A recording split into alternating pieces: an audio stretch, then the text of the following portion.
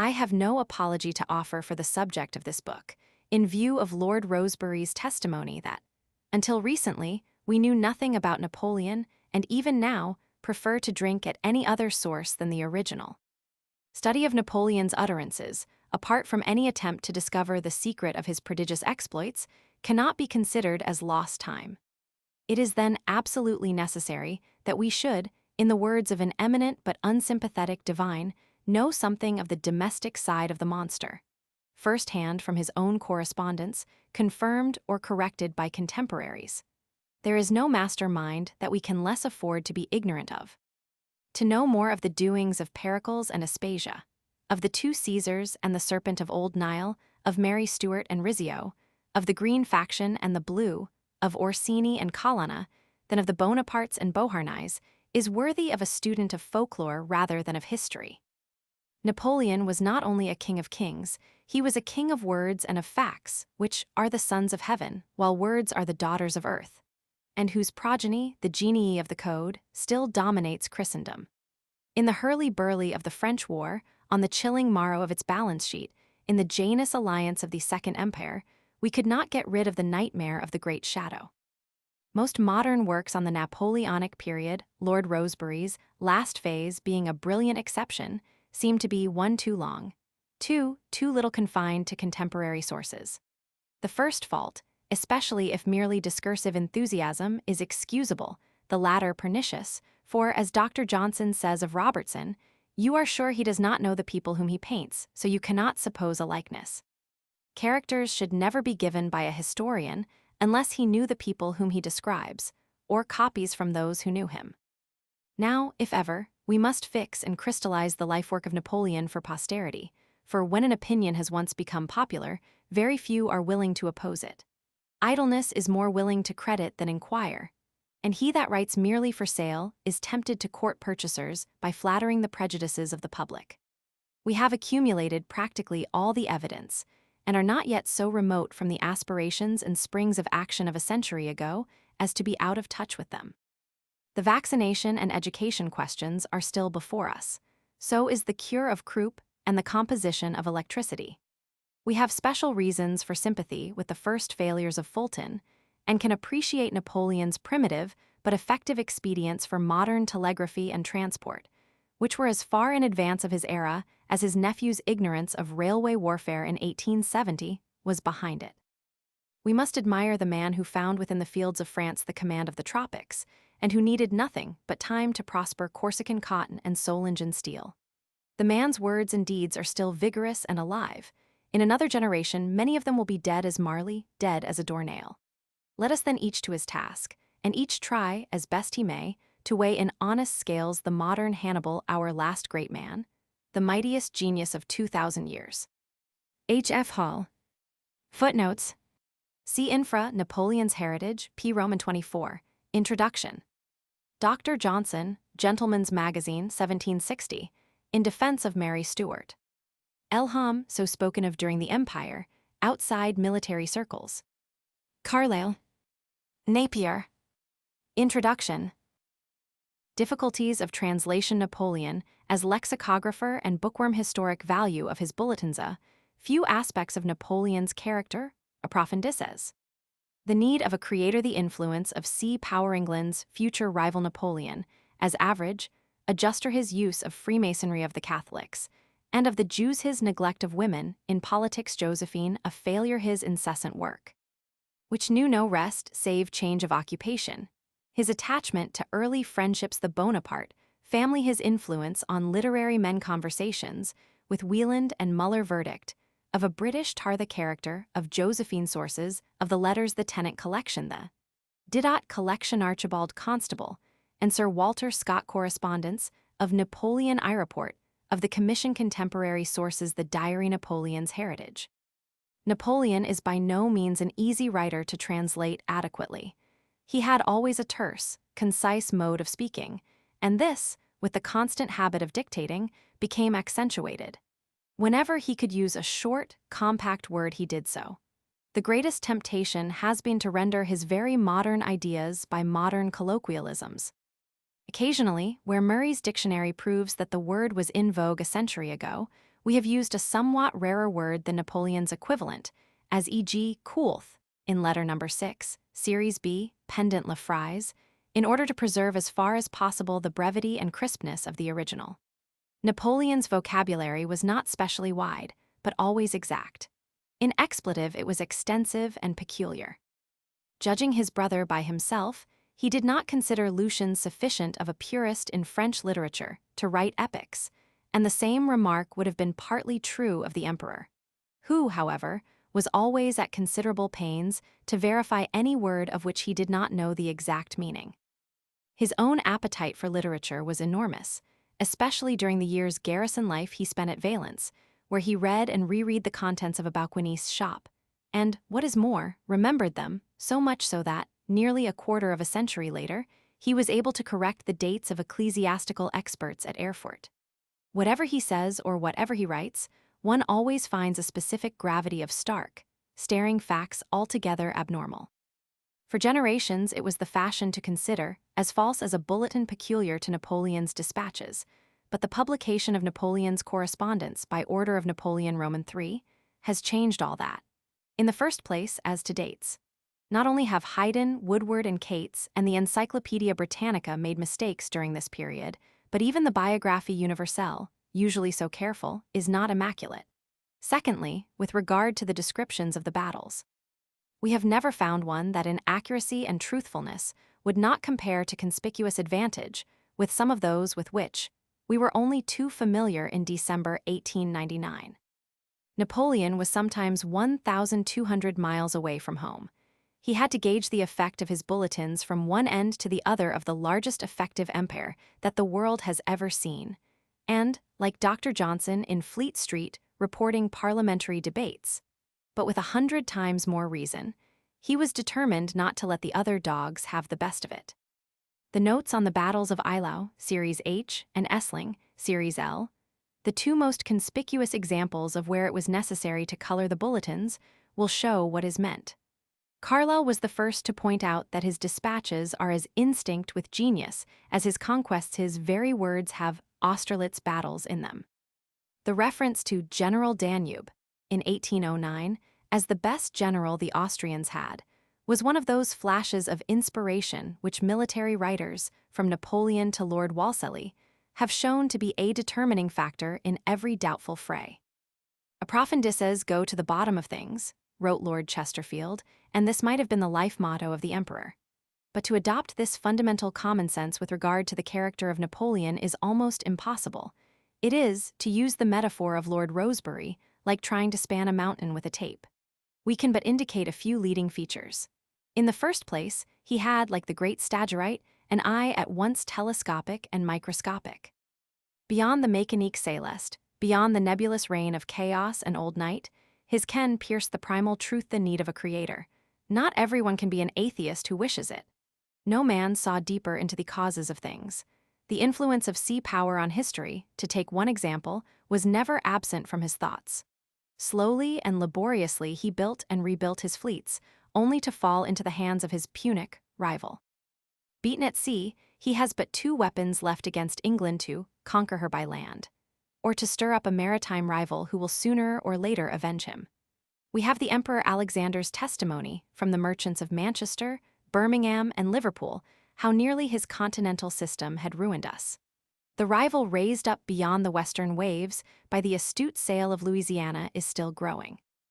In less than a decade, Napoleon had a first crumb of comfort, when such crumbs were rare, in hearing of the victories of the Constitution over British frigates. As for his microscopic eye, we know of nothing like it in all history. In focusing the facets, we seem to shadow out the main secret of his success: his ceaseless survey of all sorts and conditions of knowledge. Never despise local information, he wrote Murat, who was at Naples, little anticipating the extremes of good and evil fortune which awaited him there. Another characteristic one in which he surpassed, alike the theory of Machiavelli and the practice of the Medici, was his use of la bascule, with himself as equilibrist or average adjuster, as the only safe principle of government. Opinions on the whole lean to the idea that up to the First Consulate, Napoleon was an active Freemason, at a time when politics were permitted, and when the Grand Orient, having initiated Voltaire almost on his deathbed, and having been submerged by the terror, was beginning to show new life. In any case, we have in O'Meara the emperor's statement, and this is rather against the theory of Napoleon being more than his brother Joseph, a mere patron of the craft, that he encouraged the brotherhood. Cambaceres had more Masonic degrees than probably any man before or since, and no man was so long and so consistently trusted by Napoleon, with one short and significant exception. Then there was the Gendarmerie d'Élite, then the ordinary police, the myrmidons of Fauché of Nantes. In fact, if we take Lord Rosebery literally, Napoleon had half a dozen police agencies of his own. There was also Talleyrand, and during the Concordats the whole priestcraft of Christendom as enlisting sergeants and spies extraordinary for the emperor. Finally, when he wishes to attack Russia, he convokes a Sanhedrim at Paris and wins the active sympathies of Israel. He was his own war office, his own foreign office, his own admiralty. His weak spot was his neglect of woman as a political factor. This department he left to Josephine, who was a failure. She gained popularity, but no converts. The Faubourg Saint-Germain mistrusted a woman whose chief friend was the wife of Thermidorian Tallien Notter Dame de September. In vain Napoleon raged and stormed about the Tallien friendship, till his final mandate in 1806, and then it was too late. Another characteristic, very marked in these home letters, is the desire not to give his wife anxiety. His ailments and his difficulties are always minimized. Perhaps no man ever worked so hard physically and mentally as Napoleon from 1796 to 1814. Lord Rosebery reminds us that he would post from Poland to Paris, summon a council at once, and preside over it with his usual vigor and acuteness. And his councils were no joke. They would last 8 or 10 hours. Once, at 2 o'clock in the morning, the councillors were all worn out. The Minister of Marine was fast asleep. Napoleon still urged them to further deliberation. "Come, gentlemen, pull yourselves together. It is only 2 o'clock. We must earn the money that the nation gives us." The commission who first sifted the correspondence may well speak of the ceaseless workings of that mind, which knew no rest save change of occupation, and of that universal intelligence from which nothing escaped. The chief fault in Napoleon as a statesman was intrinsically a virtue, viz., his good nature. There was, as Sir Walter Scott has said, gentleness and even softness in his character. It was his common and expressive phrase that the heart of a politician should be in his head, but his feelings sometimes surprised him in a gentler mood. To be a relation of his own or his wife's, to have been a friend in his time of stress, was to have a claim on Napoleon's support which no subsequent treachery to himself could efface. From the days of his new political power, first the consulate, and then the empire, he lavished gifts and favors even on the most undeserving of his early comrades. Fauché, Talleyrand, Bernadotte were forgiven once, twice, and again to his own final ruin. Like Medea, one of whose other exploits he had evoked in a bulletin, he could say but to his honor and not to his shame. Si possum, sanior essum, sed trahit in vitam nova vis, aliad cupido mens aliad suadit. Video melira proboc deteriora sequer. Treachery and peculation against the state was different, as Morau, Burian, and even Massena and Murat discovered. As for his family, they were a flabby and somewhat sensual lot, with the exception of Lucian, who was sufficiently capable to be hopelessly impracticable. He was, however, infinitely more competent than the effeminate Joseph and the melancholy Louis, and seems to have had more command of parliamentary oratory than Napoleon himself. Napoleon's influence on literary men may be gauged by what Wieland and Muller reported of their interview with him at Erfurt. That with Wieland took place at the ball which followed the entertainment on the field of Jena. "I was presented," he says, "by the Duchess of Weimar, with the usual ceremonies. He then paid me some compliments in an affable tone and looked steadfastly at me.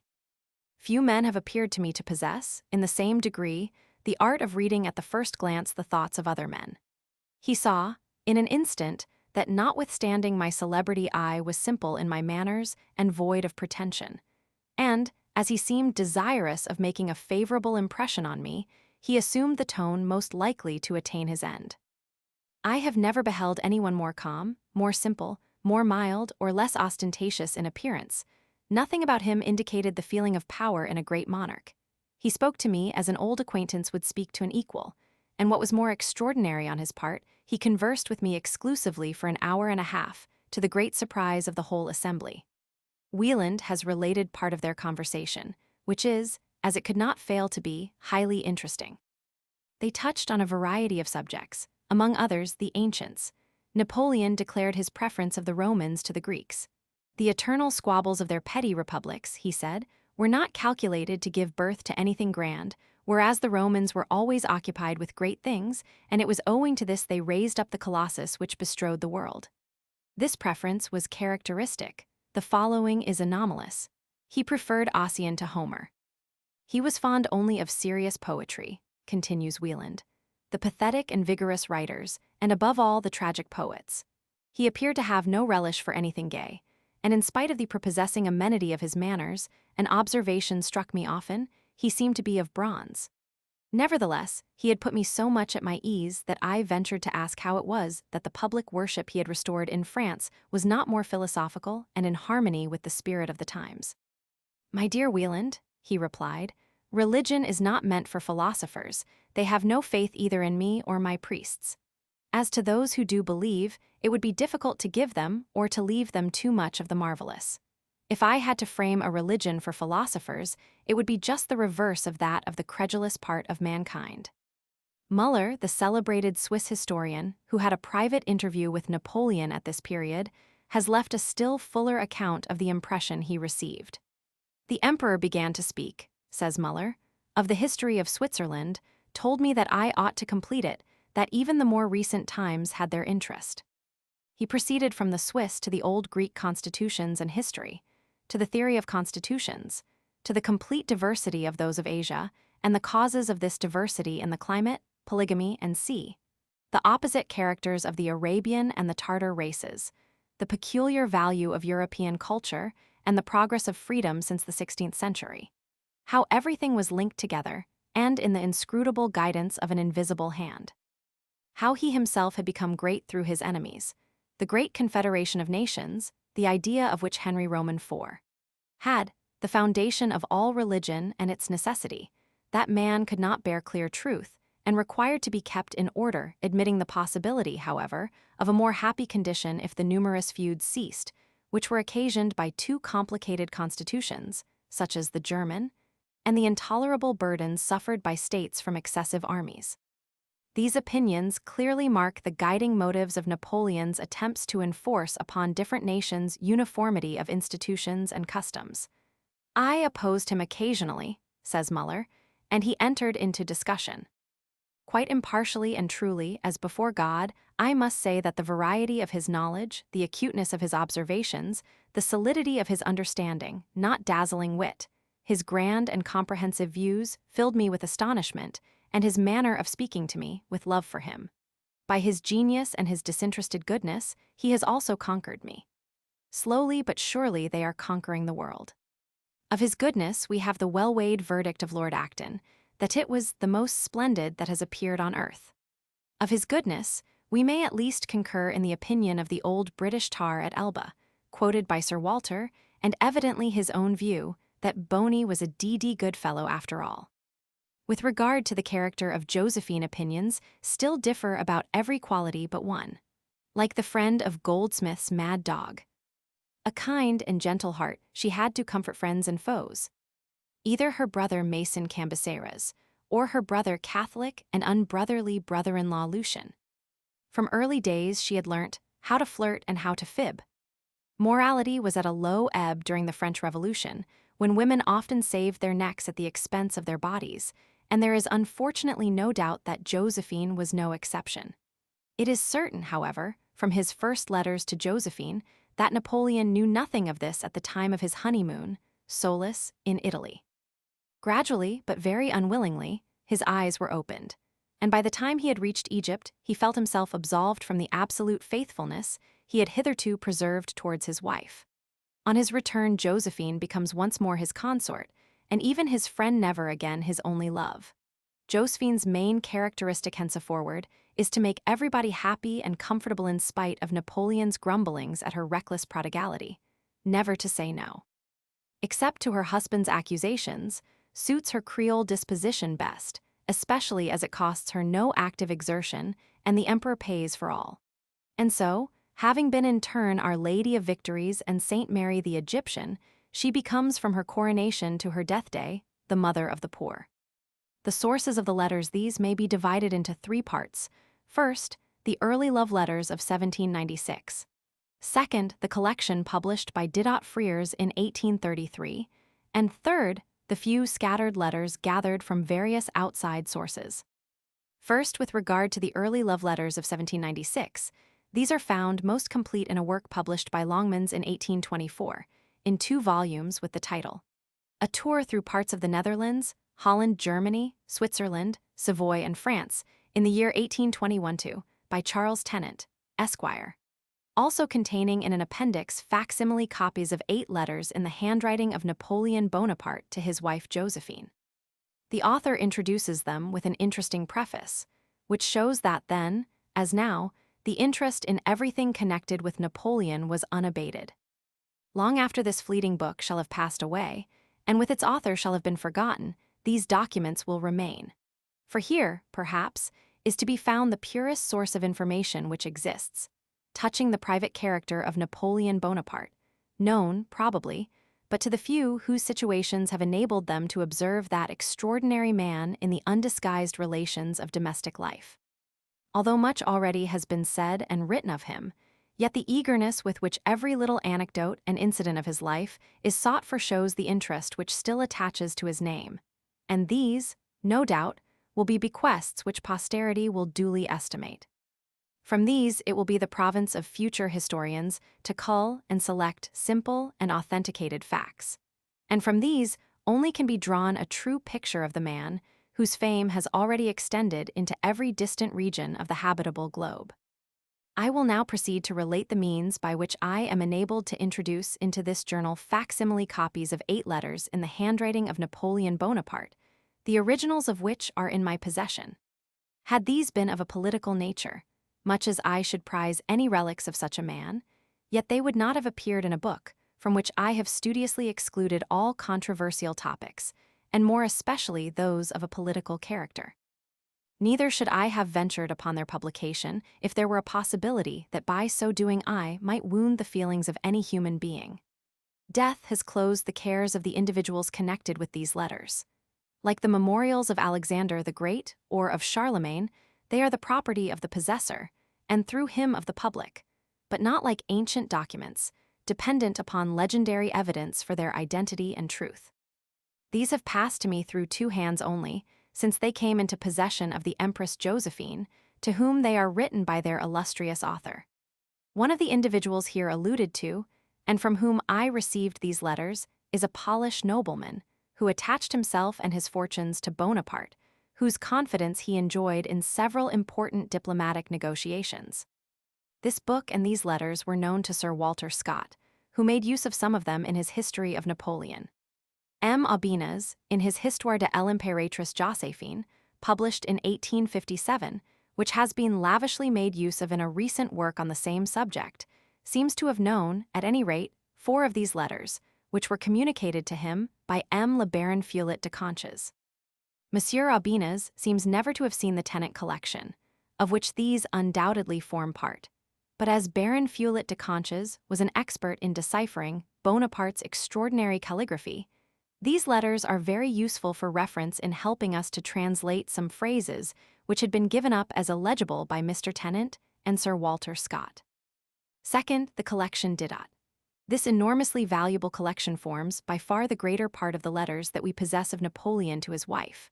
They are undoubtedly authentic, and have been utilized largely by Aubinas, Saint Amand, Masson, and the correspondence de Napoleon I. They were edited by Madame Salvage de Faverolles.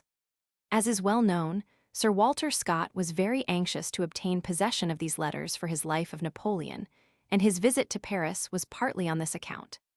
In Archibald Constable and his Literary Correspondence, edited in 1873 by his son, we find the following. Letter from Archibald Constable to Sir Walter Scott. August 30, 1825. I have had various conversations with Mr. Thompson on the subject of Napoleon's correspondence with Josephine. Mr. Thompson communicated with Count Flahault for me in the view of its being published, and whether the letters could not, in the meantime, be rendered accessible. The publication, it seems, under any circumstances, is by no means determined on, but should they be given, the price expected is 5,000 guineas, which I should imagine greatly too much. I have an enumeration of the letters, from whence written, and see I shall subjoin a copy of it. When they were finally published in 1833, they seem to have been stimulated into existence by publication of the Memorial de Saint Helene, better known in England as Law's Cases. Doubtless Hortense only allowed such letters to be published as would not injure the reputation of her mother or her relations.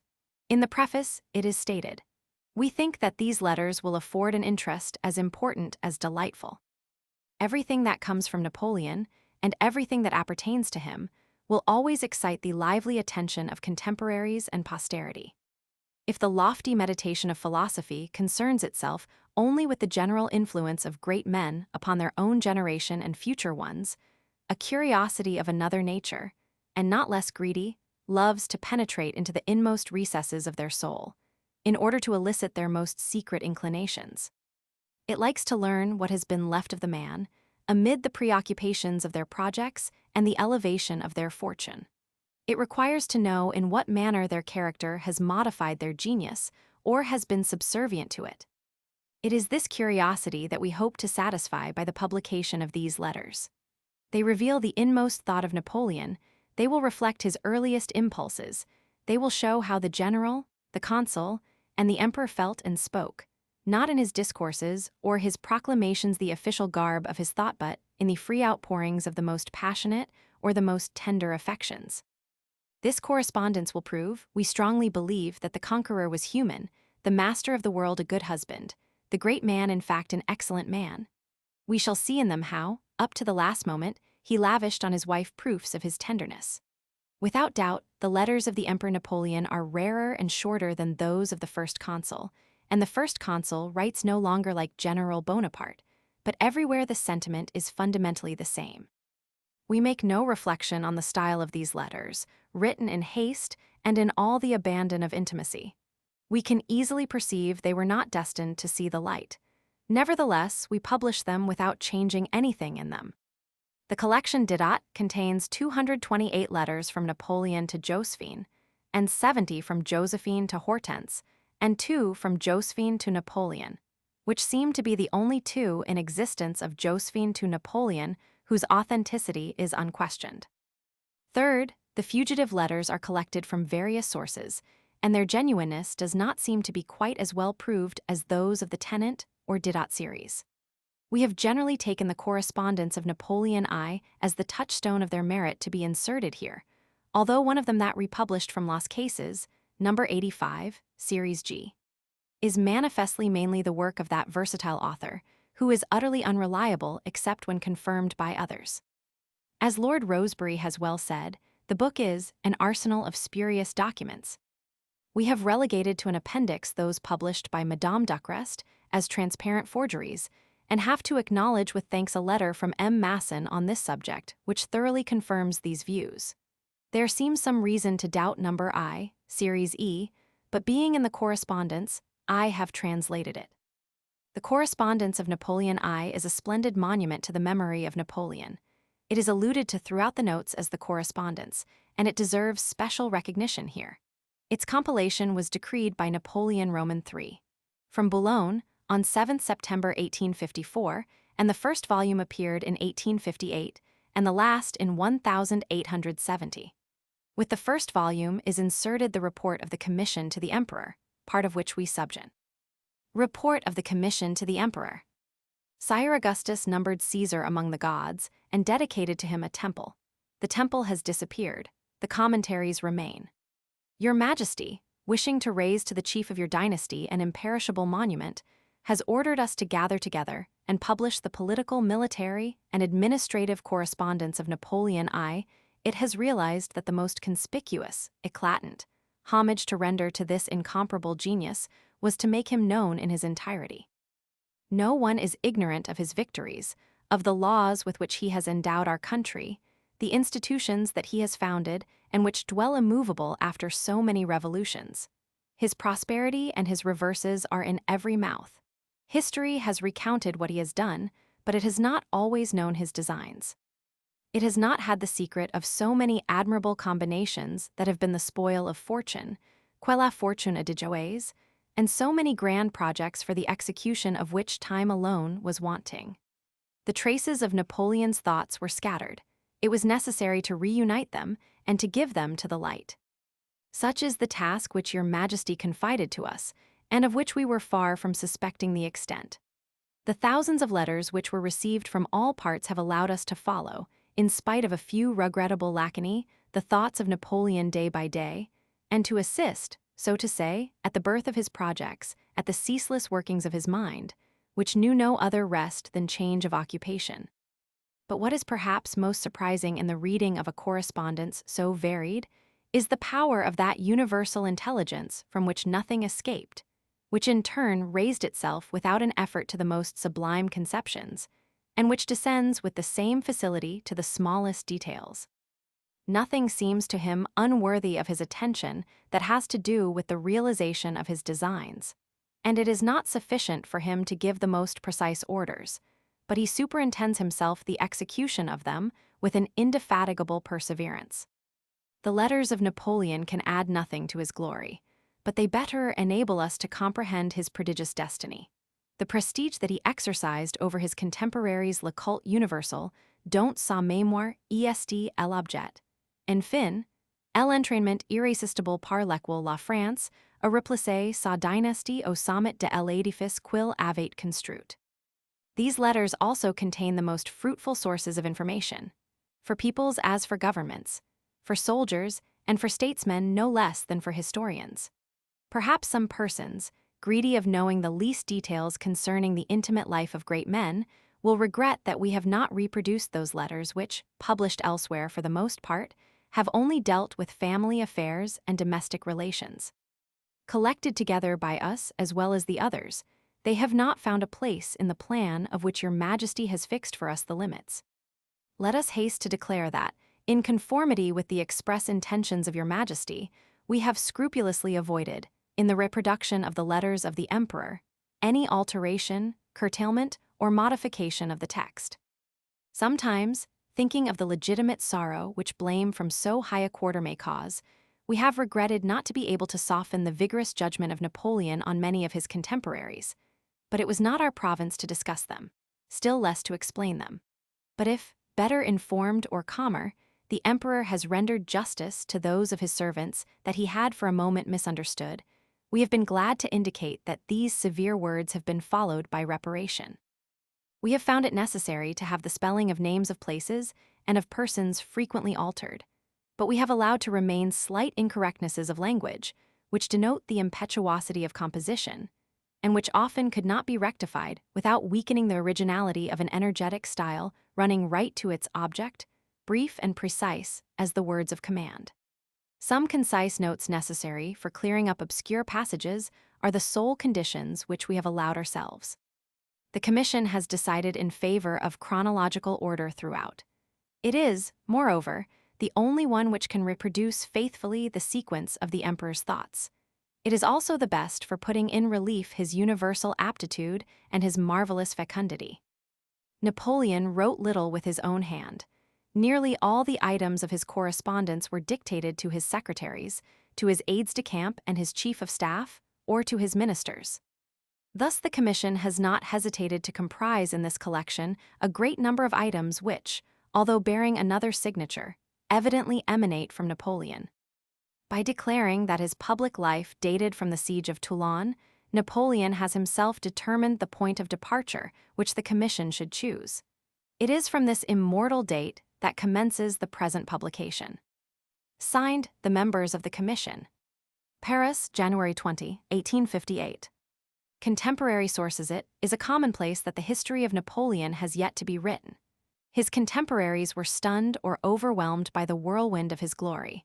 The next generation was blinded by meteoric fragments of his system, which glowed with impotent heat as they fell through an alien atmosphere into oblivion.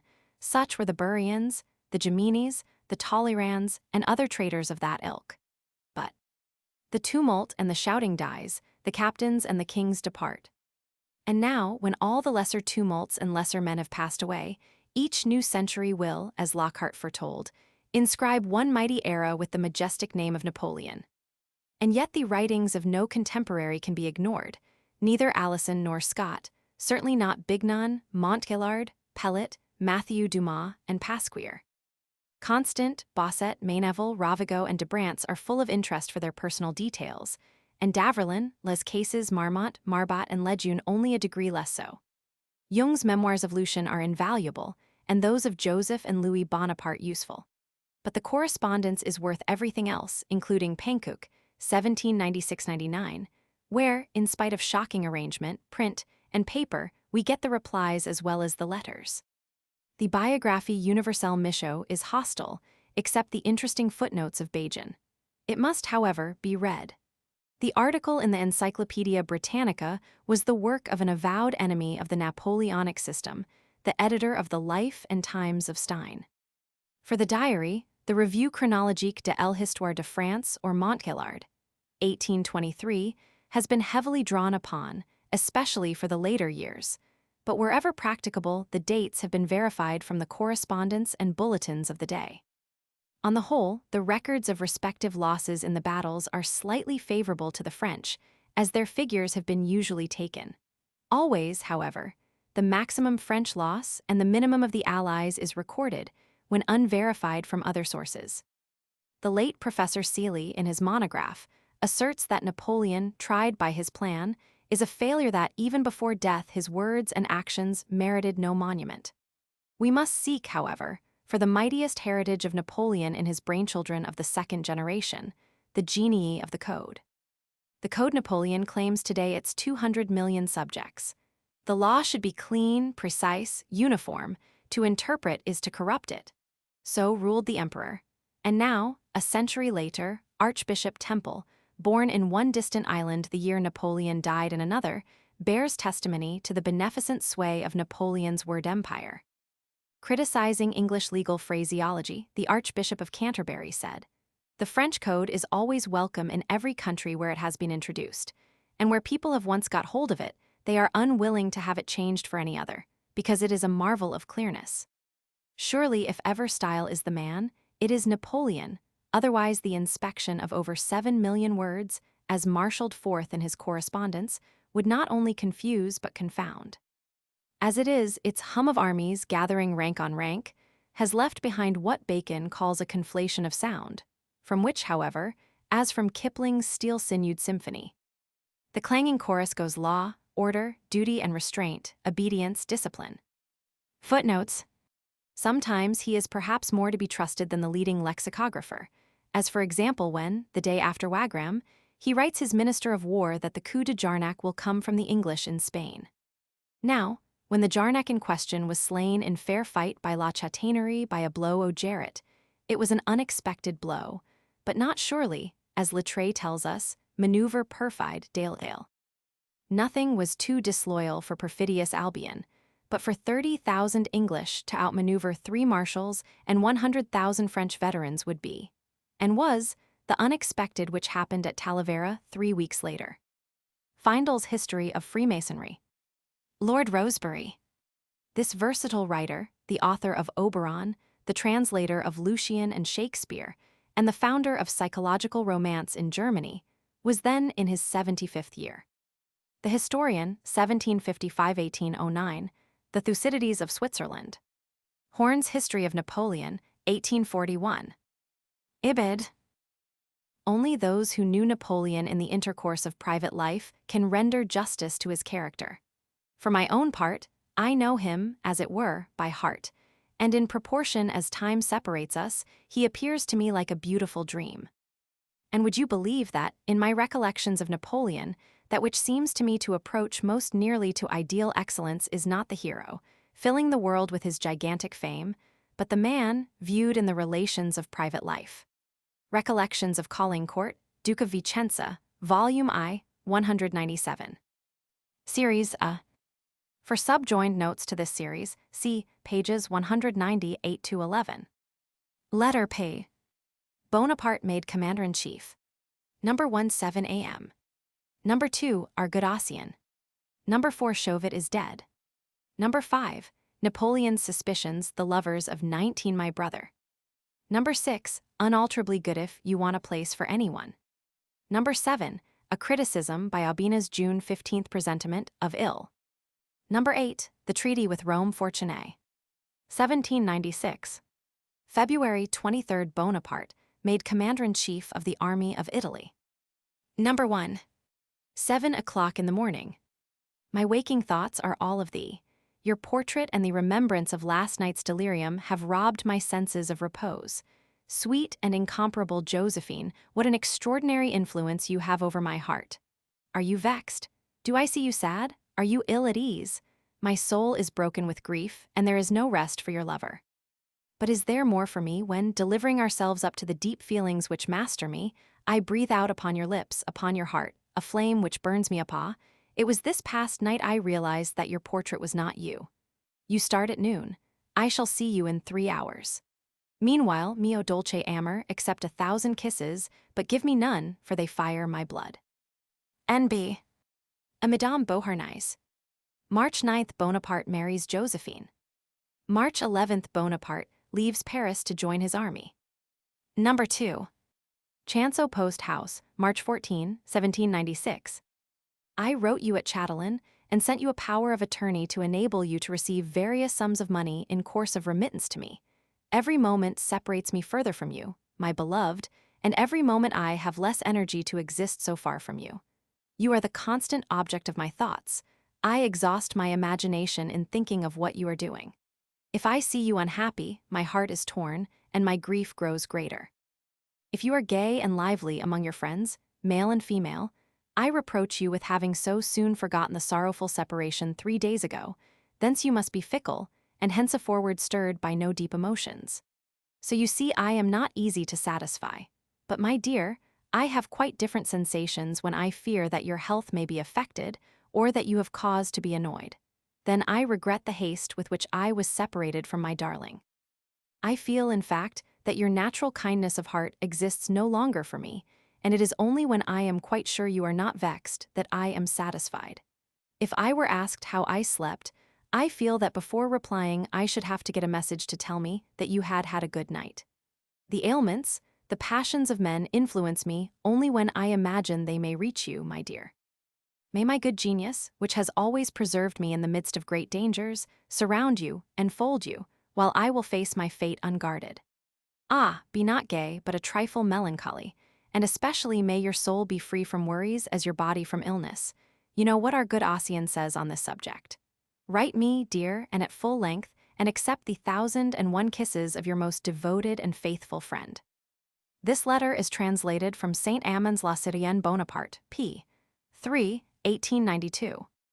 March 27th arrival, at Nice and proclamation to the soldiers. Number 3. April 3rd he is at Mentone.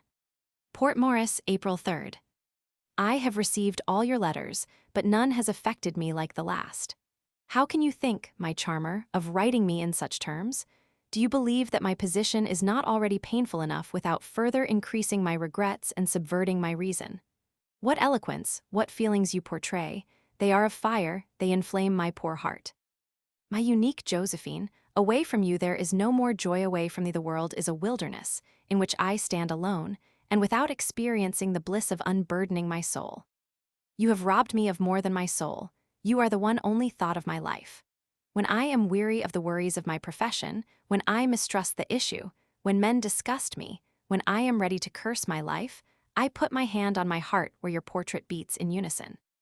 I look at it, and love is for me complete happiness, and everything laughs for joy, except the time during which I find myself absent from my beloved. By what art have you learnt how to captivate all my faculties, to concentrate in yourself my spiritual existence? It is witchery, dear love, which will end only with me. To live for Josephine, that is the history of my life. I am struggling to get near you, I am dying to be by your side. Fool that I am, I fail to realize how far off I am, that lands and provinces separate us.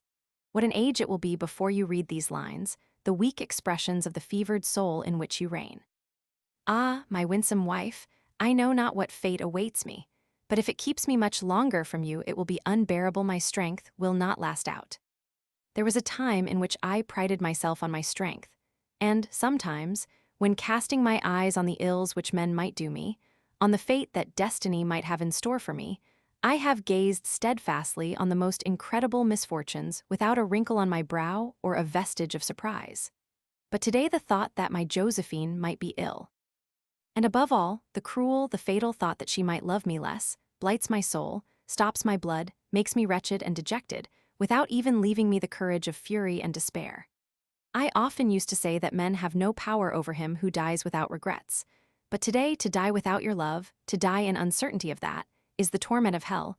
It is a lifelike and terrifying figure of absolute annihilation. I feel passion strangling me. My unique companion. You whom fate has destined to walk with me the painful path of life. The day on which I no longer possess your heart will be that on which parched nature will be for me without warmth and without vegetation. I stop, dear love. My soul is sad, my body tired, my spirit dazed. Men worry me, I ought indeed to detest them. They keep me from my beloved. I am at Port Morris near Wunnel. Tomorrow I shall be at Albinga. The two armies are in motion. We are trying to deceive each other victory to the most skillful. I am pretty well satisfied with Beaulieu. He need be a much stronger man than his predecessor to alarm me much. I expect to give him a good drubbing. Don't be anxious. Love me as thine eyes, but that is not enough. As thyself more than thyself, as thy thoughts, thy mind, thy sight, thy all. Dear love, forgive me. I am exhausted. Nature is weak for him who feels acutely for him whom you inspire. N.B. Kind regards to Barras, Sussy, Madame Tallien, compliments to Madame Chateau Renard, to Eugene and Hortense best love. Adieu, adieu. I lie down without thee, I shall sleep without thee. I pray thee, let me sleep. Many times I shall clasp thee in my arms, but it is not thee. A la Citoyenne Bonaparte, chez la Citoyenne Beauharnais, Rue Chanterie No. 6, Paris. No. 4. Albinga, April 5th. It is an hour after midnight. They have just brought me a letter. It is a sad one, my mind is distressed. It is the death of Chauvet. He was commissionaire, ordinateur, and chef of the army. You have sometimes seen him at the house of Barras. My love, I feel the need of consolation. It is by writing to thee alone, the thought of whom can so influence my moral being, to whom I must pour out my troubles. What means the future? What means the past? What are we ourselves? What magic fluid surrounds and hides from us the things that it behoves us most to know? We are born, we live, we die in the midst of marvels. Is it astounding that priests, astrologers, charlatans have profited by this propensity, by this strange circumstance, to exploit our ideas and direct them to their own advantage? Chauvet is dead. He was attached to me. He has rendered essential service to the fatherland. His last words were that he was starting to join me. Yes, I see his ghost. It hovers everywhere, it whistles in the air. His soul is in the clouds, he will be propitious to my destiny. But fool that I am, I shed tears for our friendship, and who shall tell me that I have not already to bewail the irreparable? Soul of my life, write me by every courier, else I shall not know how to exist. I am very busy here. Beaulieu is moving his army again. We are face to face. I am rather tired. I am every day on horseback. Adieu, adieu, adieu. I am going to dream of you. Sleep consoles me. It places you by my side. I clasp you in my arms. But on waking, alas! I find myself 300 leagues from you, remembrances to Barras, Tallien, and his wife. N.B. A la Citoyenne Bonaparte, chez la Citoyenne Beauharnais, Rue Chanterie No. 6, Paris. No. 5. Albinga, April 7th. I have received the letter that you break off in order, you say, to go into the country. And in spite of that you give me to understand that you are jealous of me, who am here, overwhelmed with business and fatigue. Ah, my dear, it is true I am wrong. In the spring the country is beautiful, and then the lover of 19 will doubtless find means to spare an extra moment to write to him who, distant 300 leagues from thee, lives, enjoys, exists only in thoughts of thee, who reads thy letters as one devours, after 6 hours hunting, the meat he likes best. I am not satisfied with your last letter. It is cold as friendship. I have not found that fire which kindles your looks, and which I have sometimes fancied I found there. But how infatuated I am! I found your previous letters weigh too heavily on my mind. The revolution which they produced there invaded my rest and took my faculties captive. I desired more frigid letters, but they gave me the chill of death.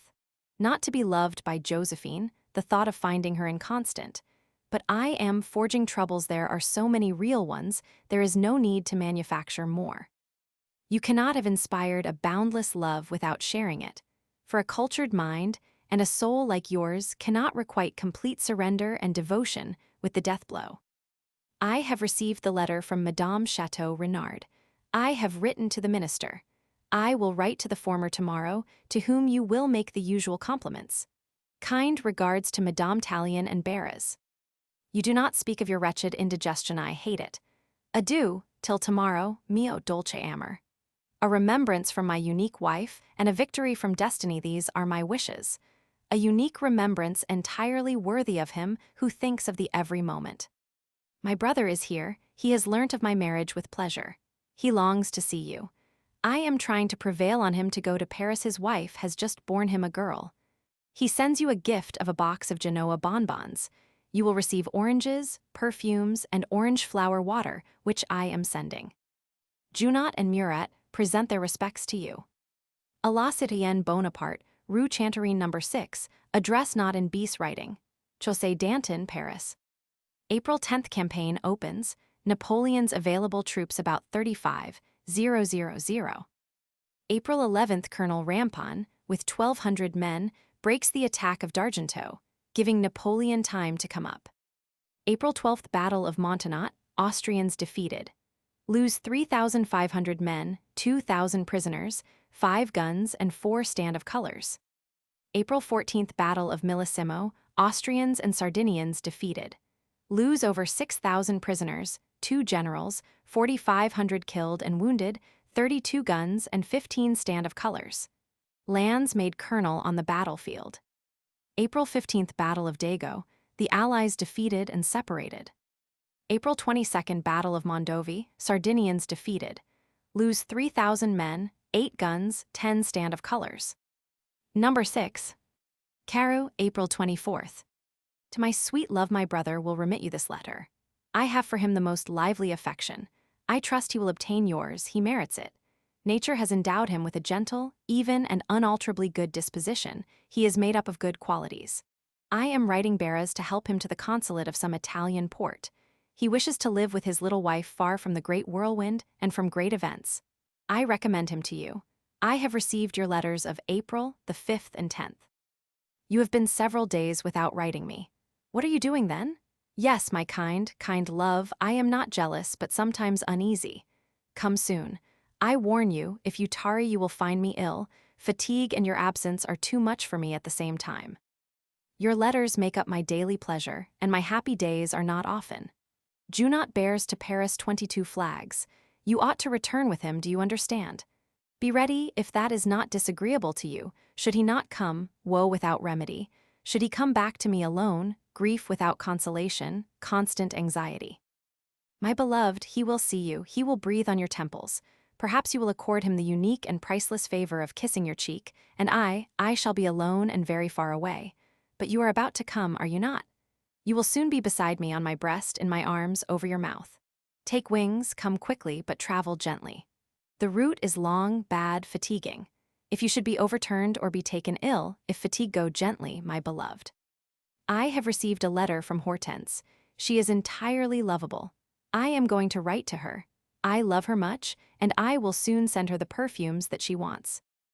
N.B. I know not if you want money, for you never speak to me of business. If you do, will you ask my brother for it? He has 200 louis of mine. If you want a place for anyone you can send him, I will give him one. Chateau Renard may come too. Napoleon Bonaparte and C. April 28th Armistice of Tarasco, submission of Sardinia to France. Peace signed May 15th. May 7th Bonaparte passed the Po at Placentia and attacks Beaulieu, who has 40,000 Austrians. May 8th Austrians defeated at Fombio, lose 2,500 prisoners, guns, and 3 standards. Skirmish of Codogno, death of General La Harpe. May 9th capitulation of Parma by the Grand Duke, who pays ransom of 2,000,000 francs, 1,600 artillery horses, food, and 20 paintings. May 10th passage of Bridge of Lodi. Austrians lose 2,000 men and 20 cannon. May 14th Bonaparte was requested to divide his command, and thereupon tendered his resignation.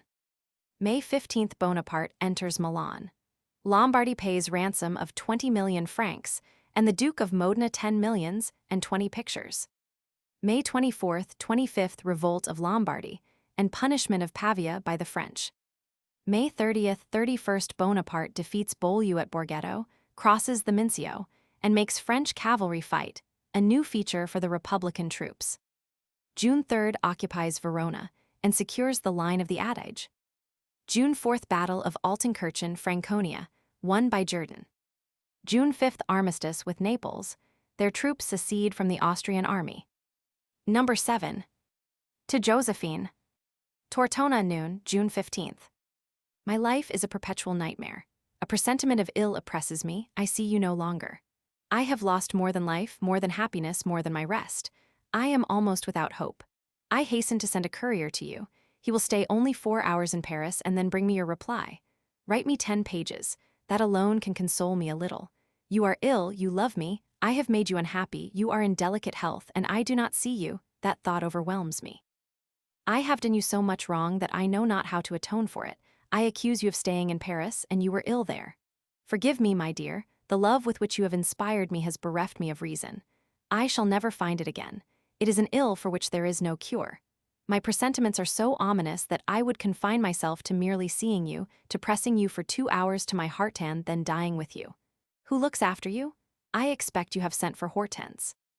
I love that sweet child 1,000 times more when I think she can console you a little, though for me there is neither consolation nor repose, nor hope until the courier that I have sent comes back. And until, in a long letter, you explain to me what is the nature of your illness, and to what extent it is serious. If it be dangerous, I warn you, I start at once for Paris. My coming shall coincide with your illness. I have always been fortunate, never has my destiny resisted my will, and today I am hurt in what touches me solely, uniquement. Josephine, how can you remain so long without writing to me? Your last laconic letter is dated May 22. Moreover, it is a distressing one for me, but I always keep it in my pocket. Your portrait and letters are perpetually before my eyes. I am nothing without you. I scarcely imagine how I existed without knowing you. Ah, Josephine, had you known my heart, would you have waited from May 18th to June 4th before starting? Would you have given an ear to perfidious friends who are perhaps desirous of keeping you away from me? I openly avow it to everyone, I hate everybody who is near you. I expected you to set out on May 24th and arrive on June 3rd. Josephine, if you love me, if you realize how everything depends on your health, take care of yourself. I dare not tell you not to undertake so long a journey, and that, too, in the hot weather. At least, if you are fit to make it, come by short stages, write me at every sleeping place, and dispatch your letters in advance. All my thoughts are concentrated in thy boudoir, in thy bed on thy heart. Thy illness, that is what occupies me night and day. Without appetite, without sleep, without care for my friends, for glory, for fatherland, you alone, the rest of the world exists no more for me than if it were annihilated. I prize honor since you prize it, I prize victory since it pleases you. Without that I should leave everything in order to fling myself at your feet. Sometimes I tell myself that I alarm myself unnecessarily, that even now she is better, that she is starting, has started, is perhaps already at Lyon. Vain fancies. You are in bed suffering, more beautiful, more interesting, more lovable. You are pale and your eyes are more languishing, but when will you be cured? If one of us ought to be ill, it is I, more robust, more courageous. I should support illness more easily. Destiny is cruel, it strikes at me through you. What consoles me sometimes is to think that it is in the power of destiny to make you ill, but it is in the power of no one to make me survive you. In your letter, dear, be sure to tell me that you are convinced that I love you more than it is possible to imagine, that you are persuaded that all my moments are consecrated to you, that to think of any other woman has never entered my head. They are all in my eyes without grace, wit, or beauty, that you alone, such as I see you, such as you are, can please me and absorb all the faculties of my mind, that you have traversed its whole extent, that my heart has no recess into which you have not seen, no thoughts which are not subordinate to yours, that my strength, my prowess, my spirit are all yours, that my soul is in your body, and that the day on which you change or cease to live will be my death day. That nature, that earth, is beautiful only because you dwell therein. If you do not believe all this, if your soul is not convinced, penetrated by it, you grieve me, you do not love me. There is a magnetic fluid between people who love one another. You know perfectly well that I could not brook a rival, much less offer you one. To tear out his heart and to see him would be for me one and the same thing, and then if I were to carry my hands against your sacred person, no, I should never dare to do it. But I would quit a life in which the most virtuous of women had deceived me. But I am sure and proud of your love. Misfortunes are the trials which reveal to each mutually the whole force of our passion. A child as charming as its mamma will soon see the daylight and will pass many years in your arms. Hapless me, I would be happy with one day. 1,000 kisses on your eyes, your lips, your tongue, your heart. Most charming of thy sex, what is thy power over me? I am very sick of thy sickness. I have still a burning fever. Do not keep the courier more than 6 hours, and let him return at once to bring me the longed-for letter of my beloved. Do you remember my dream, in which I was your boots, your dress, and in which I made you come bodily into my heart? Why has not nature arranged matters in this way? She has much to do yet. N.B. Napoleon Bonaparte, and c. June 18th Bonaparte enters Modena, and takes 50 cannon ad Urbino. June 19th occupies Bologna, and takes 114 cannon. June 23rd armistice with Rome. The Pope to pay 21 millions, 100 rare pictures, 200 MSS, and to close his ports to the English. June 24th, Desaix, with part of Mauro's army, forces the passage of the Rhine. Number 8.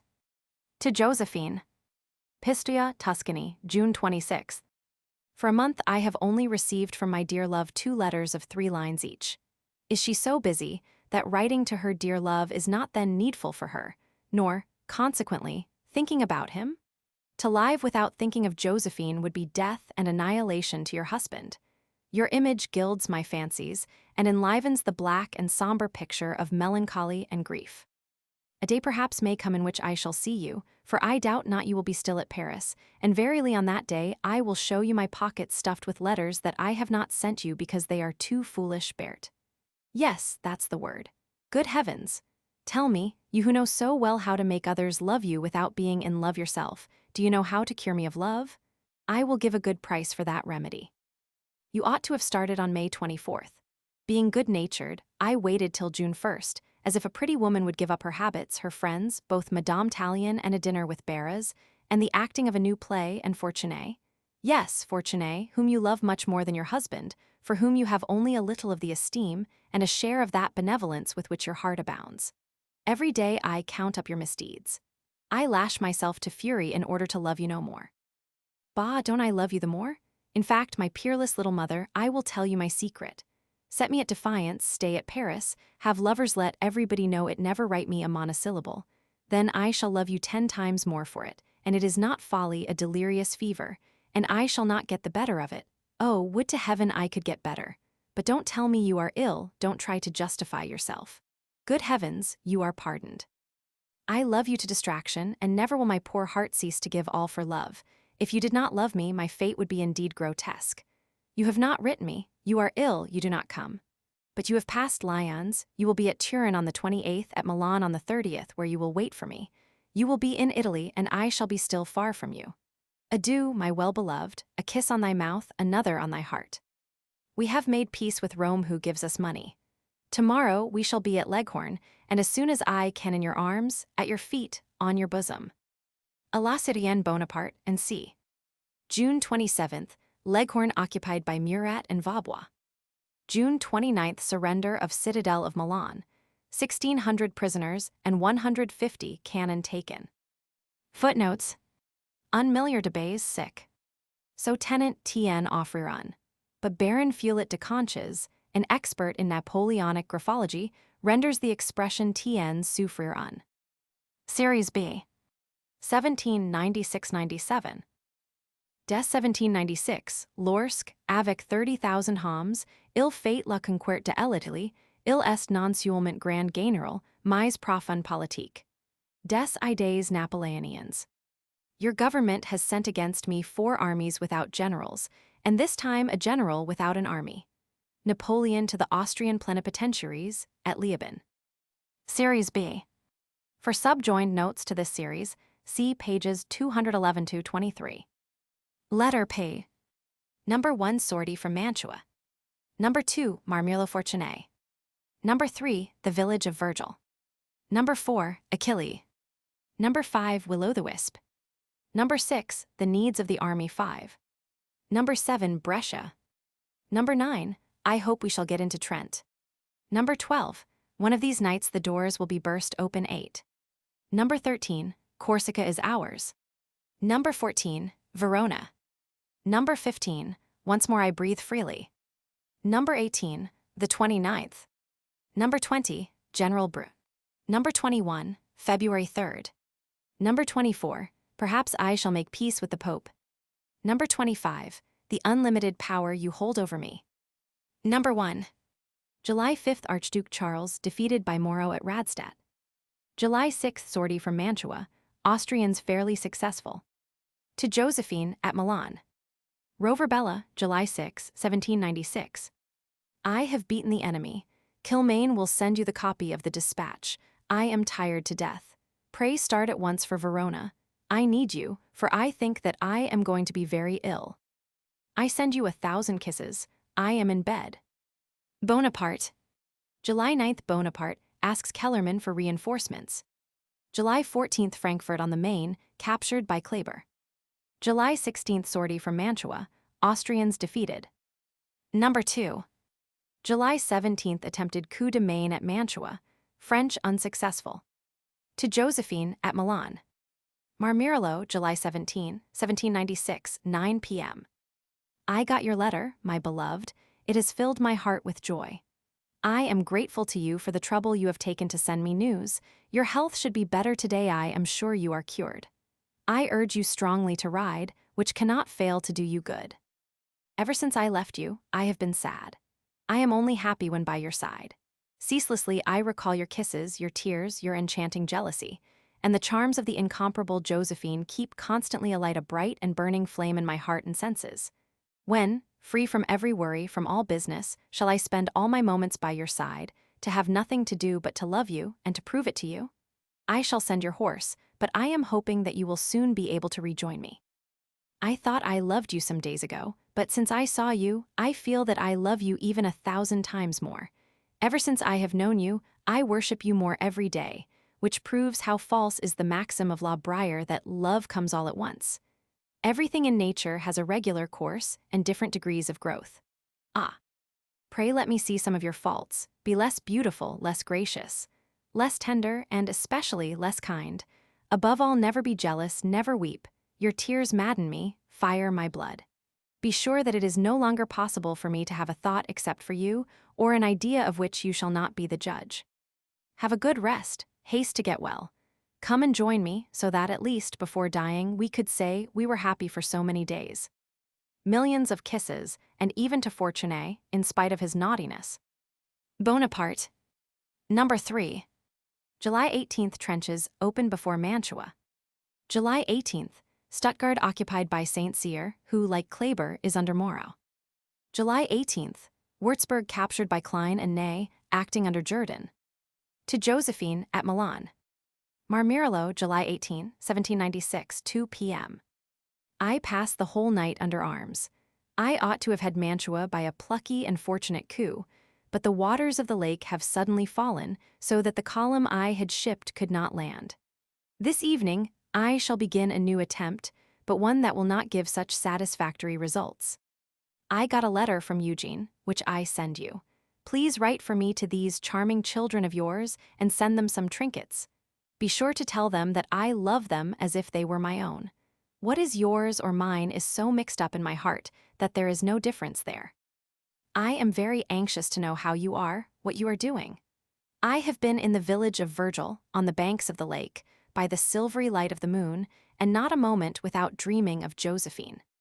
The enemy made a general sortie on June 16th. It has killed or wounded 200 of our men, but lost 500 of its own in a precipitous retreat. I am well. I am Josephine's entirely, and I have no pleasure or happiness except in her society. 3 Neapolitan regiments have arrived at Brescia. They have sundered themselves from the Austrian army, in consequence of the convention I have concluded with M. Pignatelli. I've lost my snuff-box. Please choose me another, rather flat-shaped, and write something pretty inside with your own hair. 1,000 kisses as burning as you are cold. Boundless love and fidelity up to every proof. Before Joseph starts, I wish to speak to him. Bonaparte. Number 4. To Josephine at Milan. Marmirolo, July 19, 1796. I have been without letters from you for 2 days. That is at least the 30th time today that I have made this observation to myself. You are thinking this particularly wearisome, yet you cannot doubt the tender and unique anxiety with which you inspire me.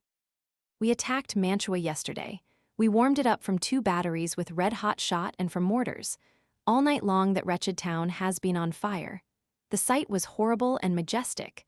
We have secured several of the outworks. We open the first parallel tonight. Tomorrow I start for Castiglione with the staff, and I reckon on sleeping there. I have received a courier from Paris. There were 2 letters for you. I have read them. But though this action appears to me quite natural, and though you gave me permission to do so the other day, I fear you may be vexed, and that is a great trouble to me. I should have liked to have sealed them up again. Fie, that would have been atrocious. If I am to blame, I beg your forgiveness. I swear that it is not because I am jealous, assuredly not. I have too high an opinion of my beloved for that. I should like you to give me full permission to read your letters. Then there would be no longer either remorse or apprehension. Achille has just ridden post from Milan. No letters from my beloved. Adieu, my unique joy. When will you be able to rejoin me? I shall have to fetch you myself from Milan. 1,000 kisses as fiery as my soul, as chaste as yourself. I have summoned the courier. He tells me that he crossed over to your house, and that you told him you had no commands. Fie, naughty, undutiful, cruel, tyrannous, jolly little monster. You laugh at my threats, at my infatuation. Ah, you well know that if I could shut you up in my breast, I would put you in prison there. Tell me you are cheerful, in good health, and very affectionate. Bonaparte. Number 5. To Josephine at Milan. Castiglione, July 21, 1796, 8 a.m. I am hoping that when I arrive tonight I shall get one of your letters. You know, my dear Josephine, the pleasure they give me, and I am sure you have pleasure in writing them. I shall start tonight for Peschiera, for the mountains for Verona, and thence I shall go to Mantua, and perhaps to Milan to receive a kiss, since you assure me they are not made of ice. I hope you will be perfectly well by then, and will be able to accompany me to headquarters, so that we may not part again. Are you not the soul of my life, and the quintessence of my heart's affections? Your proteges are a little excitable. They are like the will-o'-the-wisp. How glad I am to do something for them which will please you. They will go to Milan. A little patience is requisite in everything. Adieu, belle et bonne, quite unequaled, quite divine. 1,000 loving kisses. Bonaparte. Number 6. To Josephine at Milan. Castiglione, July 22, 1796. The needs of the army require my presence hereabouts. It is impossible that I can leave it to come to Milan. 5 or 6 days would be necessary, and during that time movements may occur whereby my presence here would be imperative. You assure me your health is good. I beg you therefore to come to Brescia. Even now I am sending Murat to prepare apartments for you there in the town, as you desire. I think you will do well to spend the first night, July 24th, at Cassano, setting out very late from Milan, and to arrive at Brescia on July 25th, where the most affectionate of lovers awaits you. I am disconsolate that you can believe, dear, that my heart can reveal itself to others as to you. It belongs to you by right of conquest, and that conquest will be durable and forever. I do not know why you speak of Madame T., with whom I do not concern myself in the slightest, nor with the women of Brescia. As to the letters which you are vexed at my opening, this shall be the last. Your letter had not come. Adieu, ma tender Amy. Send me news often, come forthwith and join me, and be happy and at ease. All goes well, and my heart is yours for life. Be sure to return to the Adjutant General Mialis the box of medals that he writes me he has sent you.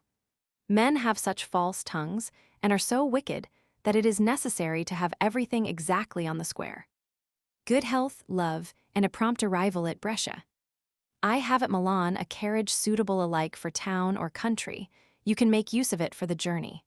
Bring your plate with you, and some of the things you absolutely require. Travel by easy stages and during the coolth so as not to tire yourself. Troops only take 3 days coming to Brescia. Traveling post it is only a 14 hours journey. I request you to sleep on the 24th at Cassano. I shall come to meet you on the 25th at latest.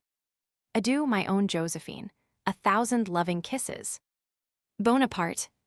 July 29th advance of Wurmser, by the Adige Valley on Mantua, and of Quesdenoich on Brescia, who drives back Massena and Soret. July 31st siege of Mantua raised. August 3rd Bonaparte victorious at Lenato. August 5th Augereau victorious at Castiglione, completing the campaign of 5 days, in which 10,000 prisoners are taken. August 8th Verona, occupied by Serurier. August 15th Moro arrives on the Danube, Wurmser retreats upon Trent, the capital of Italian Tyrol. August 18th alliance, offensive and defensive, between France and Spain. September 3rd, Jourdan routed by Archduke Charles at Würzburg. Number 7. To Josephine at Milan. Brescia, August 30, 1796. Arriving, my beloved, my first thought is to write to you. Your health, your sweet face and form have not been absent a moment from my thoughts the whole day. I shall be comfortable only when I have got letters from you. I await them impatiently. You cannot possibly imagine my uneasiness.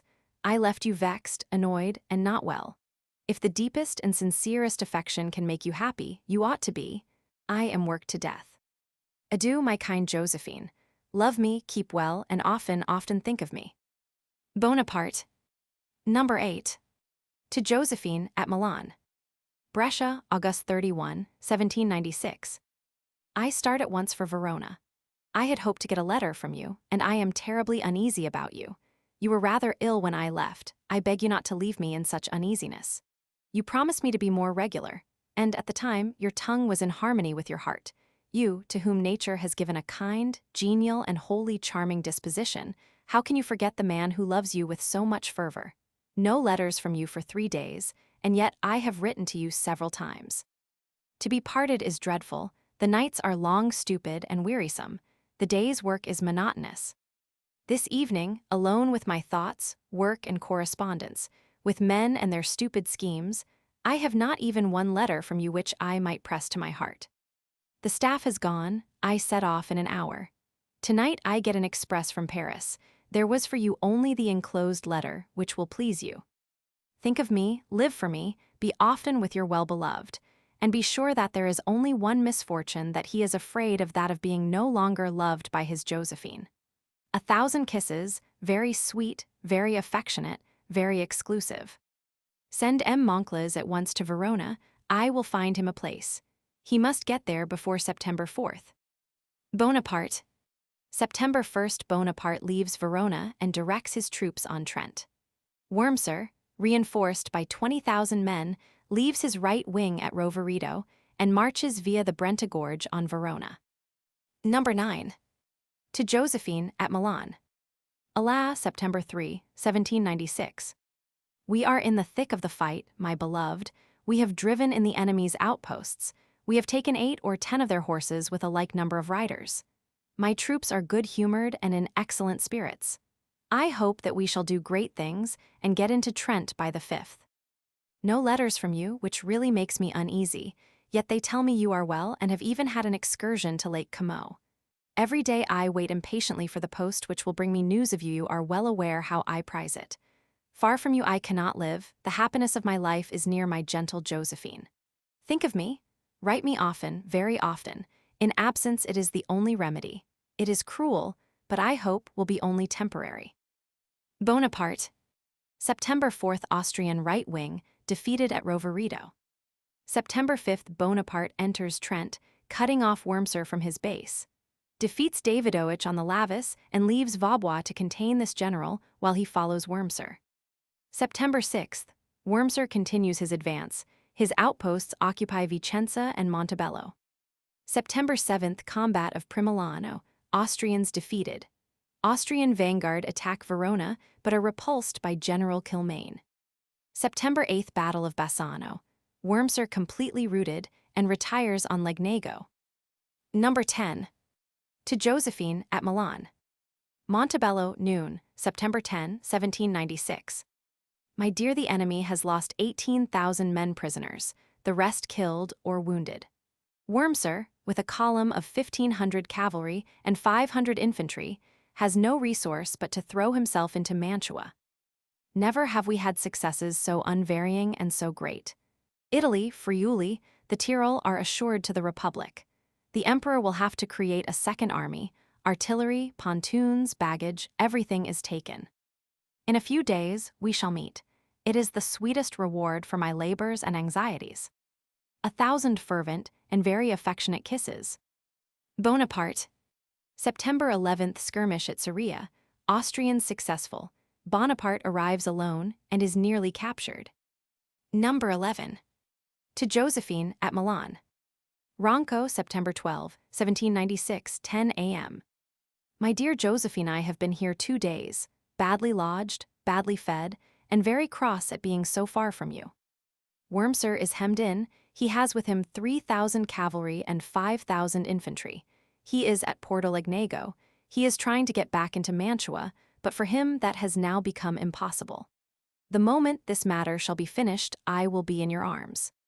I embrace you 1,000,000 times. Bonaparte. September 13th. Wurmser, brushing aside the few French who oppose him, gains the suburbs of Mantua. September 14th.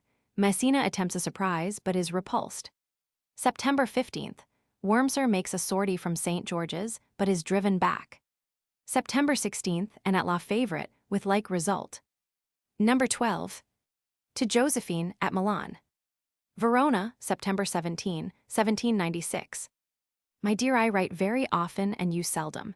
You are naughty and undutiful, very undutiful as well as thoughtless. It is disloyal to deceive a poor husband, an affectionate lover.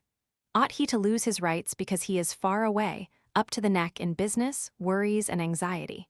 Without his Josephine, without the assurance of her love, what in the wide world remains for him? What will he do? Yesterday we had a very sanguinary conflict. The enemy has lost heavily and been completely beaten. We have taken from him the suburbs of Mantua. Adieu, charming Josephine. One of these nights the door will be burst open with a bang, as if by a jealous husband, and in a moment I shall be in your arms. 1,000 affectionate kisses. Bonaparte. October 2nd. Moro defeats Latter at Biberich, but then continues his retreat. October 8th, Spain declares war against England. October 10th, peace with Naples signed. Number 13. To Josephine at Milan. Modena, October 17, 1796, 9 p.m. The day before yesterday I was out the whole day. Yesterday I kept my bed.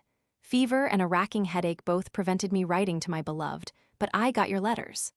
I have pressed them to my heart and lips, and the grief of 100 miles of separation has disappeared. At the present moment I can see you by my side, not capricious and out of humor, but gentle, affectionate, with that mellifluent kindness of which my Josephine is the sole proprietor. It was a dream, judge if it has cured my fever. Your letters are as cold as if you were 50. We might have been married 15 years. One finds in them the friendship and feelings of that winter of life. Fie, Josephine, it is very naughty, very unkind, very undutiful of you. What more can you do to make me indeed an object for compassion? Love me no longer, that is already accomplished. Hate me? Well, I prefer that. Everything grows stale except ill will. But indifference with its marble pulse, its rigid stare, its monotonous demeanor. 1,000 very heartfelt kisses. I am rather better. I start tomorrow. The English evacuate the Mediterranean. Corsica is ours.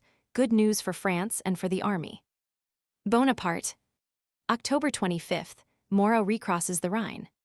November 1st, advance of Marshal Alvinzi. Vaubois defeated by Davidovich on November 5th, after 2 days' fight. November 6th, Napoleon successful, but Vaubois' defeat compels the French army to return to Verona. Number 14. To Josephine at Milan.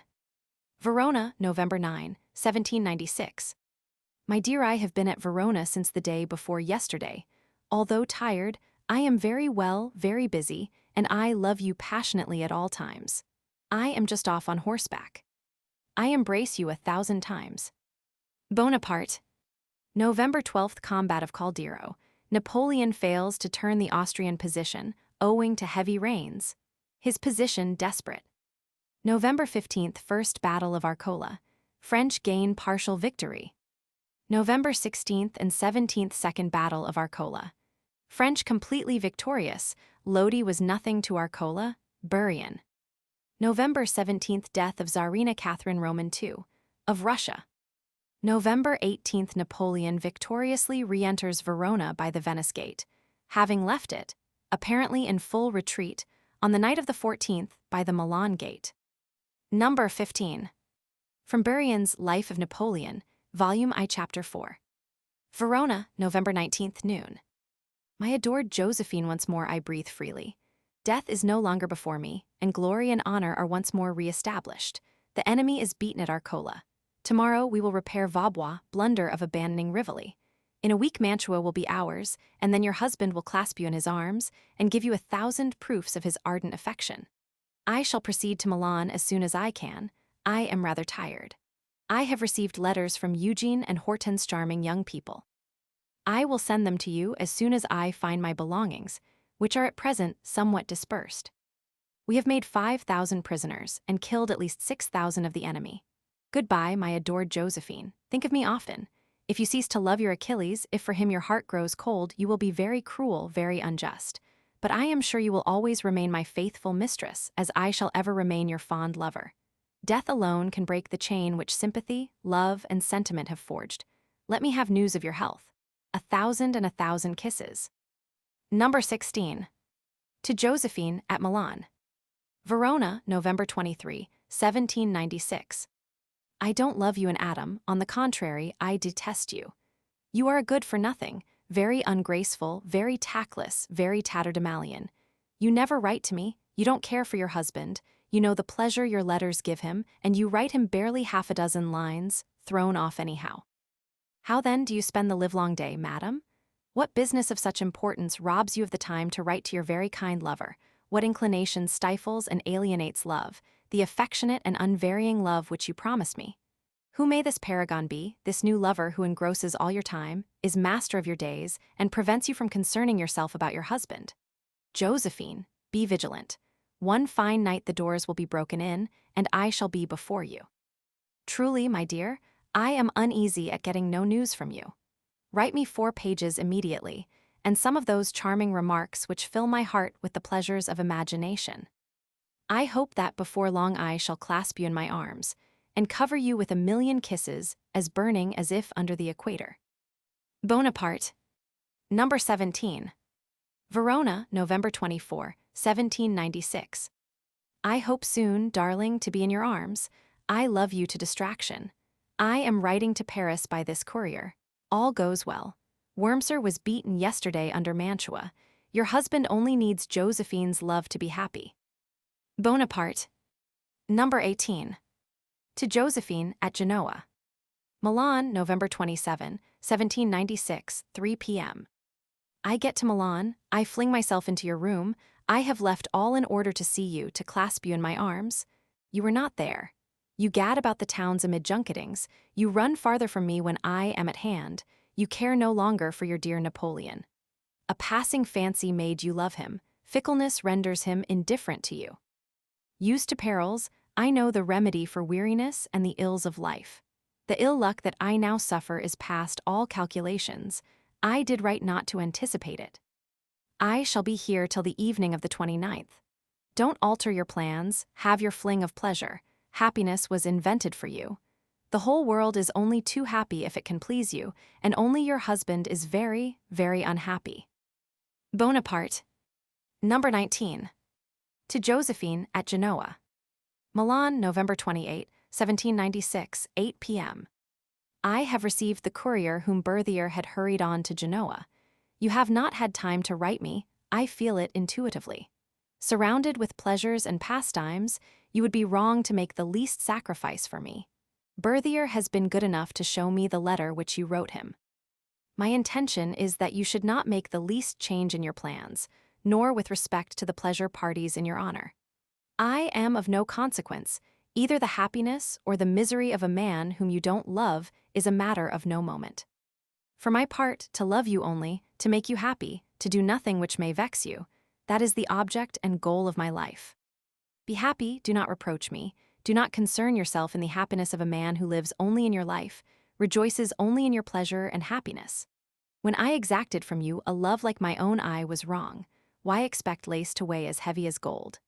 When I sacrifice to you all my desires, all my thoughts, every moment of my life, I obey the sway which your charms, your disposition, and your whole personality have so effectively exerted over my unfortunate heart.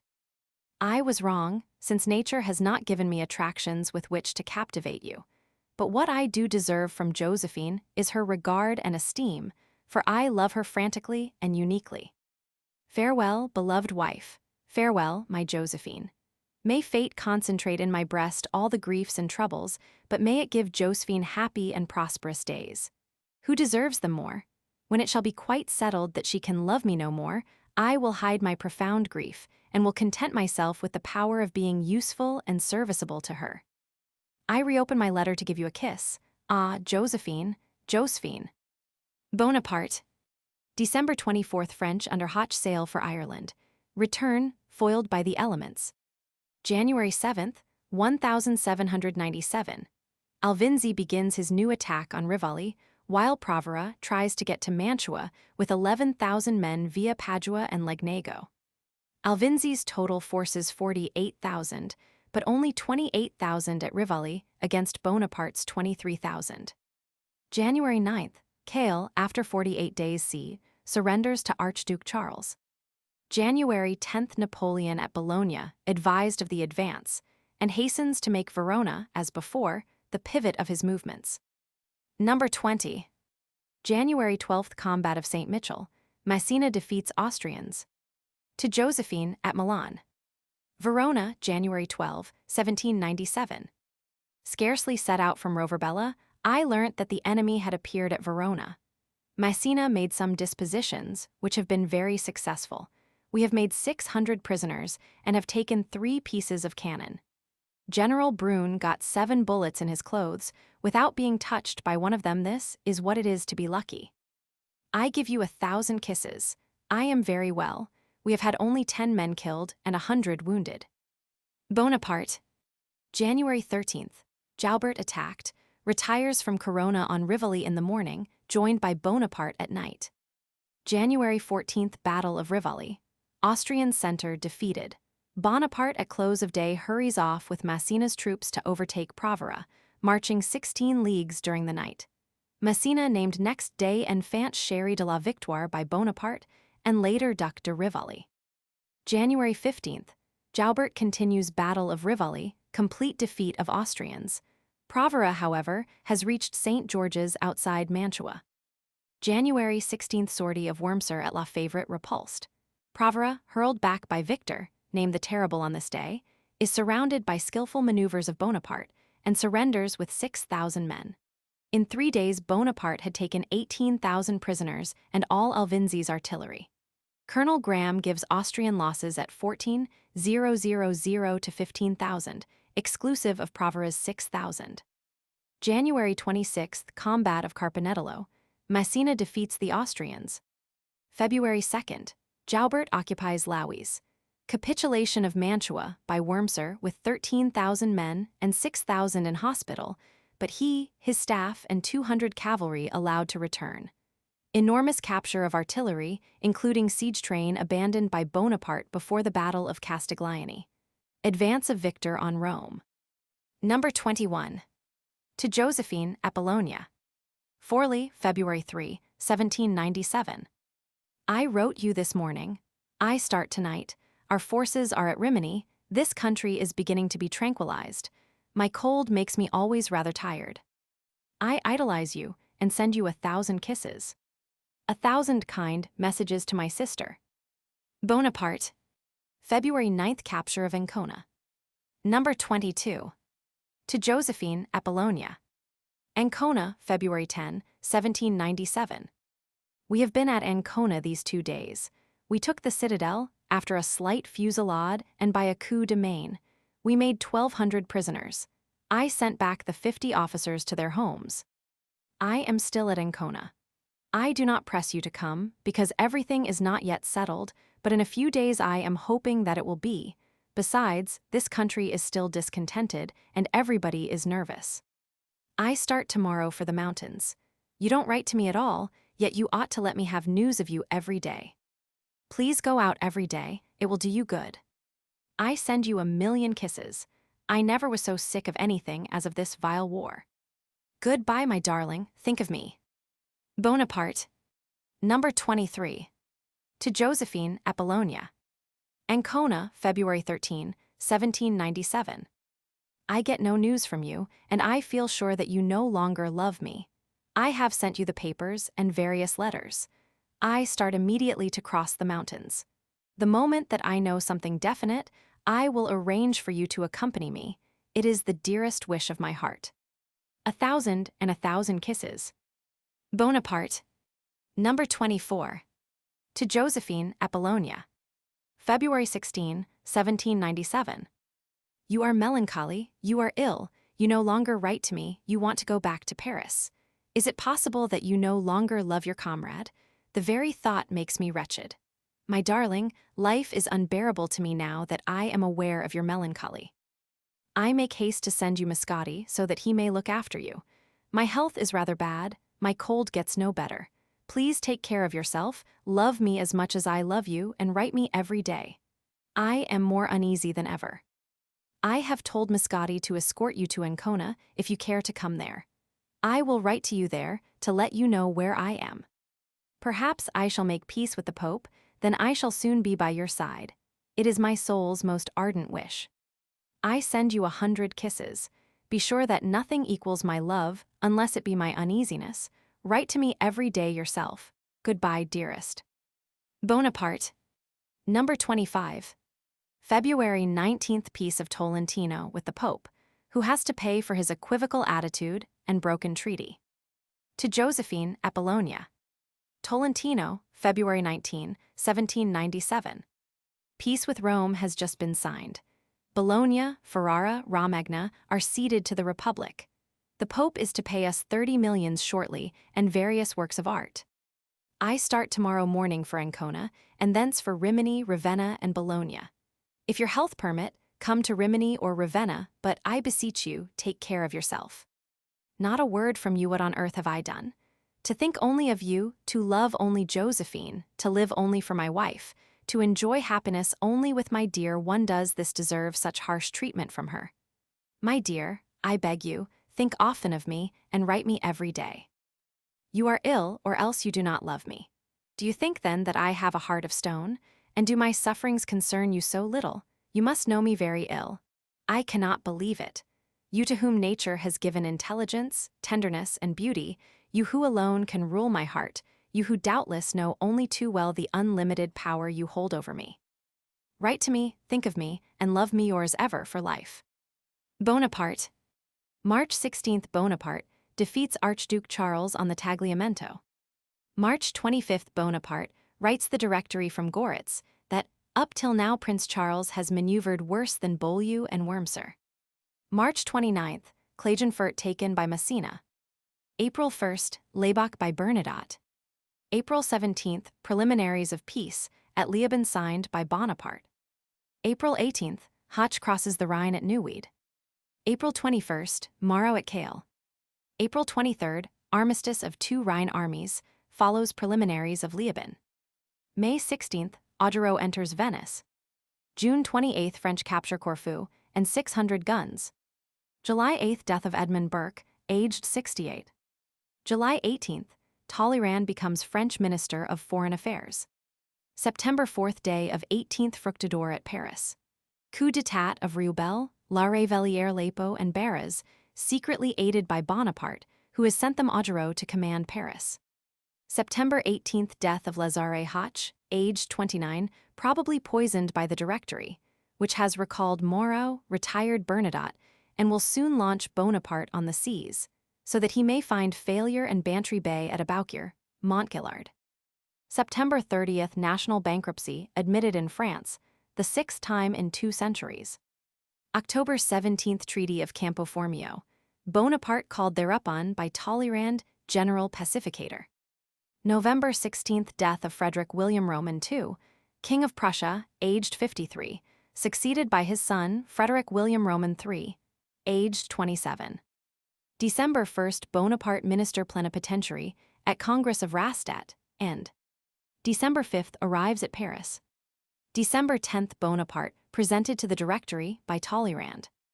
December 27th riots at Rome, Joseph Bonaparte, ambassador, insulted, General Dufat, engaged to Joseph's sister-in-law Désirée, killed.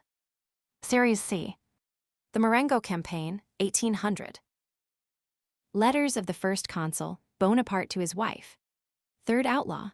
By the bare scalp of Robin Hood's fat friar, this fellow were a king for our wild faction. First outlaw, we'll have him, sirs, a word. Speed, master, be one of them, it is an honorable kind of thievery. The Two Gentlemen of Verona, Act 4, Scene 1. Series C. For subjoined notes to this series, see pages 223-25. Letter P. Christmas Day, 1799. Number 3 of Ria, May 29th M. Estuaries. Number 4 Milan. The Campaign of Marengo, 1800. Events of 1798. Napoleonic History May 20th Napoleon sails from Toulon for Egypt. June 11th takes Malta, sails for Egypt June 20th. July 4th captures Alexandria. July 21st defeats Mamelukes at Battle of the Pyramids and enters Cairo the following day. August 1st French fleet destroyed by Nelson at the Battle of the Nile. October 7th, Desaix defeats Murad Bey at Sedamon, Upper Egypt. General History January 4th confiscation of all English merchandise in France. Commencement of Continental System. January 5th Directory fail to float a loan of 80 millions francs, and January 28th forthwith invade Switzerland, ostensibly to defend the Vaudois under a 16th century treaty, really to revolutionize the country and seize upon the treasure of Bern. February 15th Republic proclaimed at Rome. French occupy the Vatican and February 20th drive Pope Pius Roman VI into exile to the convent of Siena. March 5th capture of Bern by General Brune. April 13th, Bernadotte ambassador attacked at the French embassy in Vienna. May 19th, Fitzgerald, a leader in the Irish Rebellion, arrested. August 22nd General Humbert and 1,100 French troops land at Killala, County Mayo. September 8th, Humbert and 800 men taken by Lord Cornwallis at Ballinamak. September 12th Turkey declares war with France and forms alliance with England and Russia. November 19th, Wolfe commits suicide. December 5th, MacDonald defeats Mack and 40,000 Neapolitans at Civita Castellana. December 9th, Joubert occupies Turin. December 15th, French occupy Rome. December 29th, coalition of Russia, Austria, and England against France. Events of 1799. Napoleonic History January 23rd, Desaix defeats Murad Bey at Samhoud, Upper Egypt. February 3rd, Desaix defeats Murad Bey at the Isle of Falah, near Aswan, furthest limit of the Roman Empire. Napoleon crosses Syrian desert and takes El Arish, February 20th, and Gaza, February 25th, captures Jaffa March 7th and Sour, formerly Tyre, April 3rd. Junot defeats Turks and Arabs at Nazareth, April 8th, and Kleber defeats them at Mount Tabor, April 16th. Napoleon invests Acre but retires May 21st, re-enters Cairo June 14th, annihilates Turkish army at Aboukir, July 25th. Secretly sails for France August 23rd, lands at Fréjus October 9th, arrives at Paris October 13th, dissolves the Directory November 9th and Council of 500 November 10th, and is proclaimed First Consul December 24th. General History January 10th, Championate occupies Capua. January 20th Pacification of La Vendée by General Hadouville. January 23rd, Championate occupies Naples. March 3rd Corfu taken from the French by a Russo-Turkish force. March 7th, Massena defeats the Austrians and conquers the country of the Grisons. March 25th, Archduke Charles defeats Jourdan at Stocketch. March 30th, Cray defeats French under Scherer near Verona. April 5th and again at Magnano. April 14th, Suwarrow takes command of Austrian army at Verona. April 22nd defeats French at Cassano, with heavy loss. April 28th, French plenipotentiaries, returning from Radstadt, murdered by men in Austrian uniforms. Montgillard thinks by creatures of the Directory. May 4th, capture of Seringapatam by General Baird. May 12th, Austro-Russian army checked at Bassignana. May 16th, Sieyes becomes one of the Directory. May 20th, Suwarrow takes Brescia. May 24th and Milan, Citadel. June 5th, Massena defeated at Zurich by Archduke Charles, and MacDonald, June 19th, by Suwarrow at the Trebia. June 18th, Goyer, Roger Ducos, and Moulin replace Trailhard, Larrey Valer-Lapo, and Merlin on the Directory. June 20th, Turin surrenders to Austro-Russians. June 22nd, Turkey, Portugal, and Naples join the coalition against France. July 14th, French carry their prisoner, Pope Pius Roman VI, to Valence where he dies, August 29th. July 22nd, Alessandria surrenders to Austro-Russians. July 30th, Mantua, after 72 days siege, surrenders to Cray. August 15th, French defeated at Novi by Suwarrow. French lose Joubert and 20,000 men. August 17th, French under Lecum force the St. Gothard. August 27th, English army disembark at the Helder. August 30th, Dutch fleet surrendered to the British admiral. September 19th, Brune defeats Duke of York at Bergen. September 25th, Massena defeats allies at Zurich, who lose 16,000 men and 100 guns. Massena saves France at Zurich, as Villars saved it at Denain, Montgillard. October 6th, Brune defeats Duke of York at Castricum. October 7th, French take Constance. October 16th, Saint Cyr, without cavalry or cannon, defeats Austrians at Bosco. October 18th, capitulation at Alkmaar by Duke of York to General Brune. The son of George Roman III, capitulates at Alkmaar as little honorably as the son of George Roman II had capitulated at Klosterseven in 1757. Montgillard. November 4th, Melas defeats French at Fasano. November 13th, Ancona surrendered to the Austrians by Monier after a 6-month siege. November 24th, Mauro, made commander of the armies of the Rhine, being in disgrace, has served as a volunteer in Italy most of this year. Massena sent to the army of Italy. December 5th, Conai, the key of Piedmont, surrenders to the Austrians. December 14th, death of George Washington. December 15th, Battle of Montefaxio, near Genoa. Saint Cyr defeats Austrians. Events of 1800. February 11th, Bank of France constituted. February 20th, Kleber defeats Turks at Heliopolis. May 3rd, Battle of Enghien. Mauro defeats Cray, who loses 10,000 men, and May 5th again, defeats Austrians at Moskirch. May 6th, Napoleon leaves Paris. May 8th, arrives at Auxonne, and on the 9th at Geneva, from thence moves to Lausanne, May 12th, where he is delighted with reception accorded to the French troops, and hears of Mauro's victory at Bibernac, May 11th. On the 14th, he hears of Desaix's safe arrival at Toulon from Egypt, together with Davoust, and orders the praises of their past achievements to be sung in the Moniteur. The same day writes Massena that in Genoa, a man like himself, Massena, is worth 20,000. On the 16th is still at Lausanne. Number 1. To Josephine at Paris. Lausanne, May 15, 1800. I have been at Lausanne since yesterday. I start tomorrow. My health is fairly good. The country round here is very beautiful. I see no reason why, in 10 or 12 days, you should not join me here. You must travel incognito and not say where you are going, because I want no one to know what I am about to do. You can say you are going to Plombières. I will send you Moustache, who has just arrived. My very kindest regards to Hortense. Eugene will not be here for 8 days. He is en route. Bonaparte. Number 2. To Josephine at Paris. Torre di Garofalo, May 16, 1800. I start immediately to spend the night at St. Maurice. I have not received a single letter from you, that is not well. I have written you by every courier. Eugene may arrive the day after tomorrow. I have rather a cold, but it will have no ill effects. My very kindest regards to you, my good little Josephine, and to all who belong to you.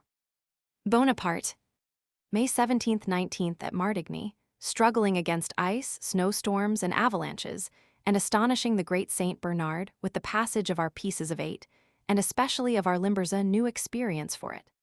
On May 20th, he climbed the Saint Bernard on a mule and descended it on a sledge. On May 21st, he is at Aosta, hoping to be back in Paris within a fortnight. His army had passed the mountain in 4 days. On May 27th, he is at Ivrea, taken by lands on the 24th. Number 3, p.m. I hardly know which way to turn. In an hour I start for Vercelli. Murat ought to be at Novaro tonight. The enemy is thoroughly demoralized. He cannot even yet understand us. I hope within 10 days to be in the arms of my Josephine, who is always very good when she is not crying and not flirting. Your son arrived this evening. I have had him examined. He is in excellent health, except 1,000 tender thoughts. I have received M's letter. I will send her by the next courier a box of excellent cherries. We are here within 2 months for Paris yours entirely. N.B. To Madame Bonaparte, address not in Bonaparte's writing. June 1st, first experiments with vaccination at Paris, with fluid sent from London. On June 2nd, Napoleon enters Milan, where he spends a week. Number 4. To Josephine at Paris. Milan. I am at Milan with a very bad cold. I can't stand rain, and I have been wet to the skin for several hours, but all goes well. I don't persuade you to come here. I shall be home in a month. I trust to find you flourishing. I am just starting for Pavia and Stradella. We are masters of Brescia, Cremona, and Placentia. Kindest regards, Murat has borne himself splendidly. June 5th, Messina gives up Genoa, but leaves with all the honors of war. June 7th, Lannes takes Pavia, 350 cannon and 10,000 muskets. June 9th, Battle of Montebello. Bonaparte defeats Austrians, who lose 8,000 men. June 14th, Bonaparte wins Marengo, but loses Desaix, the man I loved and esteemed the most. In his bulletin, he admits the battle at one time was lost, until he cried to his troops, "Children, remember it is my custom to sleep upon the battlefield." He mentions the charges of Desaix and Kellerman, and especially eulogizes the latter a fact interesting on account of the false statements made of his ignoring it. In the bulletin of June 21st, he blames the Punic faith of Lord Keith at Genoa, a criticism the admiral repaid with usury 15 years later. June 14th, assassination of Kleber, in Egypt. June 16th, convention of Alessandria between Bonaparte and Melas, end of the campaign of 30 days. June 19th, Moro defeats Kray at Hochstedt and occupies Ulm. June 23rd, Genoa re-entered by the French. June 26th, Bonaparte leaves Messina in command of the Army of Reserve, now united with the Army of Italy. July 3rd, the first consul is back in Paris, unexpectedly not wishing triumphal arches or such-like colifichets, in spite of which the plaudits he receives are very dear to him, sweet as the voice of Josephine. September 5th, Vaubois surrenders Malta to the English after 2 years' blockade. September 15th, armistice between France and Austria in Germany. September 30th, Treaty of Friendship and Commerce between France and US agreed that the flag covers the goods. October 3rd, to facilitate peace, King George renounces his title of King of France. November 12th, rupture of armistice between France and Austria. December 3rd, Moro wins the Battle of Hohenlinden, Austrian loss, 16,000 men, 80 guns, French 3,000. December 20th, Moro occupies Linz, 100 miles from Vienna. December 24th, royalist conspirators fail to kill Bonaparte with an infernal machine. December 25th, armistice at Steyr between Moro and Archduke Charles, sent for by the Austrians a fortnight before as their last hope. Footnotes: Bonaparte's courier.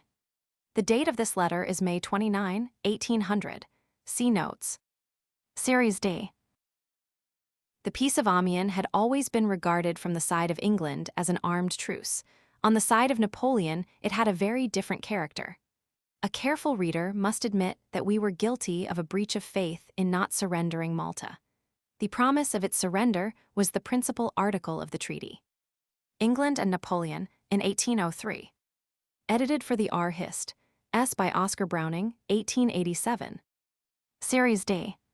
For subjoined notes to this series, see pages 225-31. Letter page date. Number 1, the blistersome plants if the weather is as bad Malmaison, without you.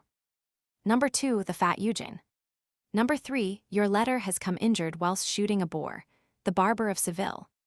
Number 4, the Sevres manufactory. Number 5, your lover, who is tired of being alone 230 General Ney. Josephine's 2 visits to Plombières. 1801 and 1802. Events of 1801. January 1st, Legislative Union of Great Britain and Ireland.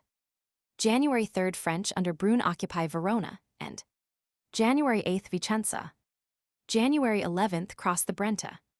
January 16th, armistice at Treviso between Brune and the Austrian General Bellegarde.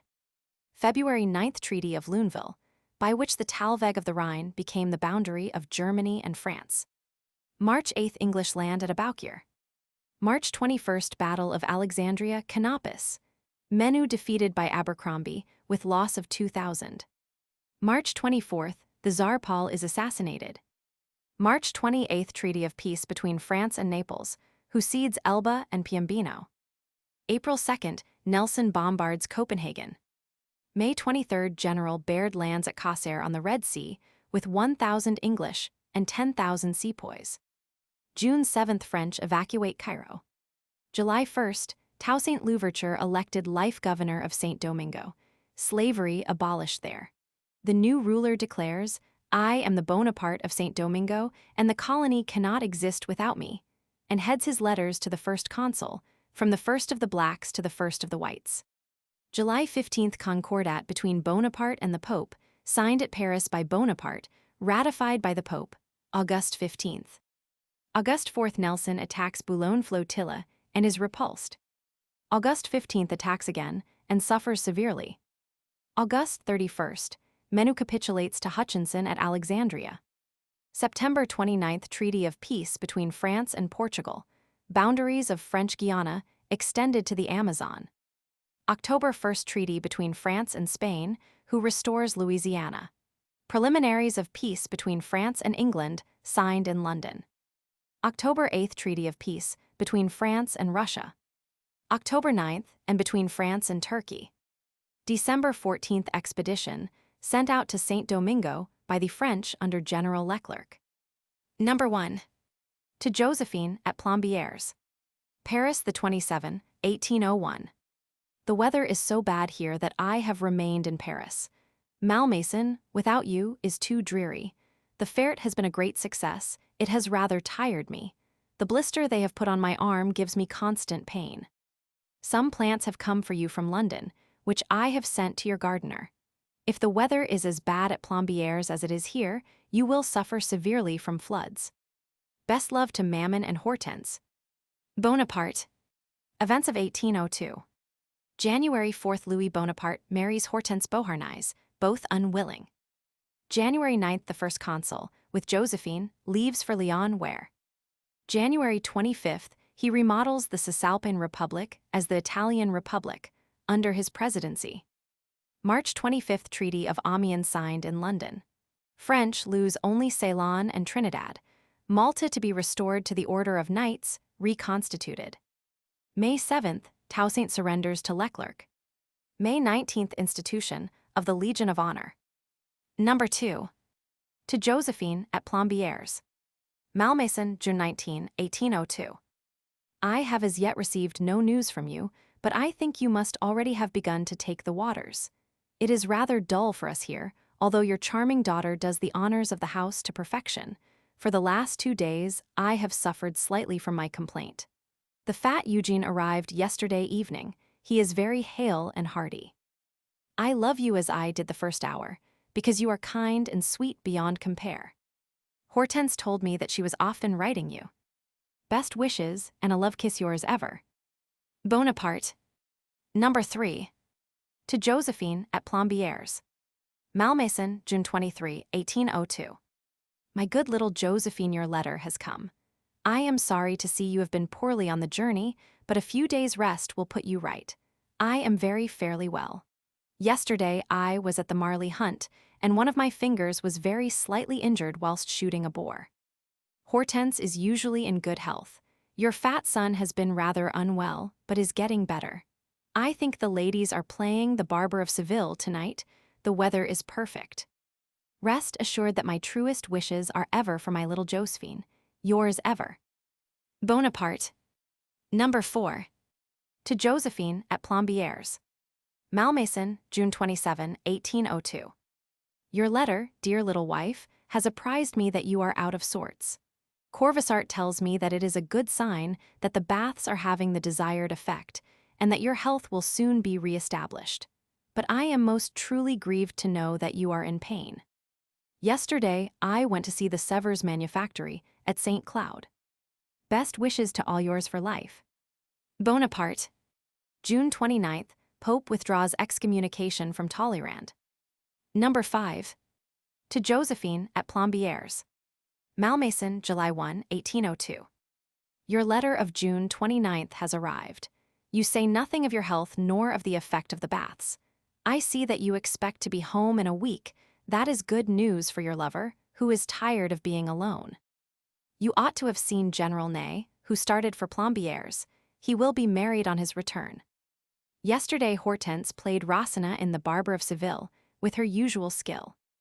Rest assured of my love, and that I await your return impatiently. Without you everything here is dreary. Bonaparte. August 2nd, Napoleon Bonaparte made first consul for life. The conduct and the language of Bonaparte represents at once Augustus, Mahomet, Louis-I, Masaniello, Montélard, an avowed enemy. September 22nd, opening of the Arc waterworks for the supply of Paris. September 25th, Mass celebrated at St. Cloud for the first time. In this month, Napoleon annexes Piedmont, and the next sends Ney to occupy Switzerland. October 11th, birth of Napoleon Charles, son of Louis Bonaparte and Hortense. October 29th, Napoleon and Josephine visit Normandy, and contrary to expectation, receive ovations everywhere. They return to Paris, November 14th. Events of 1803. February 19th, new constitution, imposed by France on Switzerland. April 14th, Bank of France reorganized by Bonaparte, it alone allowed to issue notes. April 27th, death of Toussaint Louverture at Besançon. April 30th, France sells Louisiana to U.S. for £4 million, $15 million. May 22nd, France declares war against England, chiefly respecting Malta. England having seized all French ships in British harbors previous to war being declared, Napoleon seizes all British tourists in France. May 31st, his soldiers occupy Electorate of Hanover. June 14th, he visits north of France and Belgium, accompanied by Josephine, and returns to Paris August 12th. September 27th, press censorship established in France. November 30th, French evacuate Saint-Domingue. Series E. 1804. Everywhere the king of the earth found once more, to put a bridle on his pride, the inevitable lords of the sea.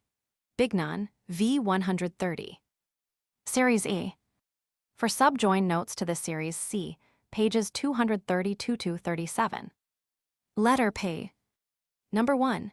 Madame Pont de Brix the wind, having considerably freshened. Number 2. The waters all the vexations Eugene has started for Blois. Number 3. Aix-la-Chapelle. Number 4. During the past week the day, after tomorrow Hortense, am very well satisfied. Number 5. Its authenticity Araz, August 29th I am rather impatient to see you. Number 6. T.U.B. Letters of the Emperor Napoleon to the Empress Josephine during his journey along the coast, 1804.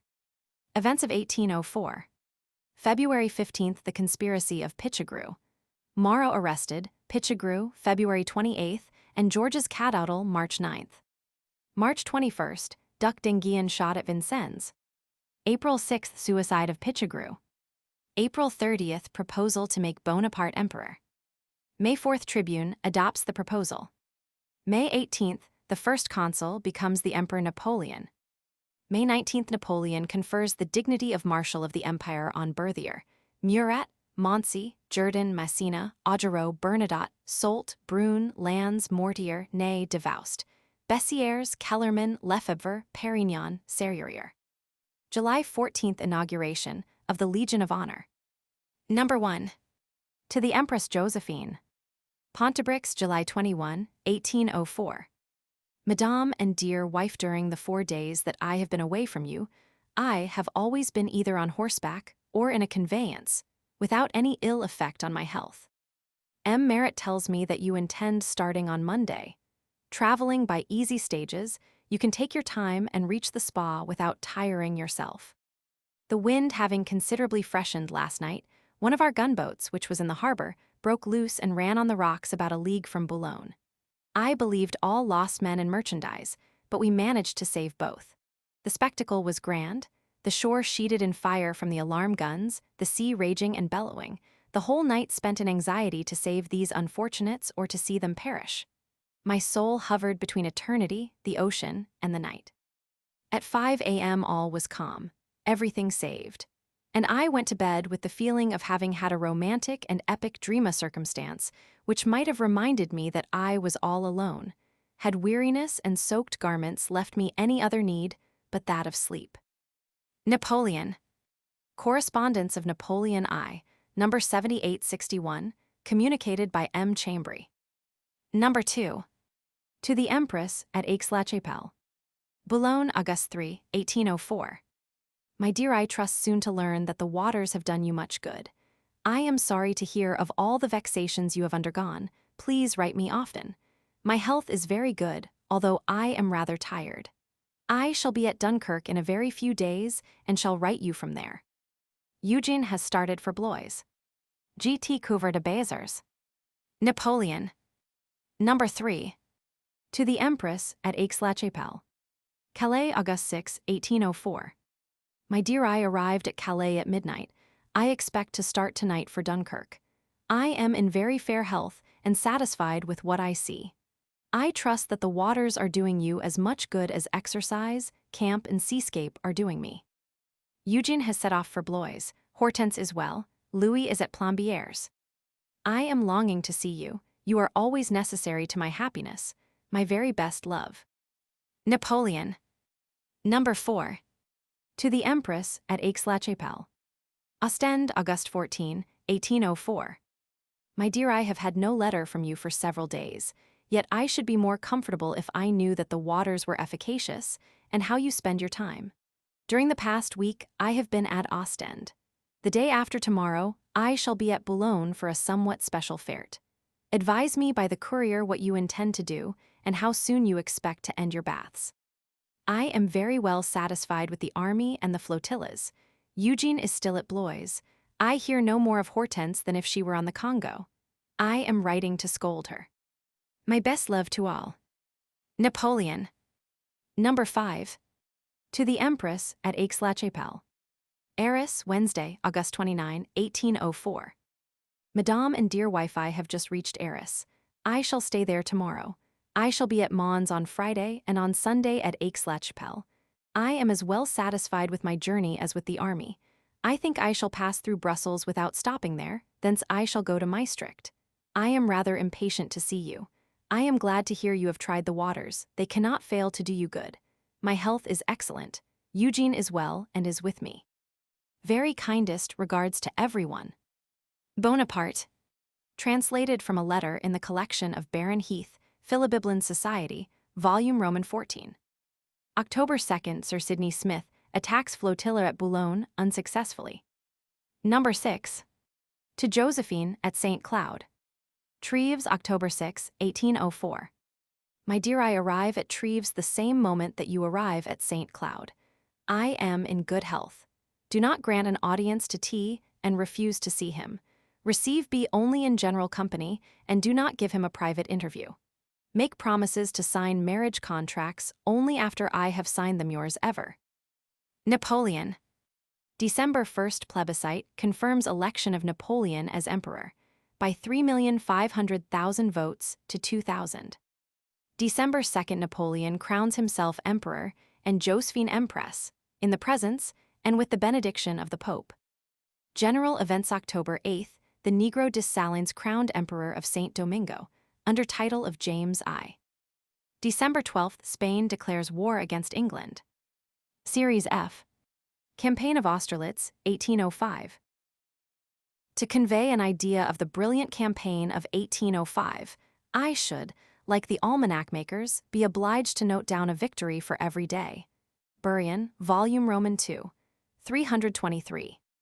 Si jamais correspondence de mari a femme a été in time at frequent, si jamais continuité et permanence de tendresse a été marquée, c'est bien dans ces letters écrits, chaque jour presque, par Napoléon à sa femme durant la campagne de l'an Roman 14.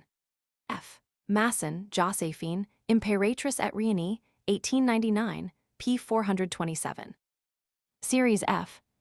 For subjoined notes to this series, see pages 237-43. Letter P.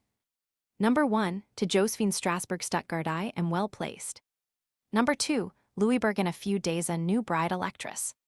Number 3, I have assisted at a marriage. Number 5, the Abbey of Elchingen.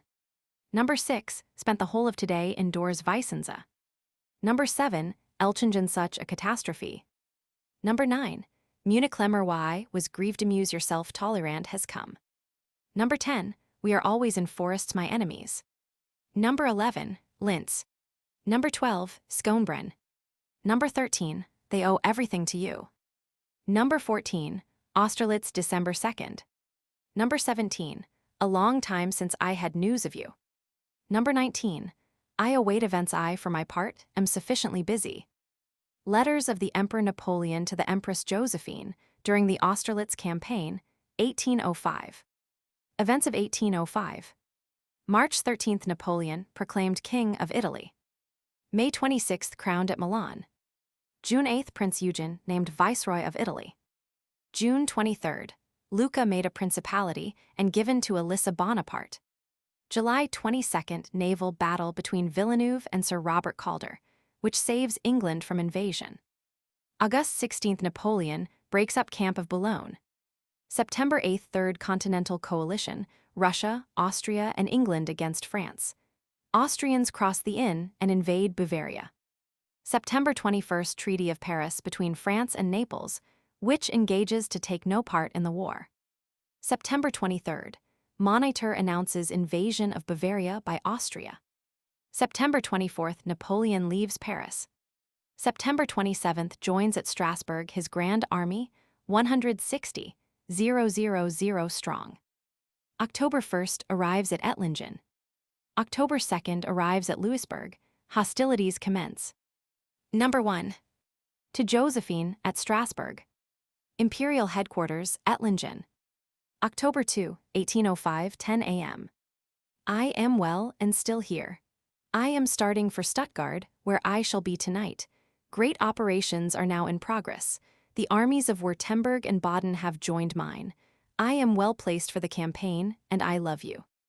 Napoleon. Number 2. To Josephine at Strasbourg. Louisbourg, October 4, 1805, noon. I am at Louisbourg. I start tonight. There is as yet nothing new. My whole army is on the march. The weather is splendid. My junction with the Bavarians is effected. I am well. I trust in a few days to have something interesting to communicate. Keep well and believe in my entire affection. There is a brilliant court here, a new bride who is very beautiful, and upon the whole some very pleasant people, even our electress, who appears extremely kind, although the daughter of the King of England. Napoleon. Number 3. To Josephine at Strasbourg. Louisbourg, October 5, 1805. I continue my march immediately. You will, my dear, be 5 or 6 days without hearing from me. Don't be uneasy, it is connected with operations now taking place. All goes well, and just as I could wish. I have assisted at a marriage between the son of the Elector and a niece of the King of Prussia.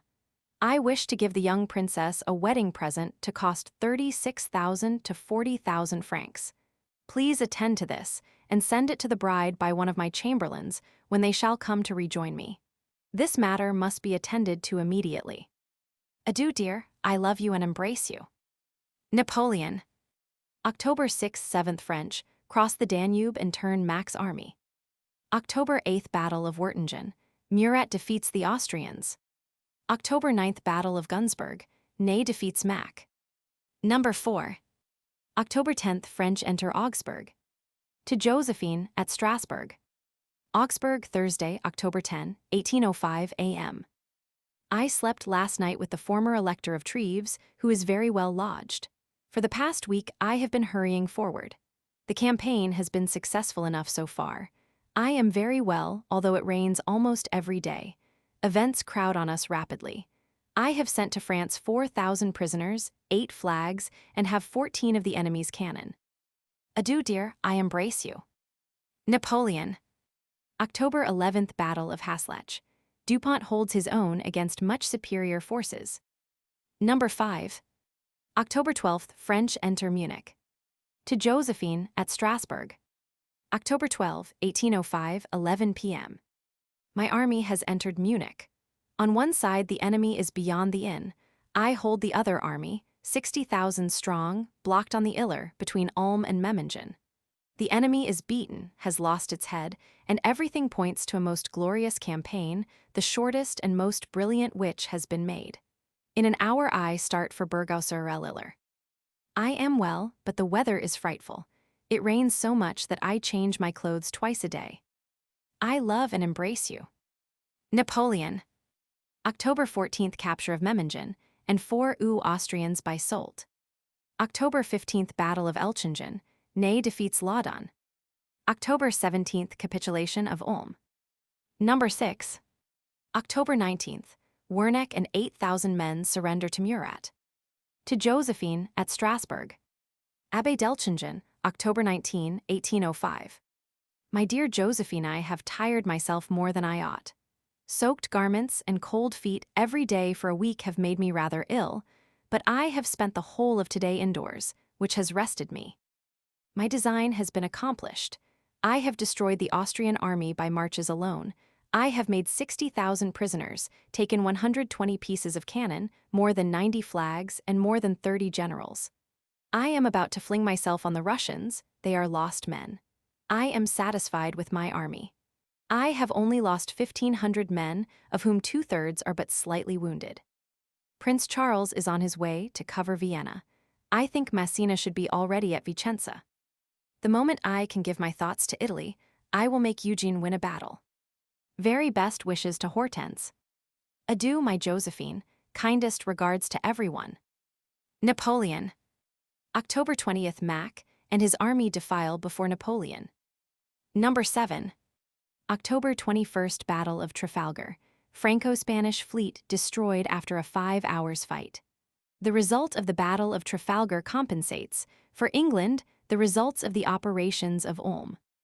It has been justly observed that this power alone, of all those who fought France from 1793 to 1812, never experienced a check in her political or military combinations without seeing herself compensated forthwith by a signal success in some other part of the world. Montgillard. To the Empress at Strasbourg. Elchingen, October 21, 1805 noon. I am fairly well, my dear. I start at once for Augsburg.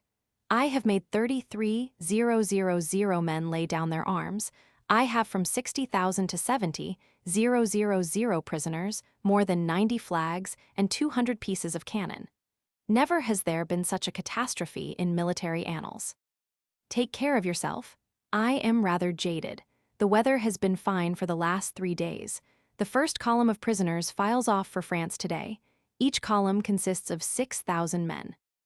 Napoleon. Number 8. October 25th, the Emperor of Russia and King of Prussia swear, at the tomb of the great Frederick, to make implacable war on France. Convention signed November 3rd. To the Empress at Strasbourg.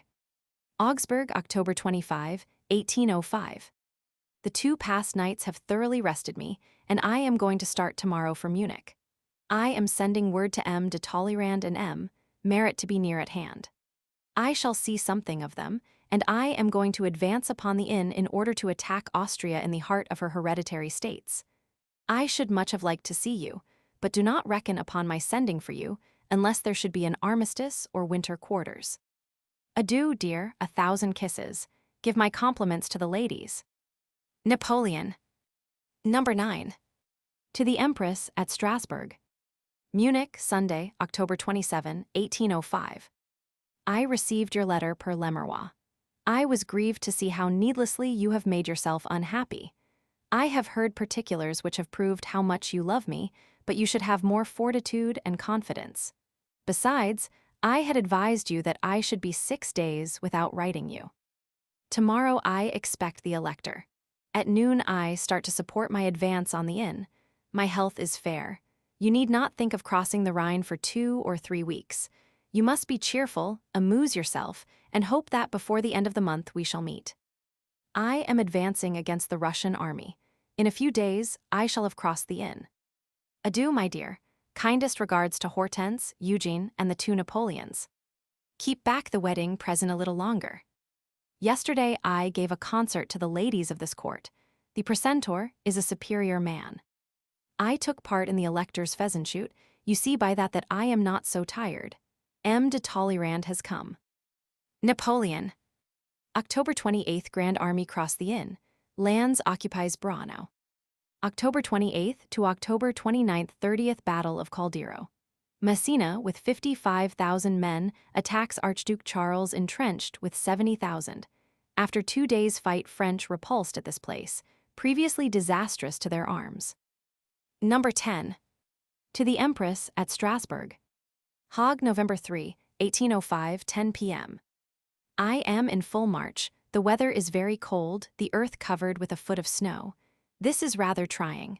Luckily, there is no want of wood. Here we are always in forests. I am fairly well. My campaign proceeds satisfactorily. My enemies must have more anxieties than I. I wish to hear from you, and to learn that you are not worrying yourself. Adieu, dear, I am going to lie down. Napoleon. November 4th, Combat of Amstetten. Lands and Murat drive back the Russians. Davoust occupies Steyr. Army of Italy takes Vicenza. Number 11. To the Empress at Strasbourg. Tuesday, November 5, 1805. I am at Linz. The weather is fine. We are within 70 miles of Vienna. The Russians do not stand. They are in full retreat. The House of Austria is at its wits' end, and in Vienna they are removing all the court belongings. It is probable that something new will occur within 5 or 6 days. I much desire to see you again. My health is good. I embrace you. Napoleon. November 7th, Ney occupies Innsbruck. November 9th, Davoust defeats Meerfeld at Marienzell. November 10th, Marmont arrives at Leoben. November 11th, Battle of Dürnstein. Mortier overwhelmed by Russians, but saved by Dupont. November 13th, Vienna entered and bridge over the Danube seized. Messina crosses the Tagliamento. November 14th, Ney enters Trent. Number 12. To the Empress at Strasbourg. November 15, 1805, 9 p.m. I have been at Vienna 2 days, my dear, rather fagged. I have not yet seen the city by day. I have traversed it by night. Tomorrow I receive the notables and public bodies. Nearly all my troops are beyond the Danube in pursuit of the Russians. Adieu, Josephine. As soon as it is possible, I will send for you. My very best love. Napoleon. Number 13. November 16th. Jelichich surrenders to Augereau at Feldkirch with 7,000 men. To the Empress at Strasbourg. Vienna, November 16, 1805. I am writing to M. de Harville so that you can set out and make your way to Baden, thence to Stuttgart, and from there to Munich. At Stuttgart you will give the wedding present to the Princess Paul. If it costs 15 to 20,000 francs, that will suffice. The rest will do for giving presents at Munich to the daughters of the Electress of Bavaria. All that Madame de Sarrant has advised you is definitely arranged. Take with you the wherewithal to make presents to the ladies and officers who will wait upon you. Be civil, but receive full homage. They owe everything to you, and you owe nothing save civility. The Electress of Württemberg is daughter of the King of England. She is an excellent woman, you should be very kind to her, but yet without affectation. I shall be very glad to see you, the moment circumstances permit me. I start to join my vanguard. The weather is frightful, it snows heavily, otherwise my affairs go excellently. Adieu, my dear. Napoleon. November 19th, French occupy Brunn, and Napoleon establishes his headquarters at Wischau. November 24th, Messina occupies Trieste. November 28th, Army of Italy joins troops of the Grand Army at Klagenfurt. December 2nd, Battle of the Three Emperors, Austerlitz. French forces 80,000, Allies 95,000. Number 14. To the Empress at Strasbourg. Austerlitz, December 3, 1805. I have dispatched to you Lebrun from the field of battle. I have beaten the Russian and Austrian army commanded by the two emperors. I am rather fagged. I have bivouacked 8 days in the open air, through nights sufficiently keen. Tonight I rest in the chateau of Prince Kaunitz, where I shall sleep for the next 2 or 3 hours. The Russian army is not only beaten, but destroyed. I embrace you. Napoleon. December 4th, Haugwitz, the Prussian minister, congratulates Napoleon on his victory. Voila, replied the emperor, un compliment don't la fortune a changé l'adresse. Number 15. To the Empress at Munich. Austerlitz, December 5, 1805. I have concluded a truce. The Russians have gone. The Battle of Austerlitz is the grandest of all I have fought. 45 flags, more than 150 pieces of cannon, the standards of the Russian Guard, 20 generals, 30,000 prisoners, more than 20,000 slain, a horrible sight. The Emperor Alexander is in despair and on his way to Russia. Yesterday, at my bivouac, I saw the Emperor of Germany. We conversed for 2 hours. We have agreed to make peace quickly. The weather is not now very bad. At last, behold peace restored to the continent. It is to be hoped that it is going to be to the world. The English will not know how to face us. I look forward with much pleasure to the moment when I can once more be near you. My eyes have been rather bad the last 2 days. I have never suffered from them before. Adieu, my dear. I am fairly well and very anxious to embrace you. Napoleon. Number 16. To the Empress at Munich. Austerlitz, December 7, 1805. I have concluded an armistice. Within a week peace will be made. I am anxious to hear that you reached Munich in good health. The Russians are returning. They have lost enormously more than 20,000 dead and 30,000 taken. Their army is reduced by 3/4. Buxhowden, their general-in-chief, was killed. I have 3,000 wounded and 700 to 800 dead. My eyes are rather bad. It is a prevailing complaint and scarcely worth mentioning. Adieu, dear. I am very anxious to see you again. I am going to sleep tonight at Vienna. Napoleon. Number 17. To the Empress at Munich. Brunn, December 10, 1805. It is a long time since I had news of you. Have the grand fêtes at Baden, Stuttgart, and Munich made you forget the poor soldiers, who live covered with mud, rain, and blood? I shall start in a few days for Vienna. We are endeavoring to conclude peace. The Russians have gone and are in flight far from here. They are on their way back to Russia, well drubbed and very much humiliated. I am very anxious to be with you again. Adieu, dear. My bad eyes are cured. Napoleon. December 15th, Treaty with Prussia. Number 18. To the Empress at Munich. December 19, 1805. Great Empress, not a single letter from you since your departure from Strasbourg. You have gone to Baden, Stuttgart, Munich, without writing us a word. This is neither very kind nor very affectionate. I am still at Brunn. The Russians are gone. I have a truce.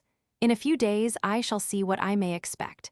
Deign from the height of your grandeur to concern yourself a little with your slaves. Napoleon. Number 19. To the Empress at Munich. Schönbrunn, December 20, 1805. I got your letter of the 16th. I am sorry to learn you are in pain. You are not strong enough to travel 250 miles at this time of the year. I know not what I shall do. I await events. I have no will in the matter. Everything depends on their issue. Stay at Munich, amuse yourself. That is not difficult when you have so many kind friends and so beautiful a country. I, for my part, am sufficiently busy. In a few days my decision will be made. Adieu, dear. Kindest and most affectionate regards. Napoleon. December 27th, Peace of Pressburg. December 31st, Napoleon arrives outside Munich and joins Josephine the next morning. Footnotes. J.I. couché Audiobook, a few hours morning sleep. The month Brumaire, before November 21st. Countess de Sarent, the Empress's lady-in-waiting. Roman 6. Nivelles, which for the year 1805 was December 27, see Harris Nicholas, Chronology of History. Haydn, Woodward, Bouillet all have December 26th. Allison and Biographie Universelle have December 27th. But, as usual, the correspondence of Napoleon I is taken here as the final court of appeal. Series G. Battles then lasted a few hours, campaigns a few days. Bignon on Friedland, Volume Roman 6, 292. Series G.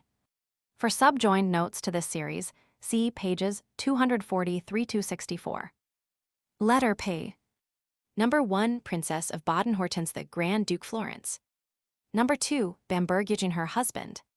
Number 3, Erfurtif, she wants to see a battle. Number 4, I nearly captured him, and the Queen I have bivouacked. Number 5, Fatigues, bivouacs have made me fat the great M. Napoleon. Number 7, Potsdam. Number 8, you do nothing but cry. Number 9A, Madame Tallien. Number 10, the bad things I say about women. Number 11, Lübeck. Number 13, Madame L. Number 17, December 2nd. Number 18, Jealousy. Number 19, Desire de femme est un feu qui dévore. Number 23, I am dependent on events. Number 26, the fair ones of Great Poland a wretched barn such things become common property. Number 27, Warsaw, January 3rd. Number 28, Be cheerful guy. Number 29, Roads unsafe and detestable. Number 35, I hope that you are at Paris-D. Number 36, Paris. Number 38, Arenstorf. Number 39, the Battle of Preussischila. Number 40, Corbin-O'Dalman. Number 41, Young Tasher.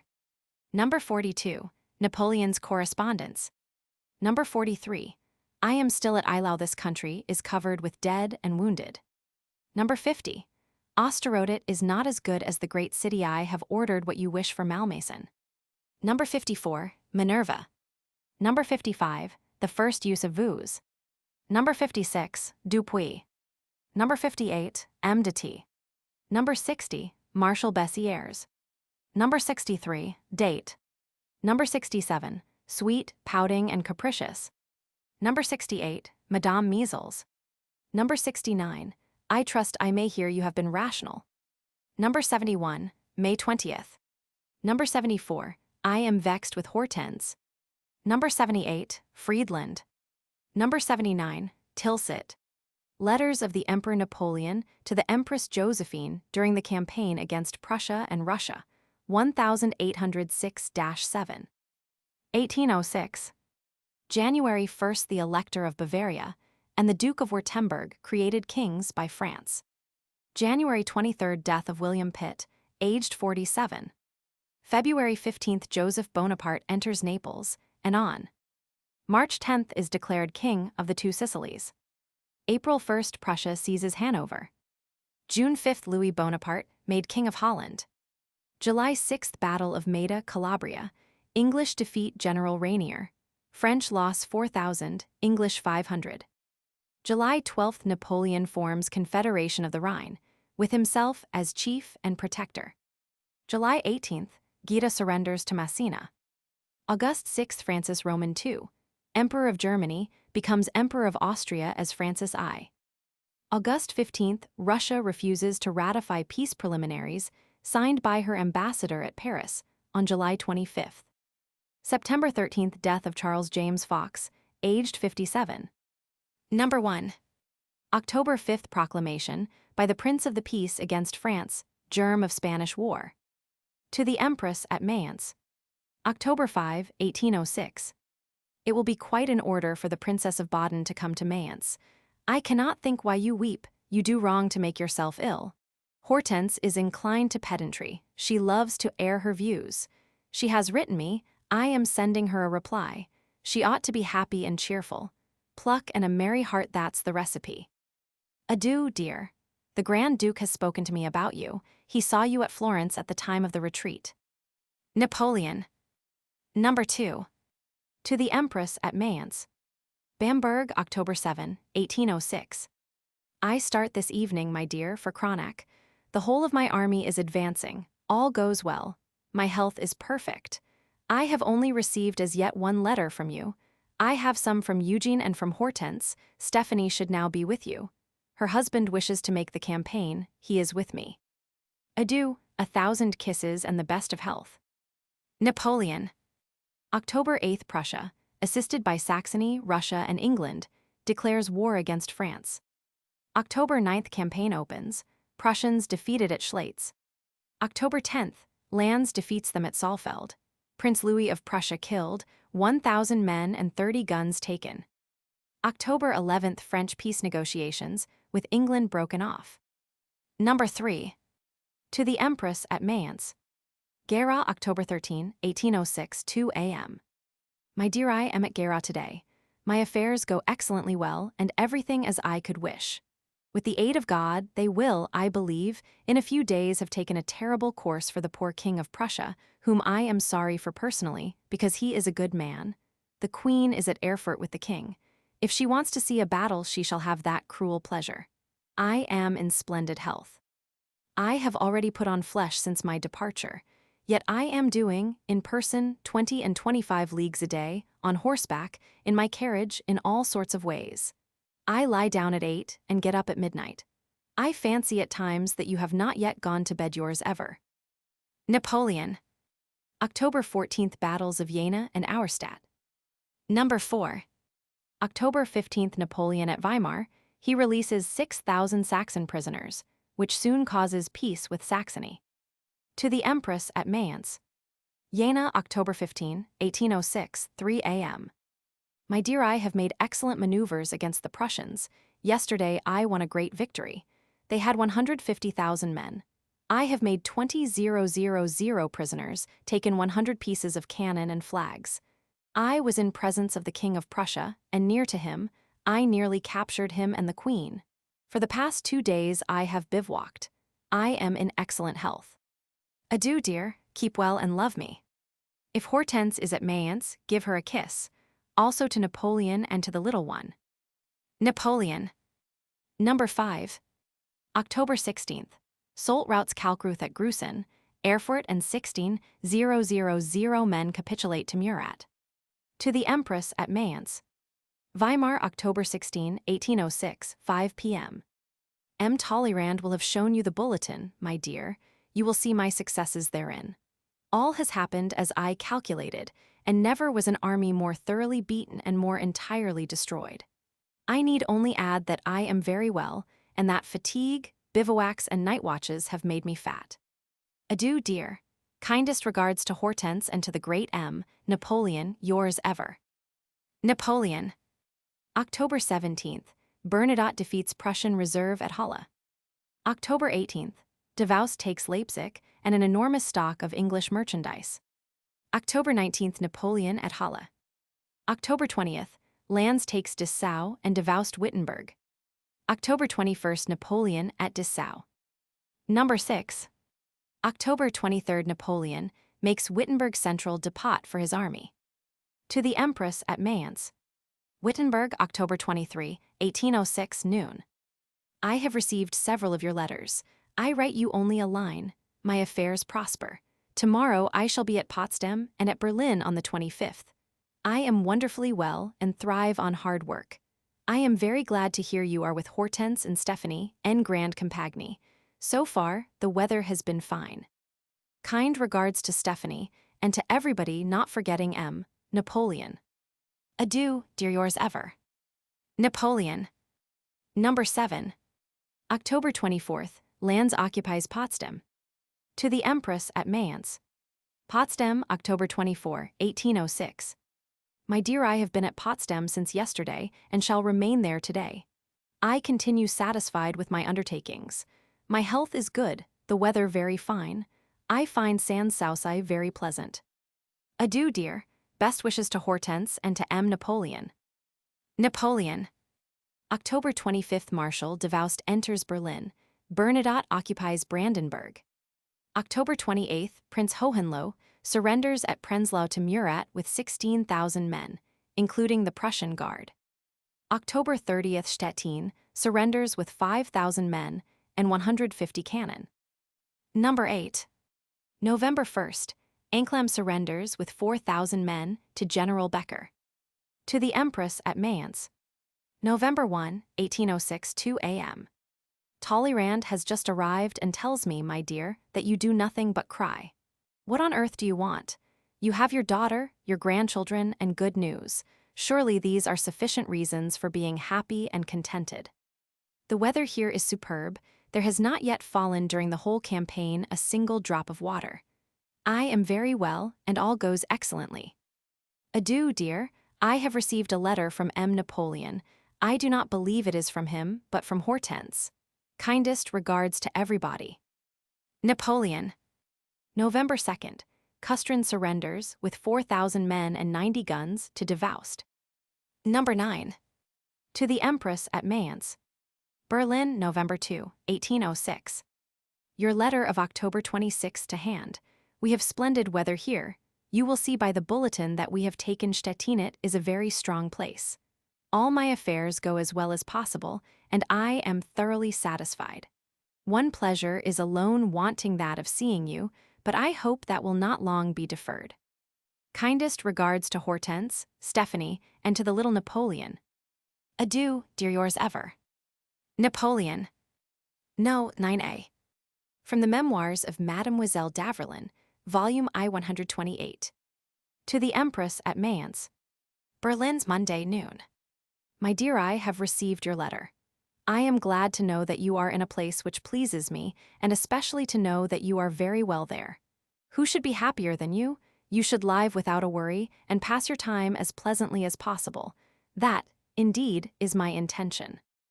I forbid you to see Madame Tallien under any pretext whatever. I will admit of no excuse. If you desire a continuance of my esteem, if you wish to please me, never transgress the present order. She may possibly come to your apartments, to enter them by night. Forbid your porter to admit her. I shall soon be at Malmaison. I warn you to have no lovers there that night. I should be sorry to disturb them. Adieu, dear. I long to see you and assure you of my love and affection. Napoleon. Number 10. To the Empress at Mayence. November 6, 1806, 9 p.m. Yours to hand, in which you seem annoyed at the bad things I say about women. It is true that I hate intriguing women more than anything. I am used to kind, gentle, persuasive women. These are the kind I like. If I have been spoilt, it is not my fault but yours. Moreover, you shall learn how kind I have been to one who showed herself sensible and good, Madame de Hatzfeld. When I showed her husband's letter to her, she admitted to me, amid her sobs, with profound emotion and frankly, "Ah, it is indeed his writing?" While she was reading, her voice went to my heart. It pained me. I said, "Well, madame, throw that letter on the fire. I shall then have no longer the power to punish your husband." She burnt the letter and seemed very happy. Her husband now feels at ease. 2 hours later, he would have been a dead man. You see then how I like kind, frank, gentle women, but it is because such alone resemble you. Adieu, dear, my health is good. Napoleon. November 6th and 7th. Blücher and his army, 17,000 men surrender at Lübeck to Soult, Murat, and Bernadotte. November 8th, Magdeburg surrenders to Ney, with 20,000 men, immense stores, and nearly 800 cannon. Number 11. November 9th, Napoleon levies a contribution of 150 million francs on Prussia and her allies. To the Empress at Mayence. Berlin, November 9, 1806. My dear, I am sending good news. Magdeburg has capitulated, and on November 7th I took 20,000 men at Lübeck who escaped me last week. The whole Prussian army, therefore, is captured. Even beyond the Vistula there does not remain to Prussia 20,000 men. Several of my army corps are in Poland. I am still at Berlin. I am very fairly well. Adieu, dear. Heartiest good wishes to Hortense, Stephanie, and the two little Napoleons yours ever. Napoleon. November 10th, Devoust occupies Posen. Hanover occupied by Marshal Mortier. Number 12. To the Empress at Mayence. Berlin, November 16, 1806. I received your letter of November 11th. I note with satisfaction that my convictions give you pleasure. You are wrong to think flattery was intended. I was telling you of yourself as I see you. I am grieved to think that you are tired of Mayence. Were the journey less long, you might come here, for there is no longer an enemy, or, if there is, he is beyond the Vistula, that is to say, more than 300 miles away. I will wait to hear what you think about it. I should also be delighted to see M. Napoleon. Adieu, my dear, yours ever. Napoleon. I have still too much business here for me to return to Paris. November 17th, suspension of arms, signed at Charlottenburg. November 19th, French occupy Hamburg. November 20th, French occupy Hameln. November 21st, French occupy Bremen. Berlin decree. Napoleon interdicts trade with England. Number 13. To the Empress at Mayence. November 22, 1806, 10 p.m. Your letter received. I am sorry to find you in the dumps, yet you have every reason to be cheerful. You are wrong to show so much kindness to people who show themselves unworthy of it. Madame L. is a fool, such an idiot that you ought to know her by this time and pay no heed to her. Be contented, happy in my friendship, and in the great influence you possess. In a few days, I shall decide whether to summon you hither or send you to Paris. Adieu, dear. You can go at once, if you like, to Darmstadt or to Frankfurt. That will make you forget your troubles. Kindest regards to Hortense. Napoleon. November 25th, Napoleon leaves Berlin. Number 14. To the Empress at Mayence. Custrin, November 26, 1806. I am at Custrin, making a tour and spying out the land a little. I shall see in a day or two whether you should come. You can keep ready. I shall be very pleased if the Queen of Holland be of the party. The Grand Duchess of Baden must write to her husband about it. It is 2 a.m. I am just getting up. It is the usage of war. Kindest regards to you and to everyone. Napoleon. Number 15. November 27th, Napoleon arrives at Posen. To the Empress at Mayence. Messeritz, November 27, 1806, 2 a.m. I am about to make a tour in Poland. This is the first town there. Tonight I shall be at Posen, after which I shall send for you to come to Berlin so that you can arrive there the same day as I. My health is good, the weather rather bad. It has rained for the past 3 days. My affairs prosper. The Russians are in flight. Adieu, dear. Kindest regards to Hortense, Stephanie, and the little Napoleons. Napoleon. November 28th. Muret enters Warsaw. French occupied duchies of Mecklenburg. Number 16. To the Empress at Mayence. Posen, November 29, 1806, noon. I am at Posen, capital of Great Poland. The cold weather has set in. I am in good health. I am about to take a circuit round Poland. My troops are at the gates of Warsaw. Adieu, dear. Very kindest regards and a hearty embrace. Number 17. December 2nd. Glagow surrenders to Vandam. To the Empress at Mayence. Posen, December 2, 1806. Today is the anniversary of Austerlitz. I have been to a city ball. It is raining. I am in good health. I love you and long for you. My troops are at Warsaw. So far the cold has not been severe. All these fair Poles are Frenchwomen at heart, but there is only one woman for me. Would you know her? I could draw her portrait very well, but I should have to flatter it too much for you to recognize yourself. Yet, to tell the truth, my heart would only have nice things to say to you. These nights are long, all alone yours ever. Napoleon. Number 18. To the Empress at Mayence. December 3, 1806, noon. Yours of November 26th received. I notice 2 things in it. You say I do not read your letters. It is an unkind thought. I take your bad opinion anything but kindly. You tell me that perhaps it is a mere fantasy of the night, and you add that you are not jealous. I found out long ago that angry persons always assert that they are not angry, that those who are afraid keep on repeating that they have no fear, you therefore are convinced of jealousy. I am delighted to hear it. Nevertheless, you are wrong. I think of nothing less, and in the desert plains of Poland, one thinks little about beauties. I had yesterday a ball of the provincial nobility, the women good-looking enough, rich enough, dowdy enough, although in Paris fashions. Adieu, dear, I am in good health, yours ever. Napoleon.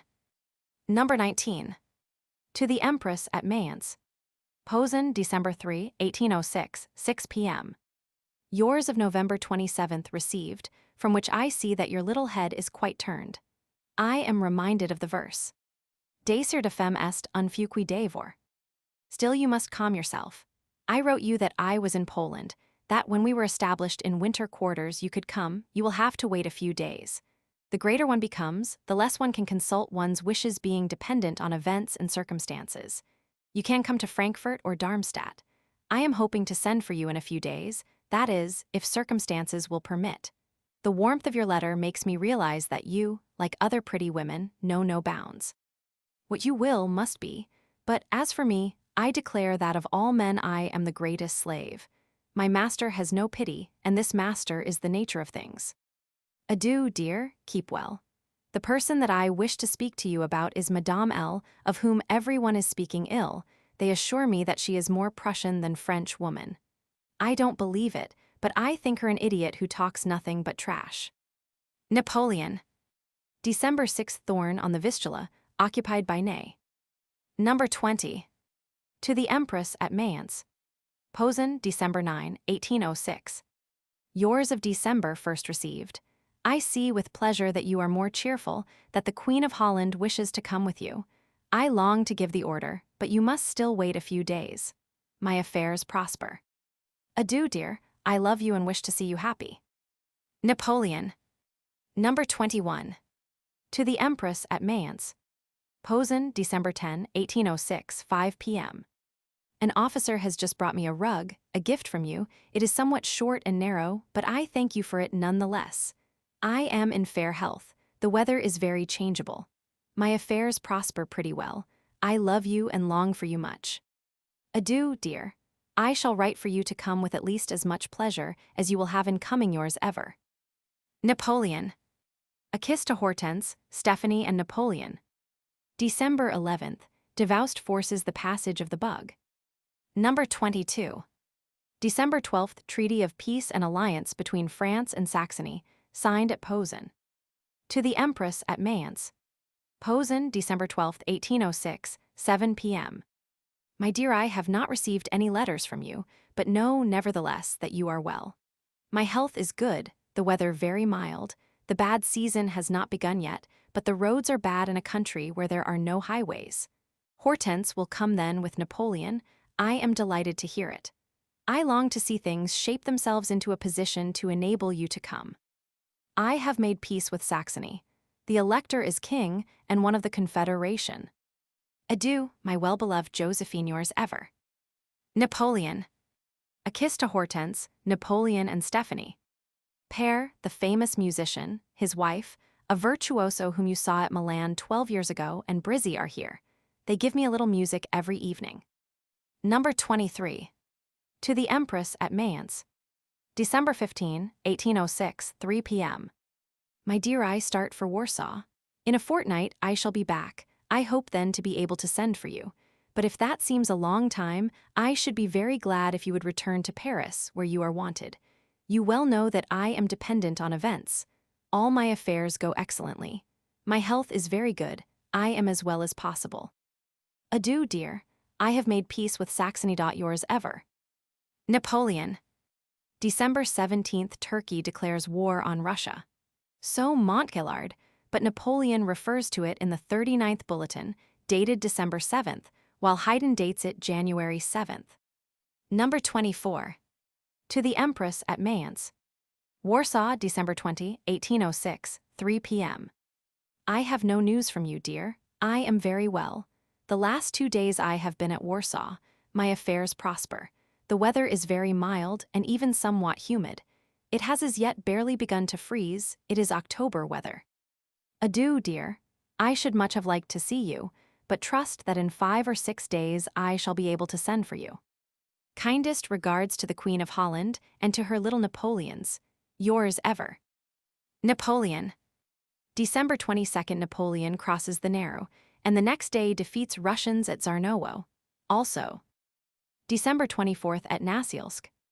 December 26th, Ney defeats Lestock at Soldau, Lannes defeats Beningsen at Pultusk. December 28th and Augereau defeats Buxhowden at Galliman. Number 25. To the Empress at Mayence.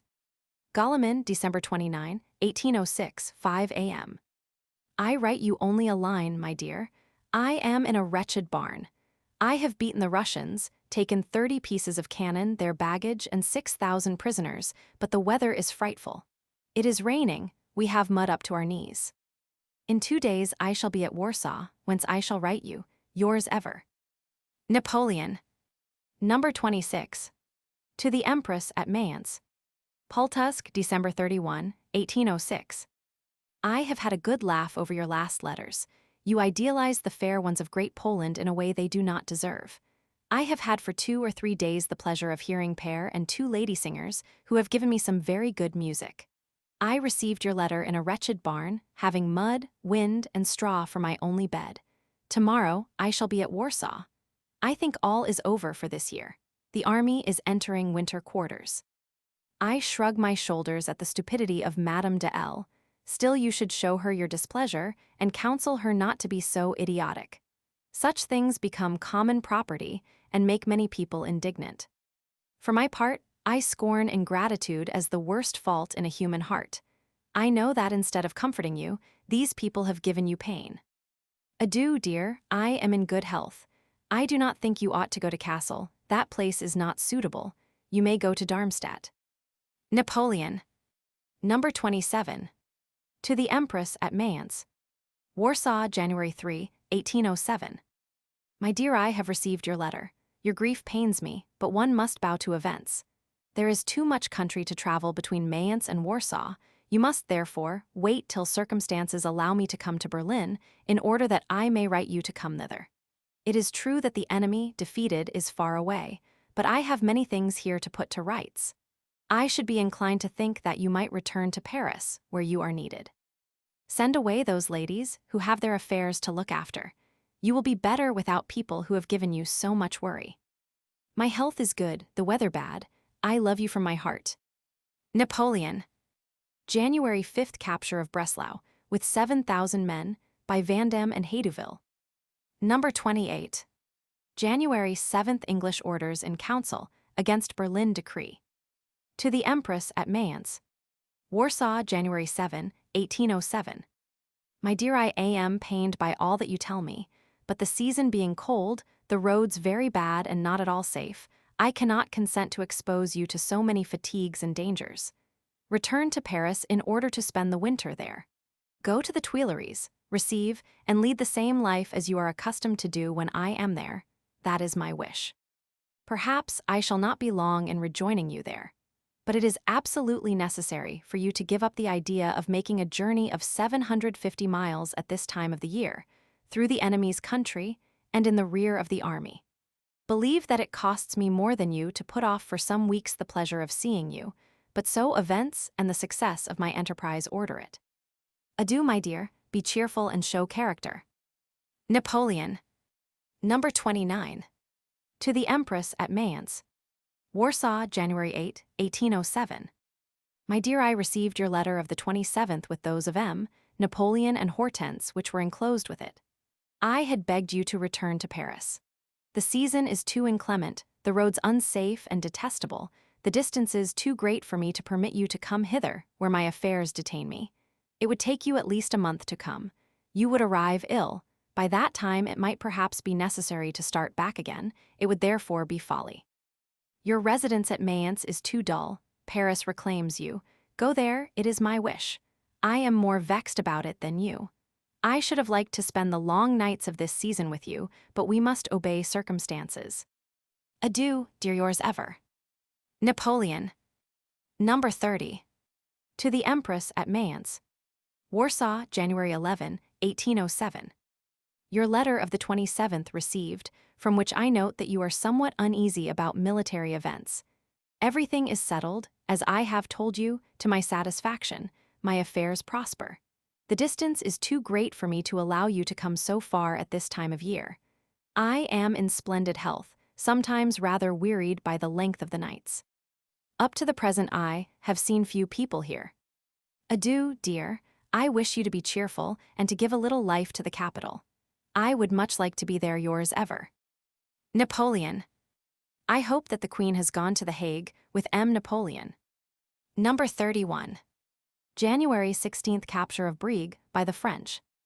To the Empress at Mayence, January 16, 1807.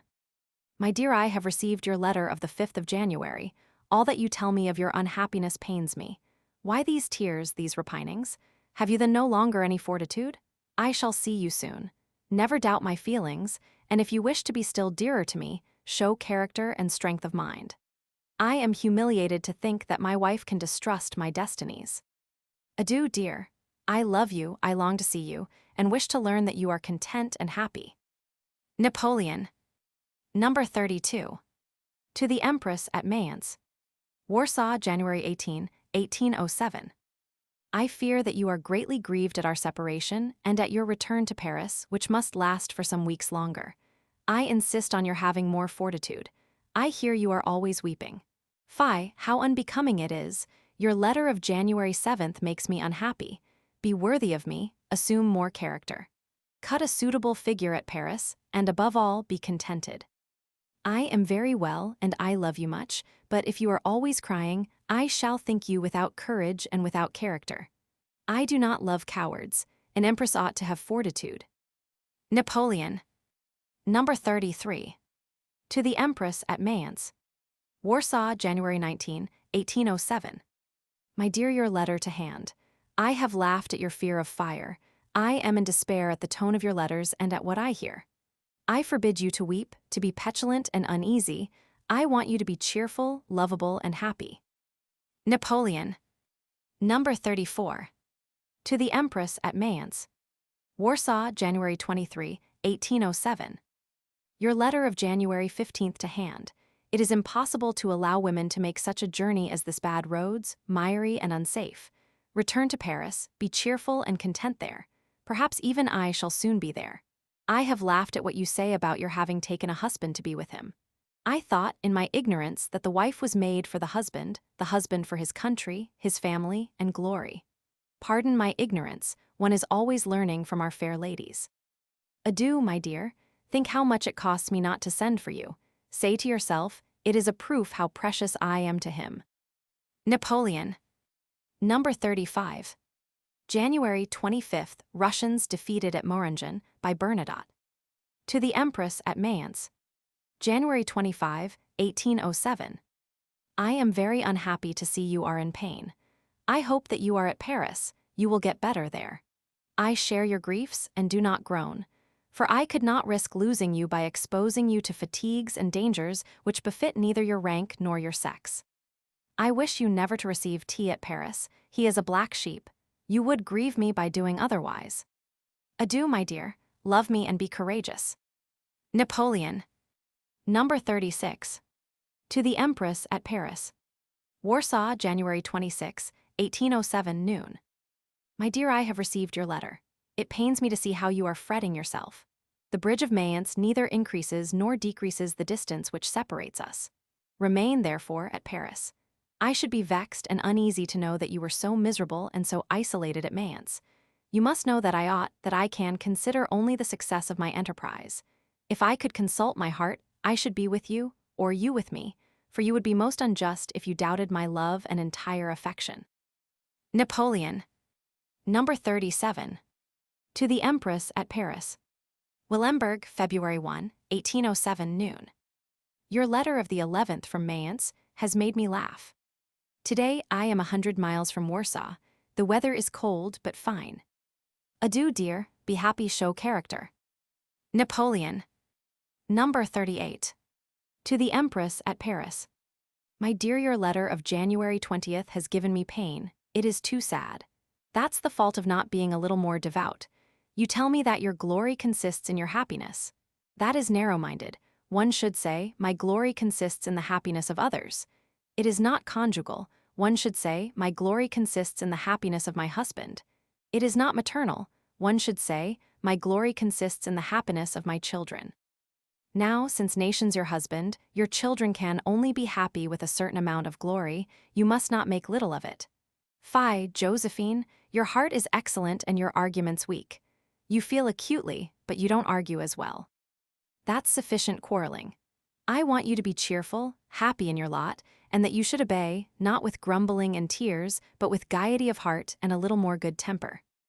Adieu, dear, I start tonight to examine my outposts. Napoleon. February 5th combats of Bergfried, Waltersdorf, and Dieppe, Russians forced back. February 6th combat of Hof, Murat victorious. February 8th Battle of Eylau, retreat of Russians. Number 39. To the Empress at Paris. Eylau, February 9, 1807, 3 a.m.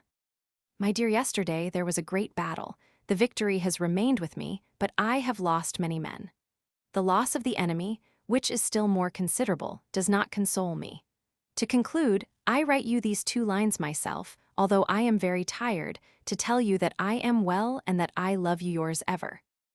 Napoleon. Number 40. To the Empress at Paris. Eylau, February 9, 1807, 6 p.m. My dear, I write you a line in order that you may not be uneasy. The enemy has lost the battle, 40 pieces of cannon, 10 flags, 12,000 prisoners. He has suffered frightfully. I have lost many, 1,600 killed, 3,000 or 4,000 wounded. Your cousin Tascher conducts himself well. I have summoned him near me with the title of orderly officer. Corbeneau has been killed by a shell. I was singularly attached to that officer, who had much merit. I am very unhappy about him. My mounted guard has covered itself with glory. Dahlmann is dangerously wounded. Adieu, dear, yours ever. Napoleon. Number 41. To the Empress at Paris. Eylau, February 11, 1807, 3 a.m. My dear, I write you a line. You must have been very anxious. I have beaten the enemy in a fight to be remembered, but it has cost many brave lives. The bad weather that has set enforces me to take cantonments. Do not afflict yourself, please. All this will soon be over, and the happiness of seeing you will make me promptly forget my fatigues. Besides, I have never been in better health. Young Tascher of the 4th Regiment has behaved well. He has had a rough time of it. I have summoned him near me. I have made him an orderly officer. There's an end to his troubles. This young man interests me. Adieu, dear, 1,000 kisses. Napoleon. Number 42. To the Empress at Paris. Eylau, February 12, 1807. I send you a letter from General d'Armagnac. He is a very good soldier, who commanded the 32nd. He is much attached to me. If this Madame de Richmond be well off and it is a good match, I shall see this marriage with pleasure. Make this known to both of them. Napoleon. Number 43. To the Empress at Paris.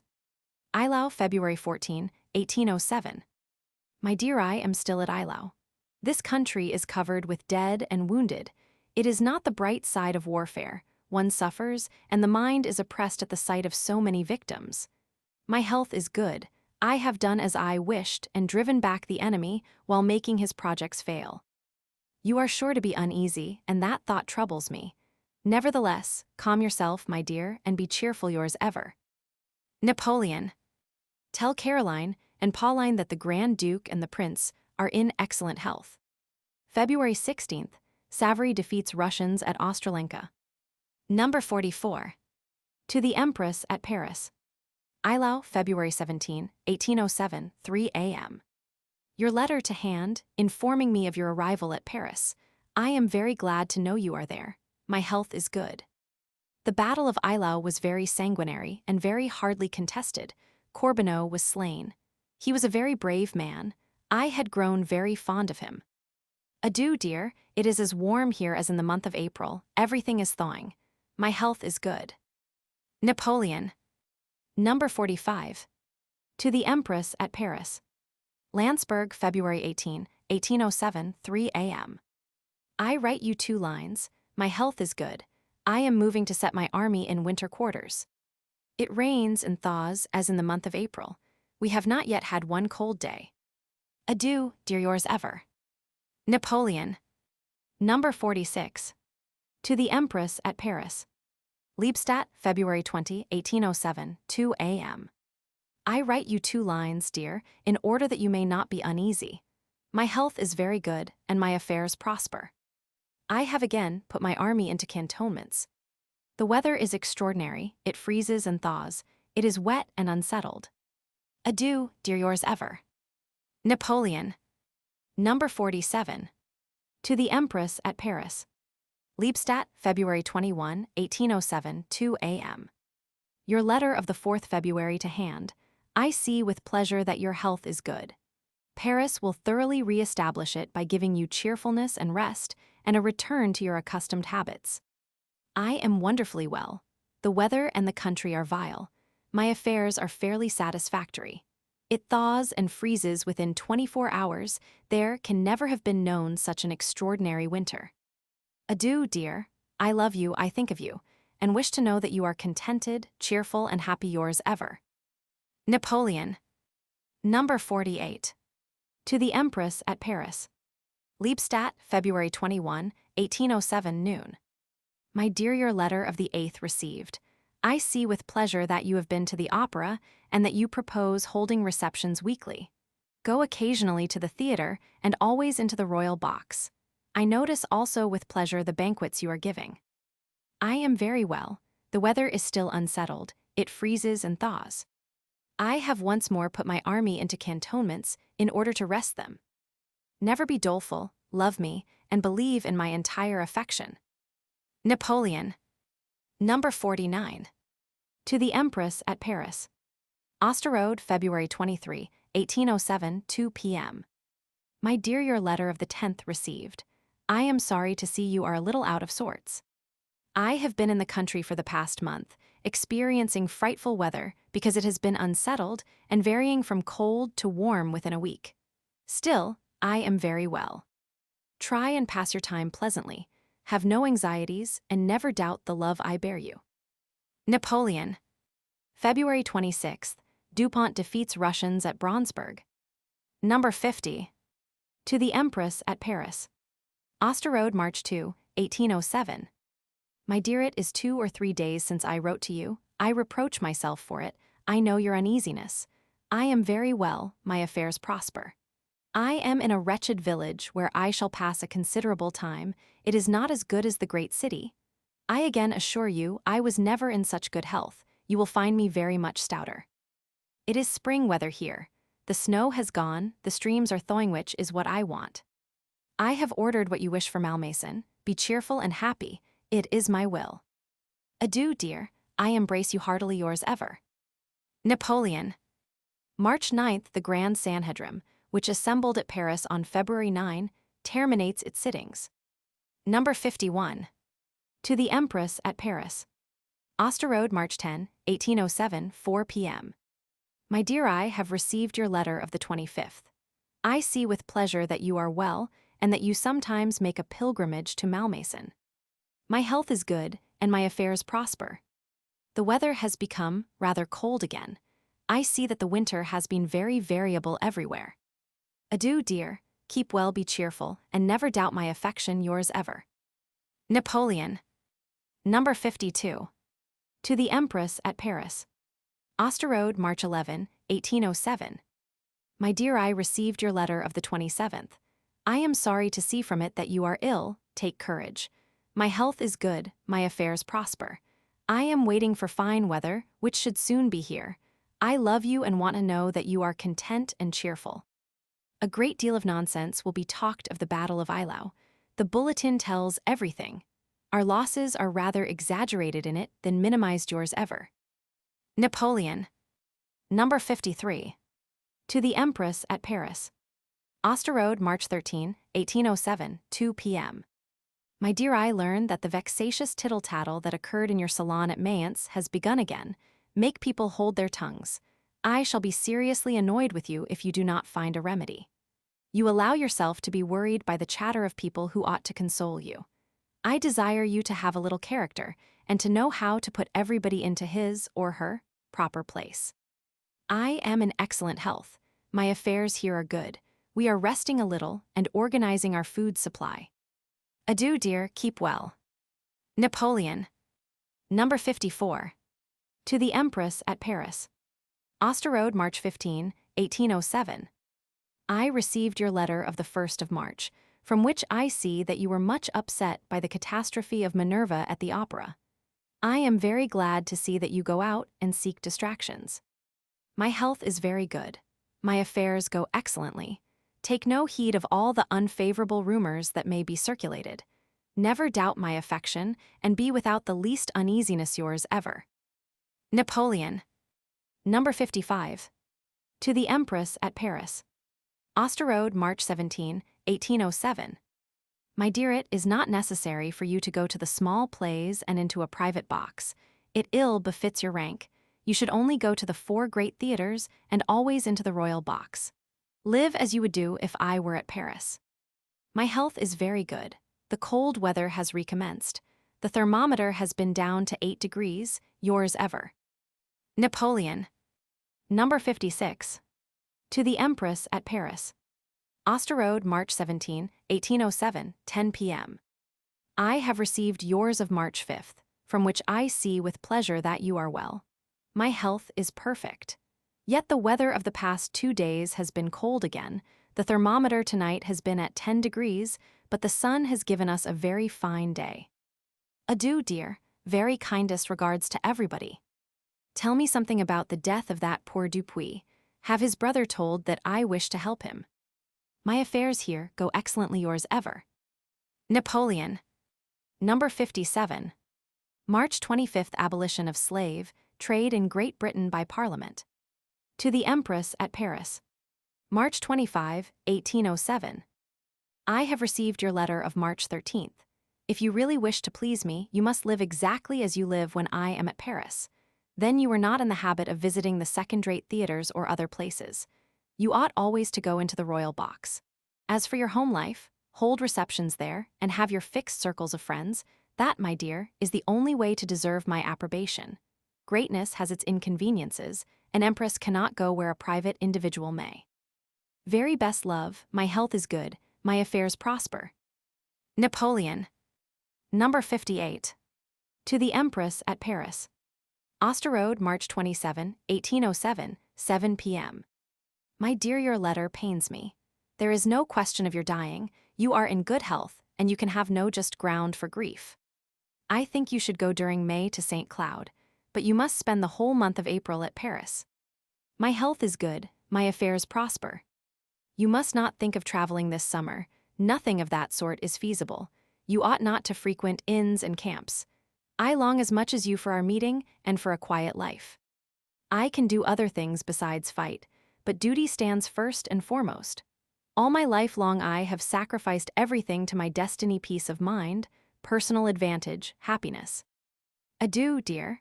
See as little as possible of that Madame de P. She is a woman who belongs to the lowest grade of society. She is thoroughly common and vulgar. Napoleon. I have had occasion to find fault with M. de T. I have sent him to his country house in Burgundy. I wish no longer to hear his name mentioned. Number 59. To the Empress at Paris. Austerlitz, April 1, 1807. My dear, I have just got your letter of the 20th. I am sorry to see you are ill. I wrote you to stay at Paris the whole month of April and to go to St. Cloud on May 1st. You may go and spend the Sundays and a day or two at Malmaison. At St. Cloud, you may have your usual visitors. My health is good, it is still quite cold enough here, all is quiet. I have named the little princess Josephine. Eugene should be well pleased, yours ever. Napoleon. Number 60. To the Empress at Paris. Finkenstein, April 2, 1807. My dear, I write you a line. I have just moved my headquarters into a very fine shadow after the style of Bessieres, where I have several fireplaces, which is a great comfort to me. Getting up often in the night, I like to see the fire. My health is perfect. The weather is fine, but still cold. The thermometer is at 4 to 5 degrees. Adieu, dear yours ever. Napoleon. Number 61. To the Empress at Paris. Finkenstein, April 6, 1807, 3 p.m. My dear, I have received your letter, from which I see you have spent Holy Week at Malmaison, and that your health is better. I long to hear that you are thoroughly well. I am in a fine chateau where there are fireplaces, which I find a great comfort. It is still very cold here, everything is frozen. You will have seen that I have good news from Constantinople. My health is good, there is nothing fresh here, yours ever. Napoleon. Number 62. To the Empress at Paris. Finkenstein, April 10, 1807, 6 p.m. My dear, my health is excellent. Here spring is beginning, but as yet there is no vegetation. I wish you to be cheerful and contented and never to doubt my attachment. Here all goes well. Napoleon. Number 63. To the Empress at Paris. Finkenstein, April 14, 1807, 7 p.m. I have received your letter of April 3rd. I see from it that you are well and that it has been very cold in Paris. The weather here is very unsettled. Still, I think the spring has come at length. Already the ice has almost gone. I am in splendid health. Adieu, dear. I ordered some time ago for Malmaison all that you ask for, yours ever. Napoleon. Number 64. To the Empress at Paris. Finkenstein, April 18, 1807. I have received your letter of April 5th. I am sorry to see from it that you are grieved at what I have told you. As usual, your little Creole head becomes flurried and excited in a moment. Let us not, therefore, speak of it again. I am very well, but yet the weather is rainy. Savary is very ill of a bilious fever, before Danzig. I hope it will be nothing serious. Adieu, dear, my very best wishes to you. Napoleon. Number 65. To the Empress at Paris. Finkenstein, April 24, 1807, 7 p.m. I have received your letter of the 12th. I see from it that your health is good and that you are very happy at the thought of going to Malmaison. The weather has changed to fine. I hope it may continue so. There is nothing fresh here. I am very well. Adieu, dear yours ever. Napoleon. Number 66. To the Empress at Paris. Finkenstein, May 2, 1807, 4 p.m. My dear, I have just received your letter of the 23rd. I see with pleasure that you are well and that you are as fond as ever of Malmaison. I hear the Arch-Chancellor is in love. Is this a joke or a fact? It has amused me. You might have given me a hint about it. I am very well, and the fine season commences. Spring shows itself at length, and the leaves begin to shoot. Adieu, dear. Very best wishes, yours ever. Napoleon. Number 67. To the Empress at Paris. Finkenstein, May 10, 1807. I have just received your letter. I know not what you tell me about ladies in correspondence with me. I love only my little Josephine, sweet, pouting, and capricious, who can quarrel with grace, as she does everything else, for she is always lovable except when she is jealous. Then she becomes a regular shrew. But let us come back to these ladies. If I had leisure for any among them, I assure you that I should like them to be pretty rosebuds. Are those of whom you speak of this kind? I wish you to have only those persons to dinner who have dined with me, that your list be the same for your assemblies, that you never make intimates at Malmaison of ambassadors and foreigners. If you should do the contrary, you would displease me. Finally, do not allow yourself to be duped too much by persons whom I do not know, and who would not come to the house if I were there. Adieu, dear yours ever. Napoleon. Number 68. To the Empress at Paris. Finkenstein, May 12, 1807. I have just received your letter of May 2nd, in which I see that you are getting ready to go to St. Cloud. I was sorry to see the bad conduct of Madame. Might you not speak to her about mending her ways, which at present might easily cause unpleasantness on the part of her husband? From what I hear, Napoleon is cured. I can well imagine how unhappy his mother has been, but measles is an ailment to which everyone is liable. I hope that he has been vaccinated and that he will at least be safe from the smallpox. Adieu, dear. The weather is very warm and vegetation has begun, but it will be some days before there is any grass. Napoleon. Number 69. To the Empress at St. Cloud.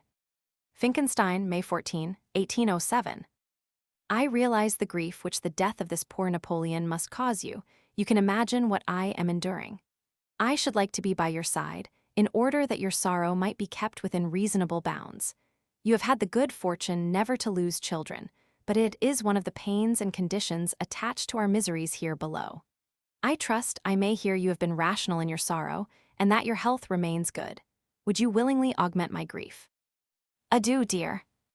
Napoleon. Number 70. To the Empress at St. Cloud. Finkenstein, May 16, 1807.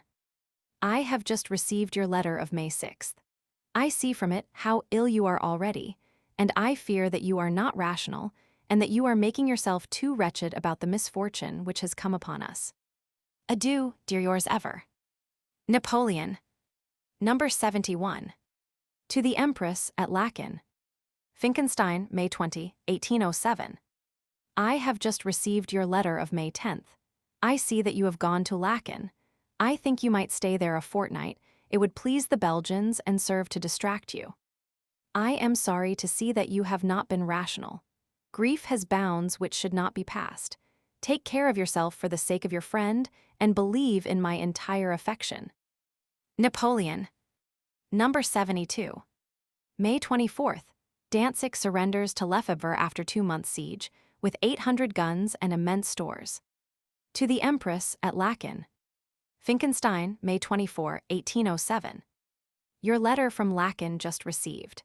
I am sorry to see your grief undiminished, and that Hortense has not yet come. She is unreasonable, and does not deserve our love, since she only loves her children. Try to calm her, and do not make me wretched. For every ill without a remedy consolations must be found. Adieu, dear yours ever. Napoleon. Number 73. To the Empress at Laeken. Finkenstein, May 26, 1807. I have just received your letter of the 16th. I have seen with pleasure that Hortense has arrived at Laeken. I am annoyed at what you tell me of the state of stupor in which she still is. She must have more courage and force herself to have it. I cannot imagine why they want her to go to take the waters.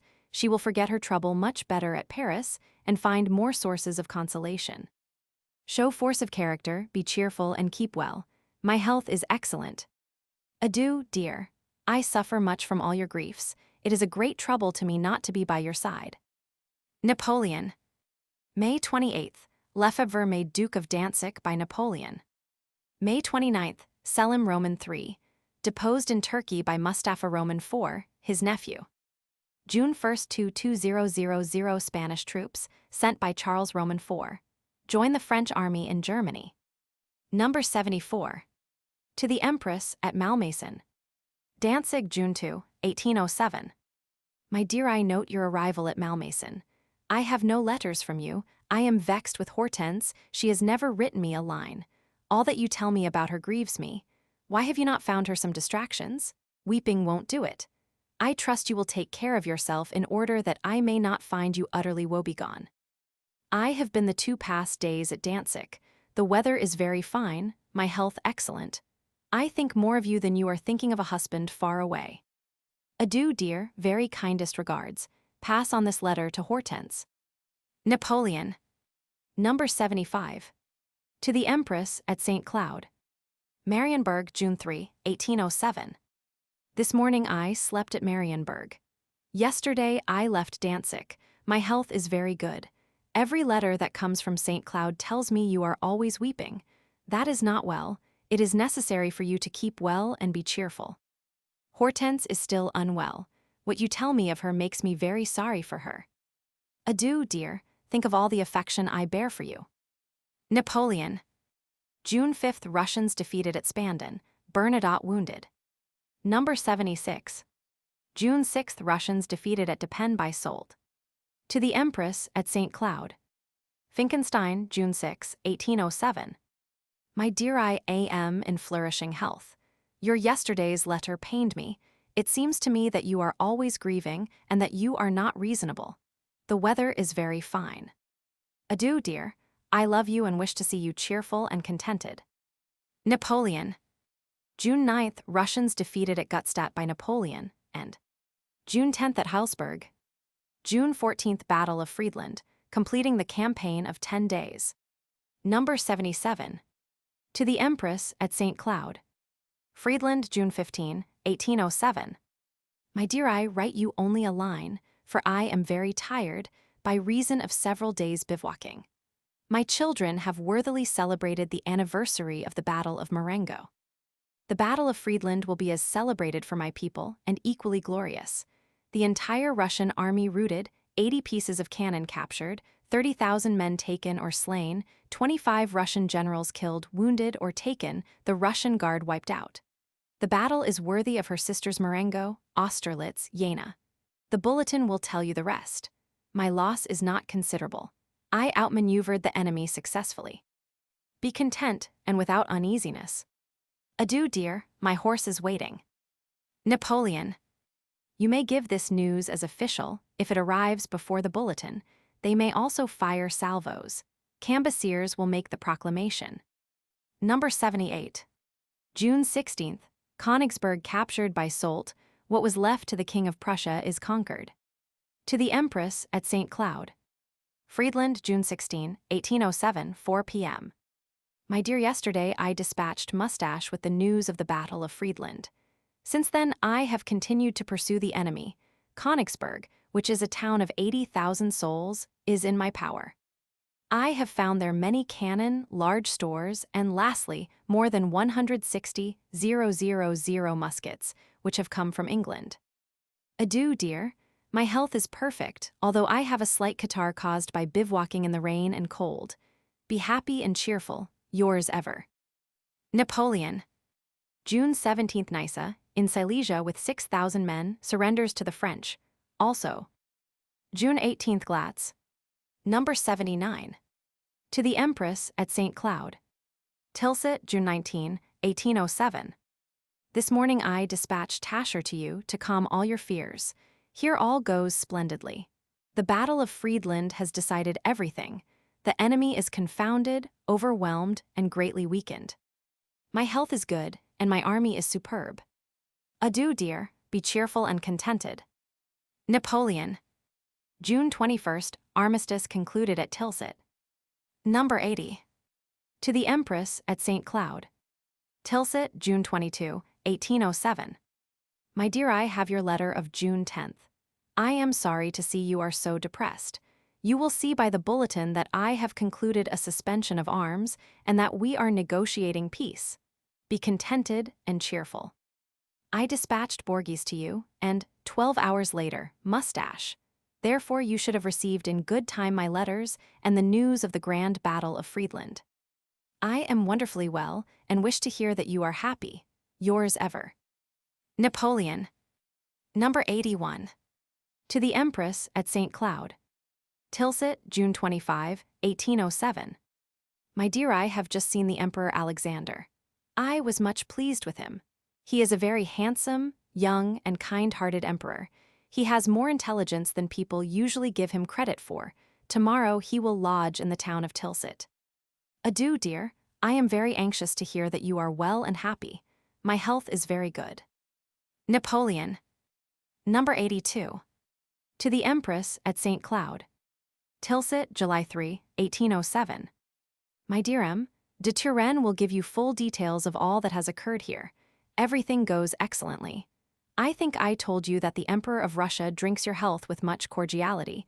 He, as well as the King of Prussia, dines with me every day. I sincerely trust that you are happy. Adieu, dear. 1,000 loving remembrances. Napoleon. Number 83. To the Empress at St. Cloud. Tilsit, July 6, 1807. I have your letter of June 25th. I was grieved to see that you were selfish, and that the success of my arms should have no charm for you. The beautiful Queen of Prussia is to come tomorrow to dine with me. I am well and am longing to see you again when destiny shall so order it. Still, it may be sooner than we expect. Adieu, dear, 1,000 loving remembrances. Napoleon. Number 84. July 7th peace signed between France and Russia. To the Empress at St. Cloud. Tilsit, July 7, 1807. My dear, yesterday the Queen of Prussia dined with me. I had to be on the defense against some further concessions she wished me to make to her husband, but I was very polite and yet held firmly to my policy. She is very charming. I shall soon give you the details, which I could not possibly give you now unless at great length. When you read this letter, peace with Prussia and Russia will be concluded, and Jerome acknowledged King of Westphalia, with a population of 3 millions. This news is for yourself alone. Adieu, dear. I love you, and wish to know that you are cheerful and contented. Napoleon. Number 85. To the Empress at St. Cloud. Tilsit, July 8, 1807. The Queen of Prussia is really charming. She is full of coquetry for me, but don't be jealous. I am an old cloth over which all that can only glide. It would cost me too much to play the lover. Napoleon. No, 12,875 of the correspondence, taken from Law's cases. July 9th peace signed between France and Prussia, the latter resigning all its possessions between the Rhine and the Elbe. Number 86. To the Empress at St. Cloud. Dresden, July 18, 1807 noon. My dear, yesterday I arrived at Dresden at 5 p.m. in excellent health, although I remained 100 hours in the carriage without getting out. I am staying here with the King of Saxony, with whom I am highly pleased. I have now therefore traversed more than half the distance that separates us. It is very likely that one of these fine nights I may descend upon St. Cloud like a jealous husband, so beware. Adieu, dear. I shall have great pleasure in seeing you yours ever. Napoleon. July 25th plot of Prince Ferdinand of Asturias against his parents, the King and Queen of Spain. July 27th Napoleon arrives at St. Cloud, 5 a.m. August 19th Napoleon suppresses the French tribunate. August 20th Marshal Brune captures Stralsund from the Swedes. September 1st, the Ionian Isles become part of the French Empire. September 5th to 7th bombardment of Copenhagen by the English. September 7th occupation of Rügen by Marshal Brune. October 6th war between Russia and Sweden. October 16th Treaty of Alliance between France and Denmark. October 17th. Junot with 27,000 men starts for Portugal, with whom France has been nominally at war since 1801. October 27th Treaty of Fontainebleau signed between France and Spain. Plot of Prince Ferdinand against his father discovered at Madrid the same day. November 8th, Russia declares war against England. November 15th Napoleon constitutes the Kingdom of Westphalia, with his brother Jerome as king. November 26th, Junot enters Abrantes and on. November 30th, enters Lisbon. December 9th trade suspended between England and the United States, rights of neutrals. December 23rd, France levies a contribution of 100 million francs on Portugal. Footnotes: Murat and Borges. Eugene's eldest daughter, the Princess Josephine Maximilian August, born March 14, 1807, married Bernadotte's son, Prince Oscar, June 18, 1827. Tout Diabolus. Charles Napoleon, Prince Royal of Holland, died at The Hague, May, 1807. Presumed date. Series 8. Napoleon was received with unbounded adulation by all the towns of Italy. He was the redeemer of France, but the creator of Italy. Alison, Hist. Of Europe, volumes I 280. Series 8. For subjoined notes to this series, see pages 264-67. Letter P. Number 1 Milan Mont Cenis Eugene. Number 2 Venice November 30th. Number 3 Udine 7 I may soon be in Paris. Letters of the Emperor Napoleon to the Empress Josephine during the journey he made in Italy, 1807. November 16th Napoleon leaves Fontainebleau. November 22nd, 25th at Milan. Number 1. To the Empress at Paris. Milan, November 25, 1807. My dear, I have been here 2 days. I am very glad that I did not bring you here. You would have suffered dreadfully in crossing Mont Cenis, where a storm detained me 24 hours. I found Eugene in good health. I am very pleased with him. The princess is ill. I went to see her at Monza. She has had a miscarriage. She is getting better. Adieu, dear. Napoleon. November 29th to December 7th at Venice, writes Talleyrand. This land is a phenomenon of the power of commerce. Number 2. To the Empress at Paris. Venice, November 30, 1807. I have your letter of November 22nd. The last 2 days I have been at Venice. The weather is very bad, which has not prevented me from sailing over the lagoons in order to see the different forts. I am glad to see you are enjoying yourself at Paris. The King of Bavaria, with his family, as well as the Princess Eliza, are here. I am spending December 2nd here, and that past I shall be on my way home, and very glad to see you. Adieu, dear. Napoleon. Number 3. To the Empress at Paris. Udine, December 11, 1807. My dear, I have your letter of December 3rd, from which I note that you were much pleased with the Jardin des Plantes. Here I am at the extreme limit of my journey. It is possible I may soon be in Paris, where I shall be very glad to see you again. The weather has not as yet been cold here, but very rainy. I have profited by this good season up to the last moment, for I suppose that at Christmas the winter will at length make itself felt. Adieu, dear, yours ever. Napoleon. December 12th at Udine. December 14th at Mantua. December 16th at Milan, till December 26th. December 17th, his Milan decree against English commerce. December 27th, 28th at Turin.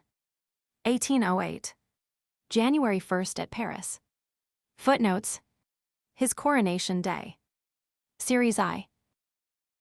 The imbecility of Charles Roman IV, the vileness of Ferdinand, and the corruption of God were undoubtedly the proximate causes of the calamities which overwhelmed Spain. Napier's Peninsular War, Volume I. Preface. Series I. For subjoined notes to this series, see pages 267-69. Letter P. Number 1, Bayonne. Number 2, a country house everything is still most primitive. Number 3, Prince of the Asturias the Queen. Number 4, a son has been born arrive on the 27th. Letters of the Emperor Napoleon to the Empress Josephine during the stay that he made at Bayonne, 1808. This year offers a strange picture. The Emperor Napoleon was at Venice in the month of January, surrounded by the homage of all the courts and princes of Italy. In the month of April, he was at Bayonne, surrounded by that of Spain and the great personages of that country. And finally, in the month of October, he is at Erfurth, with his parterre of kings. Memoirs du Docteur Ravago. January 27th, Queen and Prince Regent of Portugal reach Rio de Janeiro. February 2nd, French troops enter Rome.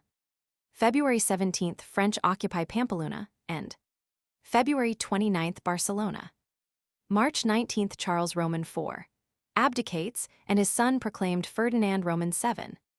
March 20th, God, imprisoned by Ferdinand. March 23rd, Murat enters Madrid. March 27th, Napoleon, excommunicated. April 15th, Napoleon arrives at Bayonne. Number 1. To the Empress at Bordeaux. Bayonne, April 16, 1808.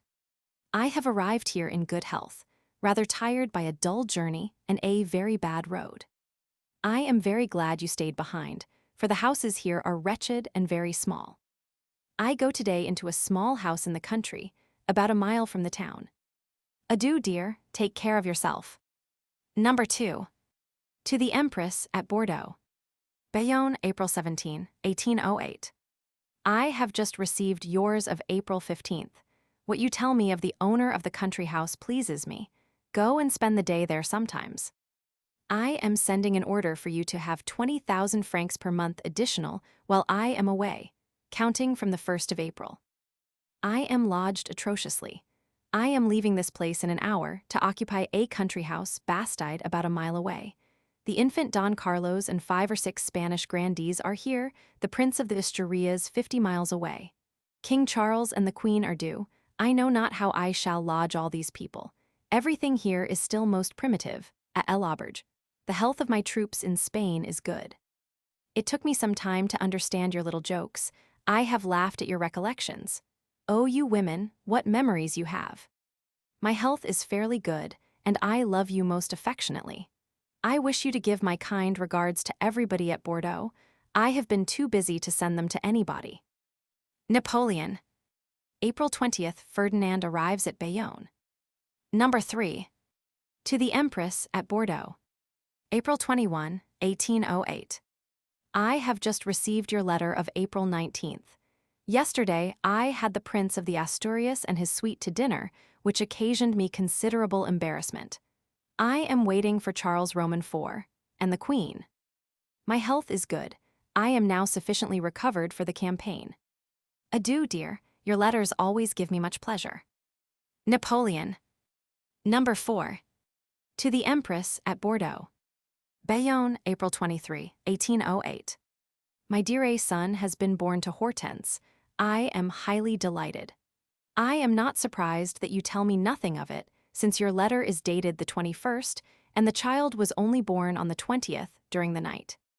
You can start on the 26th, sleep at Mont de Marsan, and arrive here on the 27th. Have your best dinner service sent on here on the 25th in the evening. I have made arrangements for you to have a little house in the country, next to the one I have. My health is good. I am waiting for Charles Roman IV and his wife. Adieu, dear. Napoleon. April 30th, Charles Roman IV and the Queen arrive at Bayonne. May 1st, Ferdinand gives back the crown to his father. May 2nd, Murat subdues insurrection at Madrid.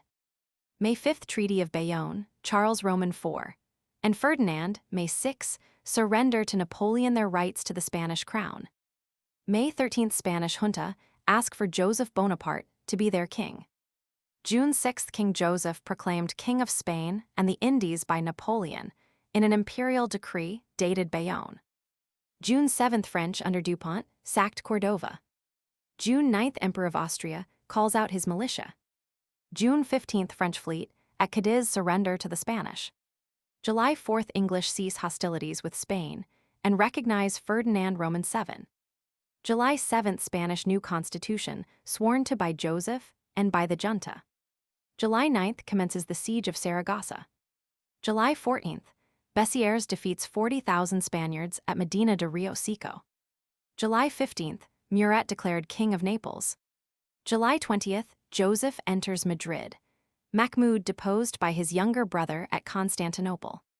July 22nd, Dupont capitulates at Balen, the only stain on French arms for 20 years, 1792-1812. Montgillard. July 30th, French protest against Austrian armaments. August 1st, Wellington landed in Portugal. August 21st, Battle of Vimiera, creditable to Junot. August 25th, Spanish troops reoccupy Madrid. August 30th, Convention of Sintra. French only hold Barcelona, Biscay, Navarre, and Alava in the whole of Spain.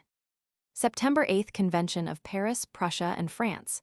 Prussian army not to exceed 40,000 men. Footnotes: Charles Louis Napoleon, afterwards Napoleon Roman III. At 17, Rue Lafitte.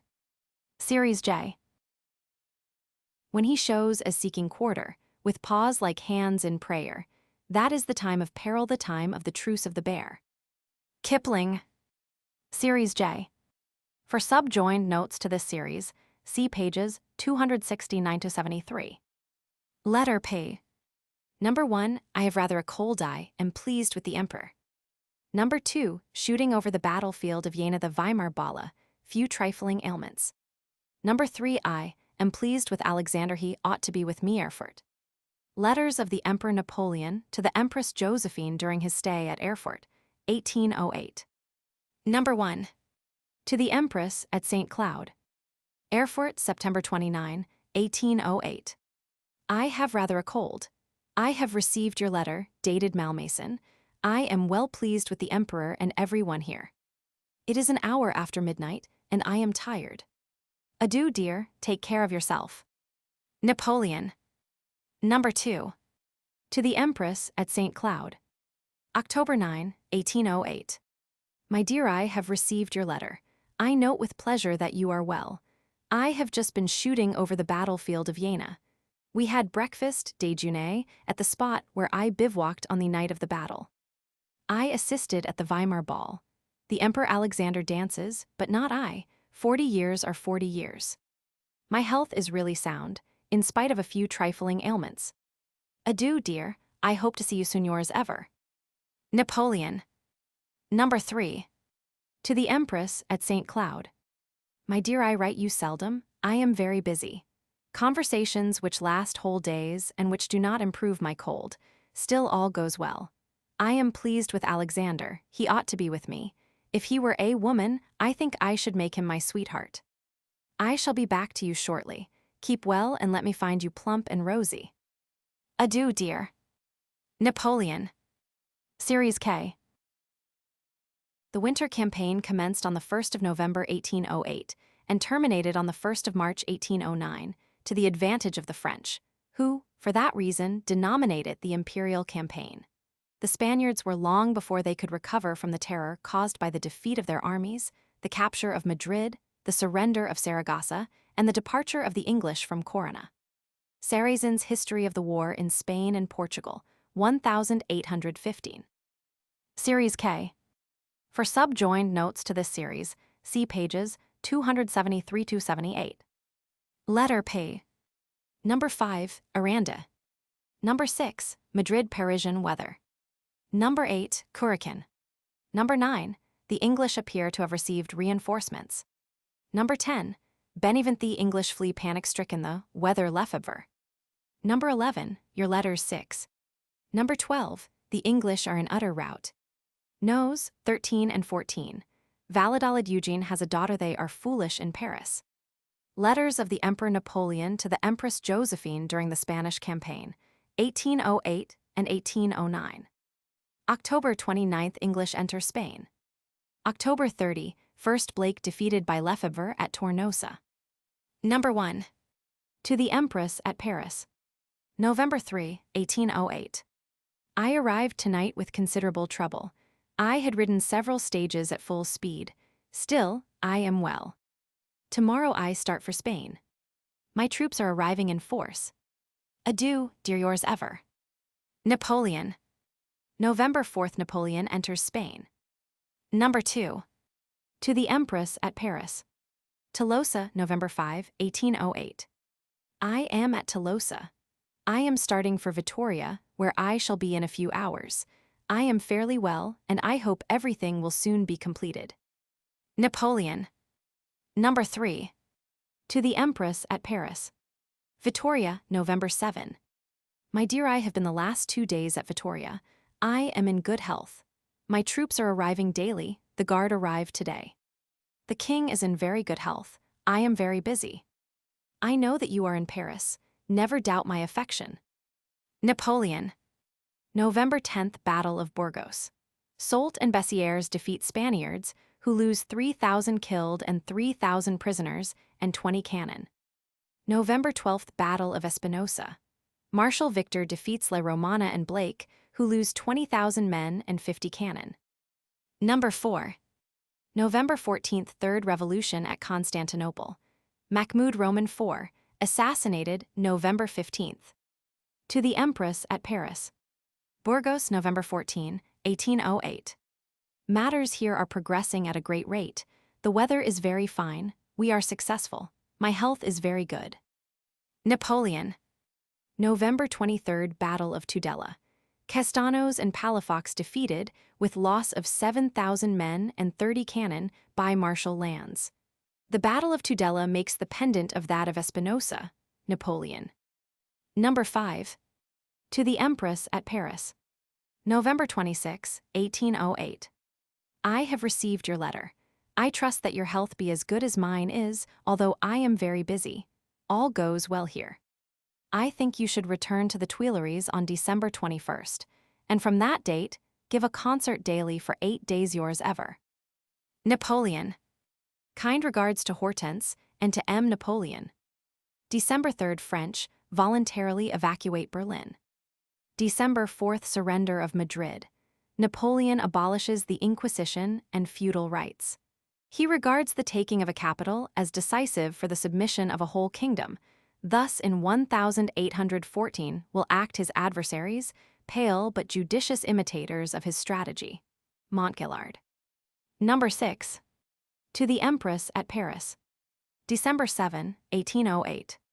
Your letter of the 28th to hand. I am glad to see that you are well. You will have seen that young Tascher has distinguished himself, which has pleased me. My health is good. Here we are enjoying Parisian weather of the last fortnight in May. We are hot and have no fires, but the nights are rather cool. Madrid is quiet, all my affairs prosper. Adieu, dear yours ever. Napoleon. Kind regards to Hortense and to M. Napoleon. Number 7. To the Empress at Paris. Chamartin, December 10, 1808. My dear yours to hand, in which you tell me what bad weather you are having in Paris. Here it is the best weather imaginable. Please tell me what mean these alterations Hortense is making. I hear she is sending away her servants. Is it because they have refused to do what was required? Give me some particulars. Reforms are not desirable. Adieu, dear. The weather here is delightful. All goes excellently, and I pray you to keep well. Napoleon. Number 8.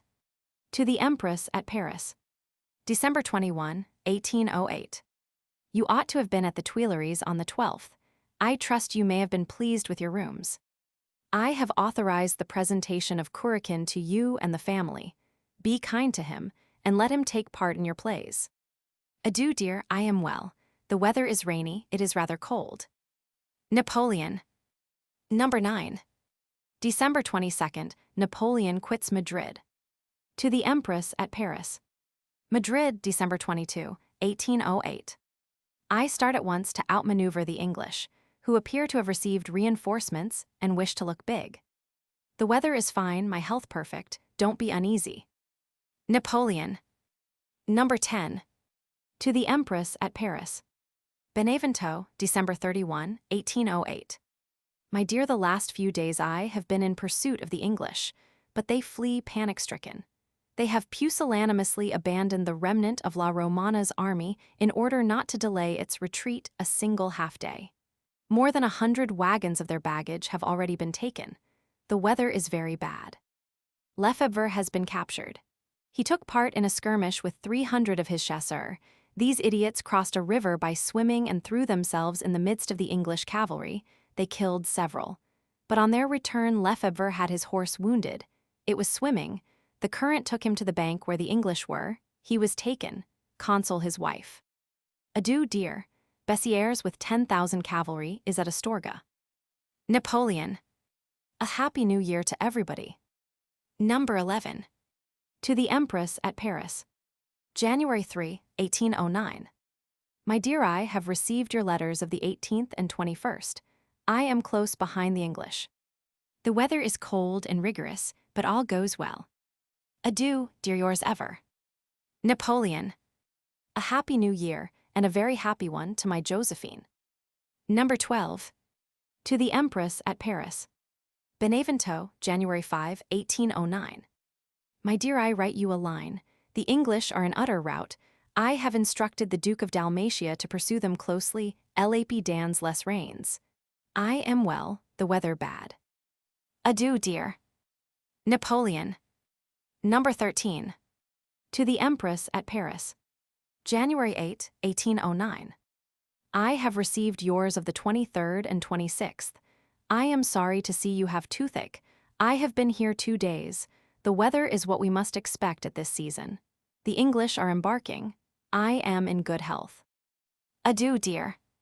I am writing Hortense. Eugene has a daughter. Yours ever. Napoleon. Number 14. To the Empress at Paris. January 9, 1809. Mustache brings me your letter of 31st December. I see from it, dear, that you are sad and have very gloomy disquietudes. Austria will not make war on me. If she does, I have 150,000 men in Germany and as many on the Rhine, and 400,000 Germans to reply to her. Russia will not separate herself from me. They are foolish in Paris, all goes well. I shall be at Paris the moment I think it worthwhile. I advise you to beware of ghosts, one fine day, at 2 o'clock in the morning. But adieu, dear, I am well and am yours ever. Napoleon. Footnotes. At Bayonne. General Lefebvre Desnouettes. Series L. Berthier, incapable of acting a principal part, was surprised, and making a succession of false movements that would have been fatal to the French army, if the emperor, journeying night and day, had not arrived at the very hour when his lieutenant was on the point of consummating the ruin of the army. But then was seen the supernatural force of Napoleon's genius. In a few hours he changed the aspect of affairs, and in a few days, maugre their immense number, his enemies, baffled and flying in all directions, proclaimed his mastery in an art which, up to that moment, was imperfect. For never, since troops first trod a field of battle, was such a display of military genius made by man. Napier. Series L. For subjoined notes to this series, see pages 278–95. Letter P. Napoleon's position in Europe. Number 1. Donoughworth the Ratisbon Proclamation, and first successes of the campaign up to April 23, 2. Number 2. May 6 the ball that touched me. Number 3. Baron Marbot's foray, and memories of Richard Coeur de Lion. Number 4. Schonbrunn 5 May 12. Number 5. Ebersdorf Eugen, has completely performed the task. Number 6 May 29. Number 7. I have ordered the 2 princes 9 the Duke of Montebello thus, everything ends. Number 9. Eugene won a battle. Number 11. Wagram les I am sunburnt. Number 12. A surfeit of Beilwalkersdorf. Number 16. My affairs follow my wishes. Number 17. August 21st. Number 18. Comedians women not having been presented. Number 19. All this is very suspicious. Number 20. Krems my health has never been better. Number 23. October 14th. Number 24. Stuttgart. Letters of the Emperor Napoleon to the Empress Josephine during the Austrian campaign, 1809. Events of 1809. January 7th, King and Queen of Prussia visit Alexander at St. Petersburg. January 12th, Cayenne and French Guiana, captured by Spanish and Portuguese South Americans. January 13th, Combat of Alcazar, victor defeats Spaniards. January 14th, Treaty of Alliance between England and Spain. January 16th, Battle of Corunna, more killed, Baird wounded. January 17th, English army sails for England. January 22nd, King Joseph returns to Madrid. January 27th, Soult takes Ferrol, retaken by English, June 22nd. February 21st, Lannes takes Saragossa. February 23rd, English capture Martinique. March 4th, Madison, made President of United States. March 29th, Soult fights Battle of Oporto. Spaniards lose 20,000 men and 200 guns. Gustavus Adolphus abdicates throne of Sweden. April 9th, Austrians under Archduke Charles cross the Inn, enter Bavaria, and take Munich. Napoleon receives this news April 12th and reaches Strasbourg April 15th. April 15th, Eugene defeated on the Tagliamento. April 16th and at Sassel. April 19th, Combat of Pfaffenhofen. Oudenot repulses Austrians, while Davoust wins the Battle of Thann. Napoleon joins the army. April 20th, Battle of Ebensburg. Archduke Louis defeated, Austrians take Ratisbon and 1,800 prisoners. Poles defeated by Archduke Ferdinand at Bassy. April 21st, Combat of Landshut. Heavy Austrian losses. Austrians under Archduke Ferdinand take Warsaw. April 22nd, Battle of Eckmühl. Napoleon defeats Archduke Charles. April 23rd, French take Ratisbon. April 25th, King of Bavaria re-enters Munich. April 26th, French army crosses the Inn. April 28th, 30th, French force the Salza and cut in two the main Austrian army, one of the most beautiful maneuvers of modern tactics. Montgillard. April 29th, Combat of Caldero. Eugene defeats Archduke John. May 3rd, Russia declares war on Austria and enters Galicia. May 4th, Combat of Ebersberg. Massena defeats Austrians, but loses a large number of men. Number 1. To the Empress at Strasbourg. Donauworth, April 17, 1809. I arrived here yesterday at 4 a.m. I am just leaving it. Everything is underway. Military operations are in full activity. Up to the present, there is nothing new. My health is good, yours ever. Napoleon. Number 2. To the Empress at Strasbourg. Ends May 6, 1809 noon. My dear, I have received your letter. The ball that touched me has not wounded me, it barely grazed the tendon Achilles. My health is very good, you are wrong to be uneasy. My affairs here go excellently, yours ever. Napoleon. Kind regards to Hortense and the Duc de Bourg. May 8th, Eugene crosses the Piave and defeats Archduke John. Number 3. To the Empress at Strasbourg. St. Polten, May 9, 1809. My dear, I write you from St. Polten. Tomorrow I shall be before Vienna. It will be exactly a month to the day after the Austrians crossed the Inn and violated peace. My health is good, the weather splendid, and the soldiery very cheerful. There is wine here. Keep well, yours ever. Napoleon. May 13th, French occupy Vienna, after a bombardment of 36 hours. May 17th, Roman states united to the French Empire. May 18th, French occupy Trieste. May 19th, Lefebvre occupies Innsbruck. May 20th, Eugene reaches Klagenfurt. May 21st, 22nd Battle of Essling. A drawn battle, unfavorable to the French, who lose Marshall lands, 3 generals killed and 500 officers and 18,000 men wounded. The Archduke admits a loss of 4,200 killed and 16,000 wounded. May 22nd, Meervelt with 4,000 men surrenders at Laybach to MacDonald. May 25th, Eugene reaches Leoben in Styria and captures most of the corps of Jellachich. May 26th, Eugene joins the Army of Germany at Bruck in Styria. Number 4. May 12th, Soult evacuates Portugal. Wellington crosses the Douro and enters Spain. To the Empress at Strasbourg. Scombren, May 12, 1809. I am dispatching the brother of the Duchess of Montebello to let you know that I am master of Vienna and that everything here goes perfectly. My health is very good. Napoleon. Number 5. To the Empress at Strasbourg. Ebersdorf, May 27, 1809. I am dispatching a page to tell you that Eugene has rejoined me with all his army, that he has completely performed the task that I entrusted him with, and has almost entirely destroyed the enemy's army opposed to him. I send you my proclamation to the army of Italy, which will make you understand all this. I am very well, yours ever. Napoleon. P.S. You can have this proclamation printed at Strasbourg and have it translated into French and German in order that it may be scattered broadcast over Germany. Give a copy of the proclamation to the page who goes on to Paris. May 28th, Hofer defeats Bavarians at Innsbruck. Number 6. To the Empress at Strasbourg. Ebersdorf, May 29, 1809, 7 p.m. My dear, I have been here since yesterday. I am stopped by the river. The bridge has been burnt. I shall cross at midnight. Everything here goes as I wish it, viz., very well. The Austrians have been overwhelmed. Frappes de la Foutre. Adieu, dear, yours ever. Napoleon. Number 7. To the Empress at Strasbourg. Ebersdorf, May 31, 1809. Your letter of the 26th to hand. I have written you that you can go to Plombières.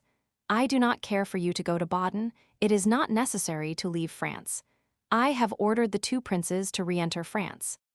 The loss of the Duke of Montebello, who died this morning, has grieved me exceedingly. Thus everything ends. Adieu, dear. If you can help to console the poor Marechal, do so, yours ever. Napoleon. June 1st, Archduke Ferdinand evacuates Warsaw. June 6th, Regent of Sweden proclaimed king as Charles Roman XIII. Number 8. To the Empress at Strasbourg. Scombren, June 9, 1809. I have received your letter. I see with pleasure that you are going to the waters at Plombières. They will do you good. Eugene is in Hungary with his army. I am well, the weather very fine. I note with pleasure that Hortense and the Duke of Berg are in France. Adieu, dear yours ever. Napoleon. June 10th Union of the Papal States to France, promulgated in Rome. June 11th Napoleon, and all his abettors excommunicated. June 14th, Eugene, aided by MacDonald and Lauriston, defeats Archduke Ferdinand at Robb. Number 9. To the Empress at Plombières. Schönbrunn, June 16, 1809. I dispatch a page to tell you that, on the 14th, the anniversary of Marengo, Eugene won a battle against the Archduke John and the Archduke Palatine at Robb in Hungary, that he has taken 3,000 men, many pieces of cannon, 4 flags, and pursued them a long way on the road to Budapest. Napoleon. June 18th Combat of Belchite. Blake defeated by Suchet near Saragossa. Number 10.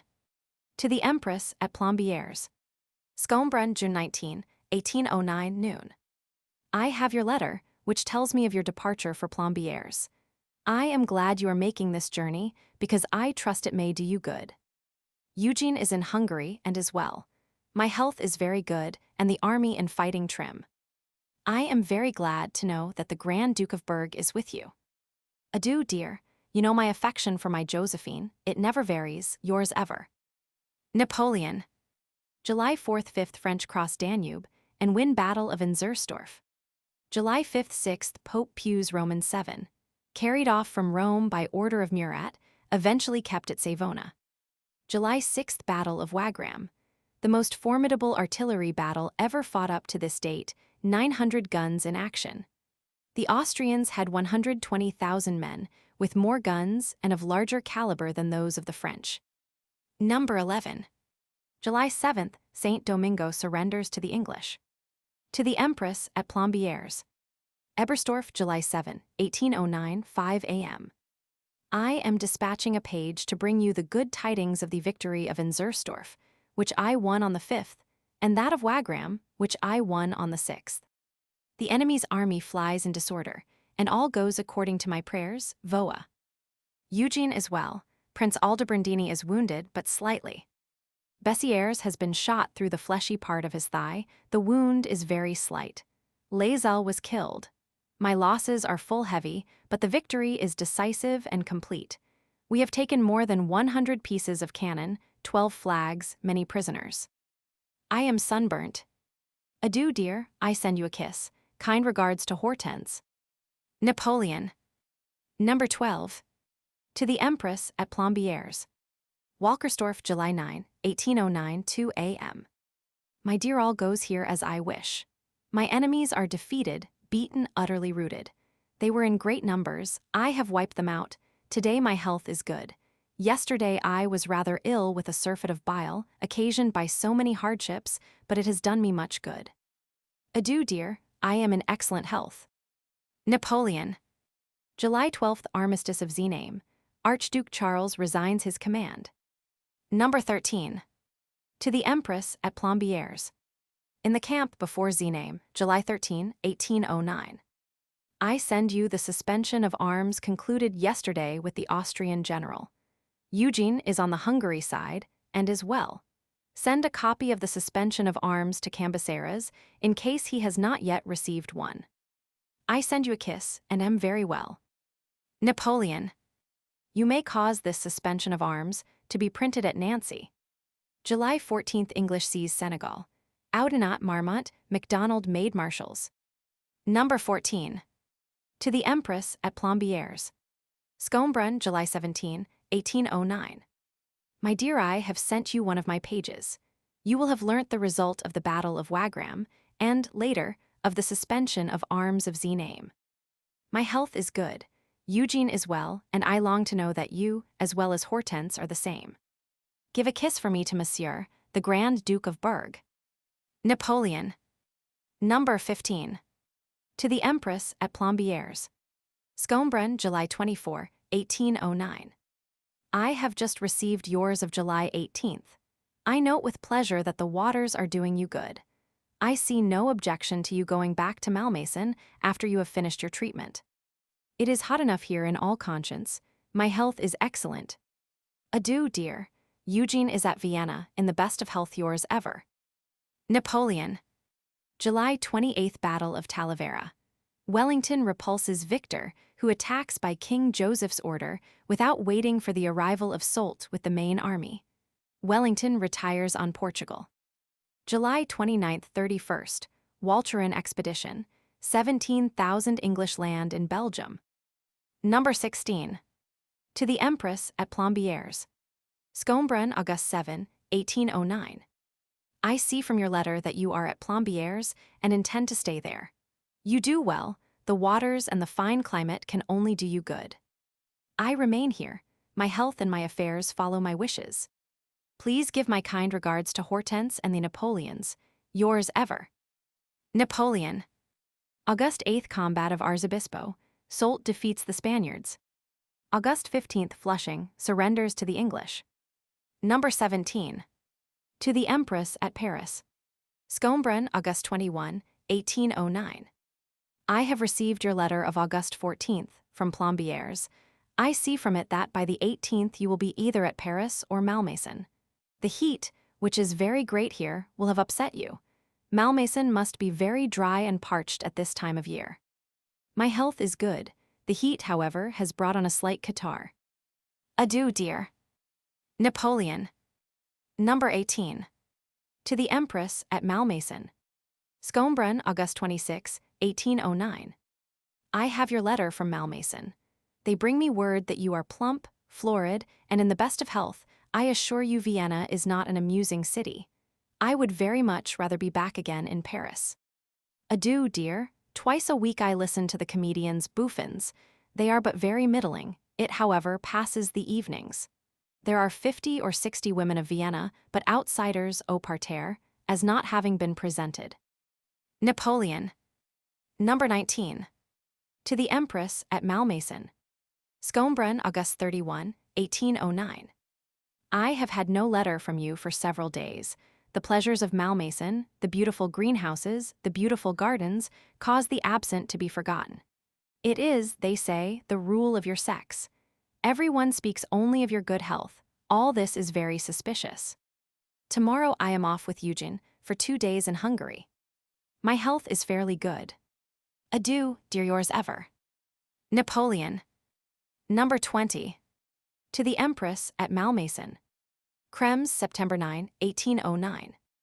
My dear, I arrived here yesterday at 2 a.m. I have come here to see my troops. My health has never been better. I know that you are very well. I shall be in Paris at a moment when nobody will expect me. Everything here goes excellently and to my satisfaction. Adieu, dear. Napoleon. Number 21. To the Empress at Malmaison. Scombren, September 23, 1809. I have received your letter of the 16th, and note that you are well. The old maid's house is only worth 120,000 francs. They will never get more for it. Still, I leave you mistress to do what you like, since it amuses you. Only, once purchased, don't pull it down to put a rockery there. Adieu, dear. Napoleon. Number 22. To the Empress at Malmaison. Scombren, September 25, 1809. I have received your letter. Be careful, and I advise you to be vigilant, for one of these nights you will hear a loud knocking. My health is good. I know nothing about the rumors. I have never been better for many a long year. Corvisart was no use to me. Adieu, dear. Everything here prospers, yours ever. Napoleon. September 26th Battle of Silistria. Turks defeat Russians. Number 23. October 14th Treaty of Vienna, between France and Austria. To the Empress at Malmaison. Scombren, October 14, 1809. My dear, I write to advise you that peace was signed 2 hours ago between Champagny and Prince Metternich. Adieu, dear. Napoleon. October 19th, Mortier routs Spaniards at Ocana. Number 24. To the Empress at Malmaison. Nymphenburg, near Munich, October 21, 1809. I arrived here yesterday in the best of health, but shall not start till tomorrow. I shall spend a day at Stuttgart. You will be advised 24 hours in advance of my arrival at Fontainebleau. I look forward with pleasure to seeing you again, and I await that moment impatiently. I send you a kiss, yours ever. Napoleon. Number 25. To the Empress at Malmaison. Munich, October 22, 1809. My dear, I start in an hour. I shall be at Fontainebleau from the 26th to 27th. You may meet me there with some of your ladies. Napoleon. November 25th, disappearance of Benjamin Bathurst, erroneously thought to have been murdered by the French, really by robbers. December 1st, capture of Girona, and 200 cannon by Augereau. December 16th, French Senate, pronounced the divorce of Napoleon and Josephine. December 24th, English re-embark from Flushing. Footnotes. Napoleon Louis, Prince Royal of Holland and Grand Duke of Berg from March 3, 1809. Her two grandsons, who with Hortense, their mother, were at Baden. Boisbriau, belonging to Mademoiselle Julian. Series M. Josephine, my excellent Josephine, thou knowest if I have loved thee, to thee alone do I owe the only moments of happiness which I have enjoyed in this world. Josephine, my destiny overmasters my will, my dearest affections must be silent before the interests of France. Burion's Napoleon. Footnotes. Also Memes Memoirs of Josephine, p. 333. Series M. For subjoined notes to this series, see pages 295-4. Letter P. Number 1, A Family Council. Number 2, Savary Queen of Naples, The Hunt. Number 4, The Weather is Very Damp. Number 5, King of Bavaria. Number 6, Their Last Dinner Together. Number 7, Tuileries. Number 8, A House Vacant in Paris. Number 9, Hortense. Number 10, A Visit to Josephine. Number 11, What Charms Your Society Has. Number 12, King of Westphalia. Number 13, Sensible. Number 14, Dodinard. Number 16, The Choosing of a Bride. Number 17, Date. Nose 18 and 19, L'Elysée 3. Number 20, Bessieres Country House. Number 21, Rambouillet. Letters of the Emperor Napoleon to the Empress Josephine after the divorce, and before his marriage with Marie-Louise. December 1809 to April 2, 1810. Number 1.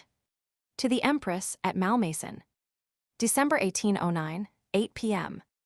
My dear, I found you today weaker than you ought to be. You have shown courage. It is necessary that you should maintain it and not give way to a doleful melancholy. You must be contented and take special care of your health, which is so precious to me. If you are attached to me, and if you love me, you should show strength of mind and force yourself to be happy. You cannot question my constant and tender friendship, and you would know very imperfectly all the affection I have for you if you imagine that I can be happy if you are unhappy, and contented if you are ill at ease. Adieu, dear, sleep well, dream that I wish it. Napoleon. Number 2. To the Empress at Malmaison.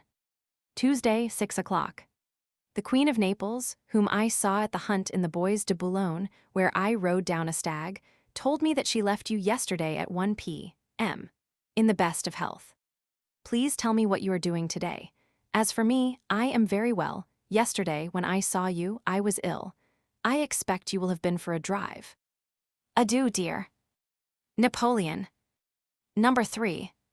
To the Empress at Malmaison. Trianon, 7 p.m. My dear, I have just received your letter. Savary tells me that you are always crying. That is not well. I trust that you have been for a drive today. I sent you my quarry. I shall come to see you when you tell me you are reasonable and that your courage has the upper hand. Tomorrow, the whole day, I am receiving ministers. Adieu, dear.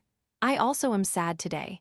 I need to know that you are satisfied and to learn that your equilibrium aplomb is restored. Sleep well. Napoleon. Number 4. To the Empress at Malmaison. Thursday noon, 1809. My dear, I wish to come and see you today, but I was very busy and rather unwell. Still, I am just off to the council.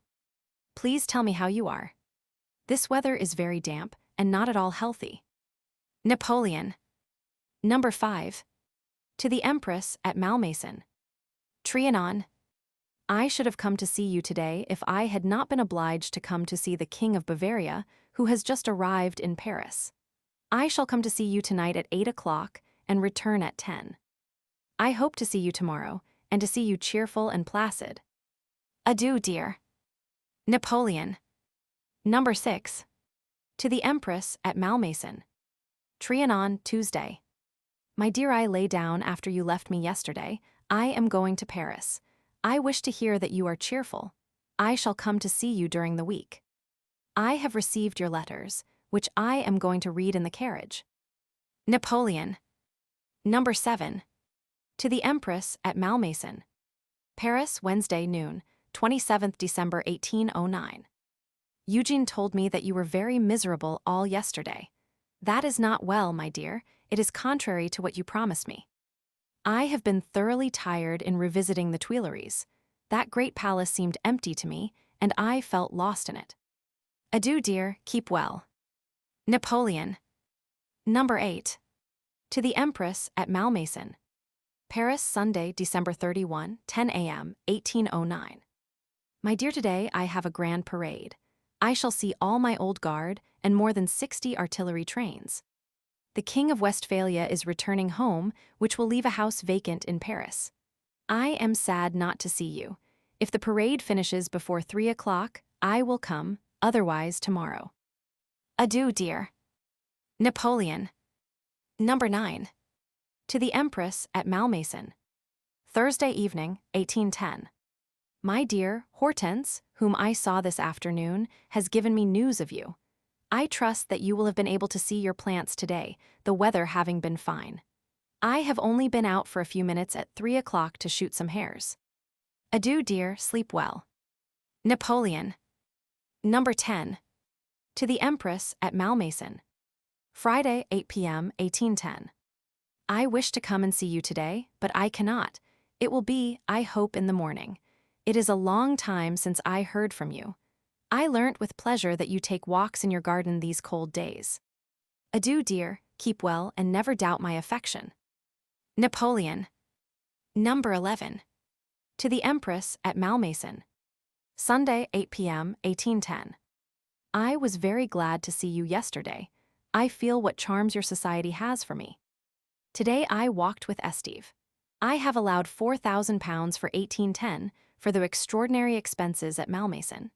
You can therefore do as much planting as you like. You will distribute that sum as you may require. I have instructed Esteve to send £8,000 the moment the contract for the Mason Julian shall be made. I have ordered them to pay for your parure of rubies, which will be valued by the department, for I do not wish to be robbed by jewelers. So there goes the £16,000 that this may cost me.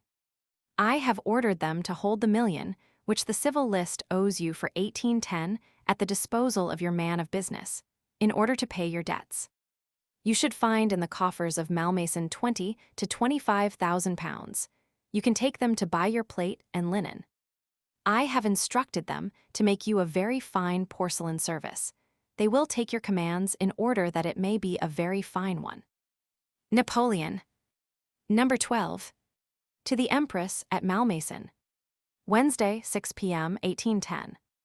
My dear, I see no objection to your receiving the King of Westphalia whenever you wish. The King and Queen of Bavaria will probably come to see you on Friday. I long to come to Malmaison, but you must really show fortitude and self-restraint. The page on duty this morning told me that he saw you weeping. I am going to dine quite alone. Adieu, dear. Never doubt the depth of my feelings for you. You would be unjust and unfair if you did. Napoleon. Number 13. To the Empress at Malmaison. Saturday, 1 p.m., 1810. My dear, yesterday I saw Eugene, who told me that you gave a reception to the kings. I was at the concert till 8 o'clock and only dined, quite alone, at that hour. I long to see you. If I do not come today, I will come after Mass. Adieu, dear. I hope to find you sensible and in good health. This weather should indeed make you put on flesh. Napoleon. January 9, the clergy of Paris annul the religious marriage of Napoleon with Josephine, so Biographie Universelle, Michaud, Montgellard gives January 18. Confirmed by the Metropolitan Officialité, January 12, Pasquire. Number 14. To the Empress at Malmaison. Trianon, January 17, 1810. My dear Daudenard, whom I sent to you this morning, tells me that since you have been at Malmaison, you have no longer any courage. Yet that place is full of our happy memories, which can and ought never to change, at least on my side. I want badly to see you, but I must have some assurance that you are strong and not weak. I too am rather like you, and it makes me frightfully wretched. Adieu, Josephine, good night. If you doubted me, you would be very ungrateful. Napoleon. Number 15. To the Empress at Malmaison. January 20, 1810. My dear, I send you the box that I promised you the day before yesterday representing the island of Lobau. I was rather tired yesterday. I work much and do not go out. Adieu, dear. Napoleon. Number 16. To the Empress at Malmaison. Noon, Tuesday, 1810. I hear that you are making yourself miserable. This is too bad. You have no confidence in me, and all the rumors that are being spread strike you. This is not knowing me, Josephine. I am much annoyed, and if I do not find you cheerful and contented, I shall scold you right well. Adieu, dear. Napoleon. Number 17. To the Empress at Malmaison. Sunday, 9 p.m., 1810. My dear, I was very glad to see you the day before yesterday. I hope to go to Malmaison during the week. I have had all your affairs looked after here and ordered that everything be brought to the Elysée Napoleon. Please take care of yourself. Adieu, dear. Napoleon. Number 18. To the Empress at Malmaison. January 30, 1810. My dear, your letter to hand. I hope the walk you had yesterday, in order to show people your conservatories, has done you good. I will gladly see you at the Elysée, and shall be very glad to see you oftener, for you know how I love you. Napoleon. Number 19. To the Empress at Malmaison. Saturday, 6 p.m., 1810. I told Eugene that you would rather give ear to the vulgar gossip of a great city than to what I told you. Yet people should not be allowed to invent fictions to make you miserable. I have had all your effects moved to the Elysée. You shall come to Paris at once, but be at ease and contented and have full confidence in me. Napoleon. February 2, Soult occupies Seville. The junta takes refuge at Cadiz. February 6, Guadeloupe surrenders to the English. February 7, Convention of Marriage between the Emperor Napoleon and the Archduchess Marie-Louise. Number 20. To the Empress at the Elysée Napoleon. February 19, 1810. My dear, I have received your letter.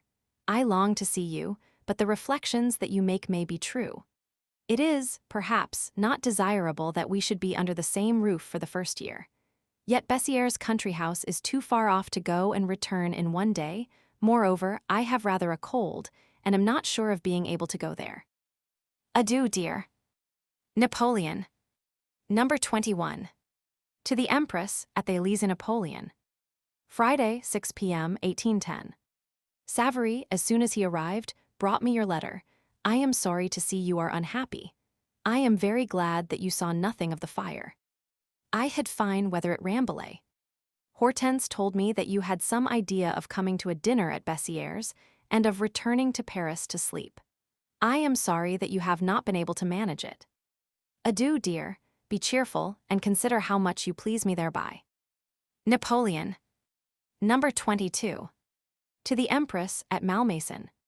March 12, 1810. My dear, I trust that you will be pleased with what I have done for Navarre. You must see from that how anxious I am to make myself agreeable to you. Get ready to take possession of Navarre. You will go there on March 25 to pass the month of April. Adieu, dear. Napoleon. April 1, civil marriage of Napoleon and Marie-Louise. Religious marriage, April 2. Footnotes. The Empress, with Hortense, had been to dine at Trianon. General Treasurer of the Crown. Series N. 1810. April 2nd, December 31st. After the marriage with Marie-Louise. Bella Gerant Alii to Felix Austria, Noob. Series N. For subjoined notes to this series, see pages 304-310. Letter P. Number 1, Navarre to Malmaison. No 1A, it is written in a bad style. Number 2, Josephine's wishes. Number 2A, 2 letters. Number 3, the northern tour of 1810, I will come to see you. Number 4, July 8th, you will have seen Eugene that unfortunate daughter. Number 5, the conduct of the King of Holland. Number 6, to die on a lake. Number 8, Paris this Friday. Number 9, the only suitable places. Number 10, Malmaison the Empress progresses satisfactorily. Number 1. Letter of the Empress Josephine to the Emperor Napoleon. Navarre, April 19, 1810. Sire, I have received, by my son, the assurance that your Majesty consents to my return to Malmaison, and grants to me the advances asked for in order to make the Chateau of Navarre habitable. This double favor, sire, dispels to a great extent the uneasiness, nay, even the fears which your Majesty's long silence had inspired. I was afraid that I might be entirely banished from your memory. I see that I am not. I am therefore less wretched today, and even as happy as henceforward it will be possible for me to be. I shall go at the end of the month to Malmaison, since your Majesty sees no objection to it.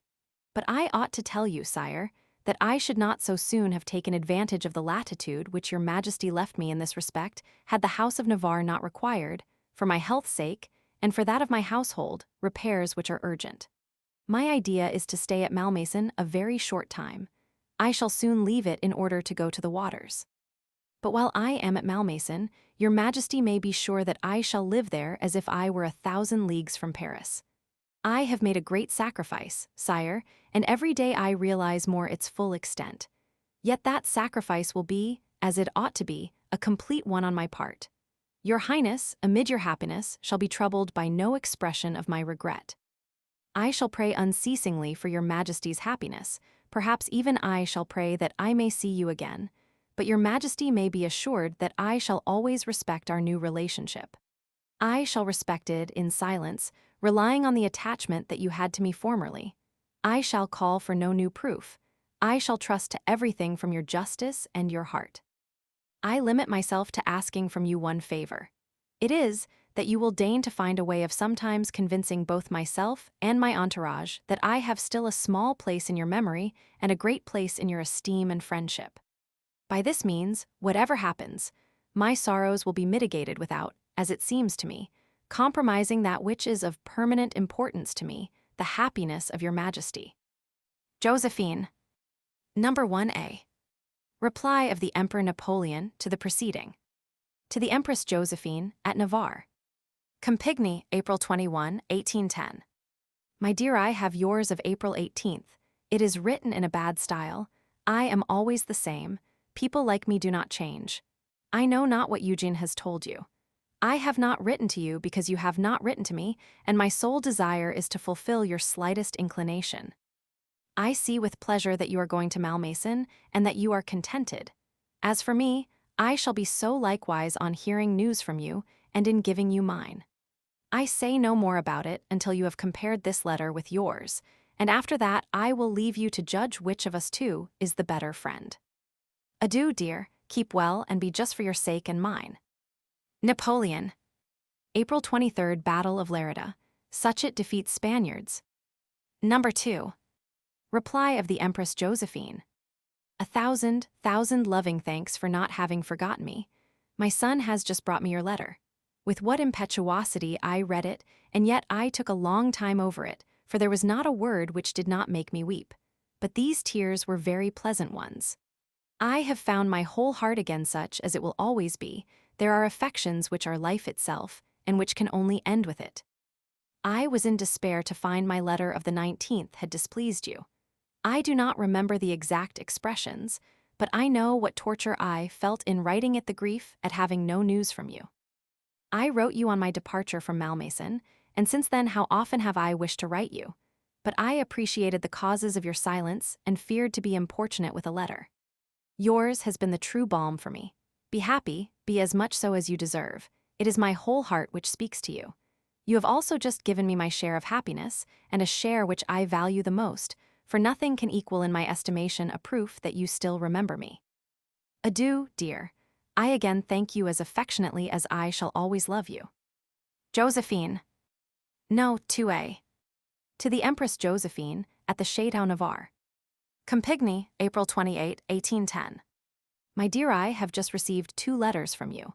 I am writing to Eugene. I have ordered that the marriage of Tascher with the Princess de la Layen shall take place. Tomorrow I shall go to Antwerp to see my fleet and to give orders about the works. I shall return on May 15th. Eugene tells me that you wish to go to the waters. Trouble yourself about nothing. Do not listen to the gossip of Paris. It is idle and far from knowing the real state of things. My affection for you does not change, and I long to know that you are happy and contented. Napoleon. Number 3. To the Empress Josephine, at Malmaison. My dear, I have your letter. Eugene will give you tidings of my journey and of the Empress. I am very glad that you are going to the waters. I trust they may do you good. I wish very much to see you. If you are at Malmaison at the end of the month, I will come to see you. I expect to be at St. Cloud on the 30th of the month. My health is very good. It only needs to hear that you are contented and well. Let me know in what name you intend to travel.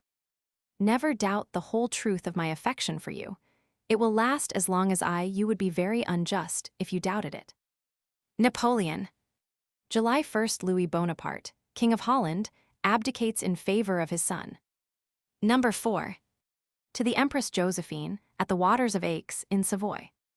Rambouillet, July 8, 1810. My dear, I have your letter of July 8th. You will have seen Eugene, and his presence will have done you good. I learn with pleasure that the waters are beneficial to you. The King of Holland has just abdicated the throne, while leaving the regency, according to the Constitution, in the hands of the Queen. He has quitted Amsterdam and left the Grand Duke of Berg behind. I have reunited Holland to France, which has, however, the advantage of setting the Queen at liberty, and that unfortunate girl is coming to Paris with her son, the Grand Duke of Berg. That will make her perfectly happy. My health is good. I have come here to hunt for a few days. I shall see you this autumn with pleasure. Never doubt my friendship, I never change. Keep well, be cheerful, and believe in the truth of my attachment. Napoleon. July 9th. Holland, incorporated with the French Empire. July 10th. Ney takes Ciudad Rodrigo after 25 days open trenches. Number 5. To the Empress Josephine, at the Waters of Aix, in Savoy. St. Cloud, July 20, 1810. My dear, I have received your letter of July 14th, and note with pleasure that the waters are doing you good, and that you like Geneva. I think that you are doing well to go there for a few weeks. My health is fairly good. The conduct of the King of Holland has worried me. Hortense is shortly coming to Paris. The Grand Duke of Berg is on his way. I expect him tomorrow. Adieu, dear. Napoleon. Number 6. To the Empress Josephine, at the Waters of Aix, in Savoy. Trianon, August 10, 1810. Your letter to hand. I was pained to see what a risk you had run. For an inhabitant of the Isles of the Ocean to die in a lake would have been a fatality indeed. The Queen is better, and I hope her health will be re-established. Her husband is in Bohemia, apparently not knowing what to do. I am fairly well, and beg you to believe in my sincere attachment. Napoleon. August 21st. Swedes elect Marshal Bernadotte Crown Prince of Sweden. August 27th. Messina takes Almeida. Number 7. To the Empress Josephine, at the Waters of Aix, in Savoy. St. Cloud, September 14, 1810. My dear, I have your letter of September 9th. I learn with pleasure that you keep well. There is no longer the slightest doubt that the Empress has entered on the 4th month of her pregnancy. She is well and is much attached to me. The young Princes Napoleon are very well. They are in the Pavillon d'Italie in the Park of St. Cloud. My health is fairly good. I wish to learn that you are happy and contented. I hear that one of your entourage has broken a leg while going on the glacier. Adieu, dear. Never doubt the interest I take in you and the affection that I bear towards you. Napoleon. September 27th. Battle of Busaco. Like Ebersberg, another of Massina's expensive and unnecessary frontal attacks. He loses 5,000 men, but next day turns the position of Wellington, who continues to retire. Number 8. To the Empress at Malmaison. Paris this Friday. My dear, yours to hand. I am sorry to see that you have been ill. I fear it must be this bad weather. Madame de la T is one of the most foolish women of the Faubourg. I have borne her cackle for a very long time. I am sick of it, and have ordered that she does not come again to Paris.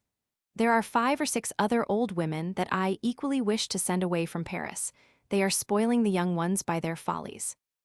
I will name Madame de Macau Baroness since you wish it, and carry out your other commissions. My health is pretty good. The conduct of B appears to me very ridiculous. I trust to hear that you are better. Adieu, dear. Napoleon. Number 9. To the Empress Josephine at Geneva. Fontainebleau, October 1, 1810. I have received your letter. Hortense, whom I have seen, will have told you what I think. Go to see your son this winter, come back to the waters of Aix next year, or, still better, wait for the spring at Navarre. I would advise you to go to Navarre at once if I did not fear you would get tired of it. In my view, the only suitable places for you this winter are either Milan or Navarre. After that, I approve of whatever you may do, for I do not wish to vex you in anything. Adieu, dear. The Empress is as I told you in my last letter. I am naming Madame de Montesquieu governess of the children of France. Be contented, and do not get excited. Never doubt my affection for you. Napoleon. October 6th, Wellington reaches the lines of Torres Vedras. November 9th, opening of St. Quentin Canal at Paris. Number 10. To the Empress Josephine at Navarre. Fontainebleau, November 14, 1810. My dear, I have received your letter. Hortense has spoken to me about it. I note with pleasure that you are contented. I hope that you are not very tired of Navarre. My health is very good. The Empress progresses satisfactorily. I will do the various things you ask regarding your household. Take care of your health, and never doubt my affection for you.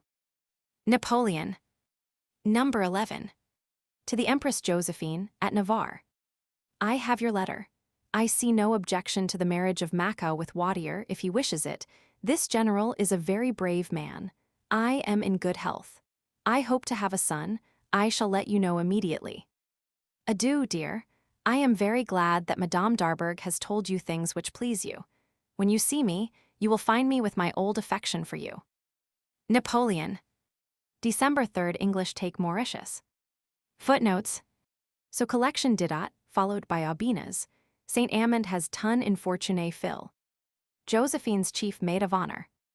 Series O. 1811.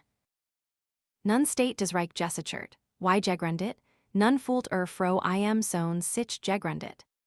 Unse durch sei dies letzt Gluck beskidden der als wollen kann, will auch den Frieden. Goth, Iro der Kaiserin von Frankreich Majestat. Series O. For subjoined notes to this series, see pages 311-312. Letter P. Number 1, the New Year more women than men keep well. Number 2, birth of the King of Rome Eugene. Number 4, as fat as a good Normandy farmeress. Number 1. To the Empress Josephine at Navarre. Paris, January 8, 1811. I have your New Year's letter. I thank you for its contents. I note with pleasure that you are well and happy. I hear that there are more women than men at Navarre. My health is excellent, though I have not been out for a fortnight. Eugene appears to have no fears about his wife. He gives you a grandson. Adieu, dear, keep well. Napoleon. February 19th, Soult defeats Spaniards at the Gaybora, near Badajoz. February 28th, French-occupied Duchy of Oldenburg, to complete the line of the North Sea blockade against England. This occupation embitters the Emperor of Russia and his family. March 10th, Mortier captures Badajoz after a siege of 54 days. March 20th, birth of the King of Rome, a pompous title, buried in the tomb of the Ostrogoths. Number 2. To the Empress Josephine at Navarre. Paris, March 22nd, 1811. My dear, I have your letter. I thank you for it. My son is fat and in excellent health. I trust he may continue to improve. He has my chest, my mouth, and my eyes. I hope he may fulfill his destiny. I am always well pleased with Eugen. He has never given me the least anxiety. Napoleon. April 4th Battle of Fuentes d'Onoro. Messina attacks English and is repulsed. June 18th Wellington raises siege of Badajoz and retires on Portugal. June 29th French storm Tarragona, whereupon Suchet created Marshal. Number 3. To the Empress Josephine, at Malmaison. Trianon, August 25th, 1811. I have your letter. I see with pleasure that you are in good health. I have been for some days at Trianon. I expect to go to Campigny. My health is very good. Put some order into your affairs. Spend only £60,000 and save as much every year. That will make a reserve of £600,000 in 10 years for your grandchildren. It is pleasant to be able to give them something and be helpful to them. Instead of that, I hear you have debts, which would be really too bad. Look after your affairs and don't give to everyone who wants to help himself. If you wish to please me, let me hear that you have accumulated a large fortune. Consider how ill I must think of you, if I know that you, with £125,000 a year, are in debt. Adieu, dear, keep well. Napoleon. Number 4. To the Empress Josephine, at Malmaison. Friday, 8 a.m., 1811. I send to know how you are, for Hortense tells me you were in bed yesterday. I was annoyed with you about your debts. I do not wish you to have any. On the contrary, I wish you to put 1,000,000 aside every year to give to your grandchildren when they get married. Nevertheless, never doubt my affection for you, and don't worry any more about the present embarrassment. Adieu, dear, send me word that you are well. They say that you are as fat as a good Normandy farmeress. Napoleon. October 25th, 26th Battle of Mervidro and capture of Sagunto, Blake, and O'Donnell heavily defeated by Suchet. December 20th, Senatus Consultus puts 120,000 conscripts, born in 1792, at disposal of government for 1812. December 26th, Suchet defeats Spanish and crosses Guadalajara. Series P. 1812. 'Tis the same landscape which the modern Mars saw who marched to Moscow, led by fame, the siren to lose by 1 month's frost, some 20 years of conquest, and his guard of grenadiers. Byron Don Juan, Canto 10, stanza 58. Series P. For subjoined notes to this series, see pages 312-315. Letter P. Number 1, Königsberg. Number 2, Gumbinnen. 1812. Montgillard sums up his tirade against Napoleon for the Russian campaign by noting that it took the Romans 10 years to conquer Gaul, while Napoleon would not give to the conquest of that vast desert of Scythia which forced Darius to flee, Alexander to draw back, Crassus to perish. Where Julian terminated his career, where Valerian covered himself with shame, and which saw the disasters of Charles Roman XII. January 9th, Suchet captures Valencia, 18,000 Spanish troops and 400 cannon. The marshal is made Duke of Albufera. January 15th imperial decree ordains 100,000 acres to be put under cultivation of beetroot, for the manufacture of indigenous sugar. January 19th taking of Ciudad Rodrigo by Wellington. January 26th French, under General Friand, occupy Stralsund and Swedish Pomerania. February 24th Treaty of Alliance between France and Prussia, the latter to support France in case of a war with Russia. March 13th, Senatus Consultus divides the National Guards into 3 bands to include all capable men not already in military service. They are not to serve outside France. 100 cohorts, each 970 strong, of the first band men between 20 and 26, put at disposal of government. March 14th Treaty between France and Austria, reciprocal help in need of 30,000 men and 60 guns. The integrity of European Turkey mutually guaranteed. March 26th Treaty between Russia and Sweden. Bernadotte is promised Norway by Alexander. April 7th, the English take Badajoz by assault. The French general, Philippin, with but 3,000 men, has been besieged thrice within 13 months by armies of 50,000 men. Montgillard. April 24th, Alexander leaves St. Petersburg to take command of his Grand Army. May 9th, Napoleon leaves Paris for Germany. May 11th assassination of English Prime Minister, Percival. May 17th 28th Napoleon at Dresden, joined there by the Emperor and Empress of Austria, and a fresh parterre of kings. May 28th Treaty of Bucharest between Turkey and Russia. The Pruth as boundary and Servia restored to Turkey. This treaty, so fatal to Napoleon, and of which he only heard in October, was mainly the work of Stratford de Redcliffe, then aged 25. Wellington, thinking the treaty his brother's work, speaks of it as the most important service that ever fell to the lot of any individual to perform. Number 1. June 12th, Suchet defeats an Anglo-Spanish army outside Tarragona. To the Empress Josephine, at Malmaison. June 12, 1812. My dear, I shall always receive news from you with great interest. The waters will, I hope, do you good, and I shall see you with much pleasure on your return. Never doubt the interest I feel in you. I will arrange all the matters of which you speak. Napoleon. June 16th, Lord Liverpool Prime Minister of England. June 18th, United States declares war against England concerning rights of neutrals. June 19th, the captive Pope, Pius Roman VII, brought to Fontainebleau. Number 2. To the Empress Josephine, at Malmaison. Gumbinnen, June 20th, 1812. I have your letter of June 10th. I see no obstacle to your going to Milan to be near the Viceroyalty. You will do well to go incognito, you will find it very hot. My health is very good.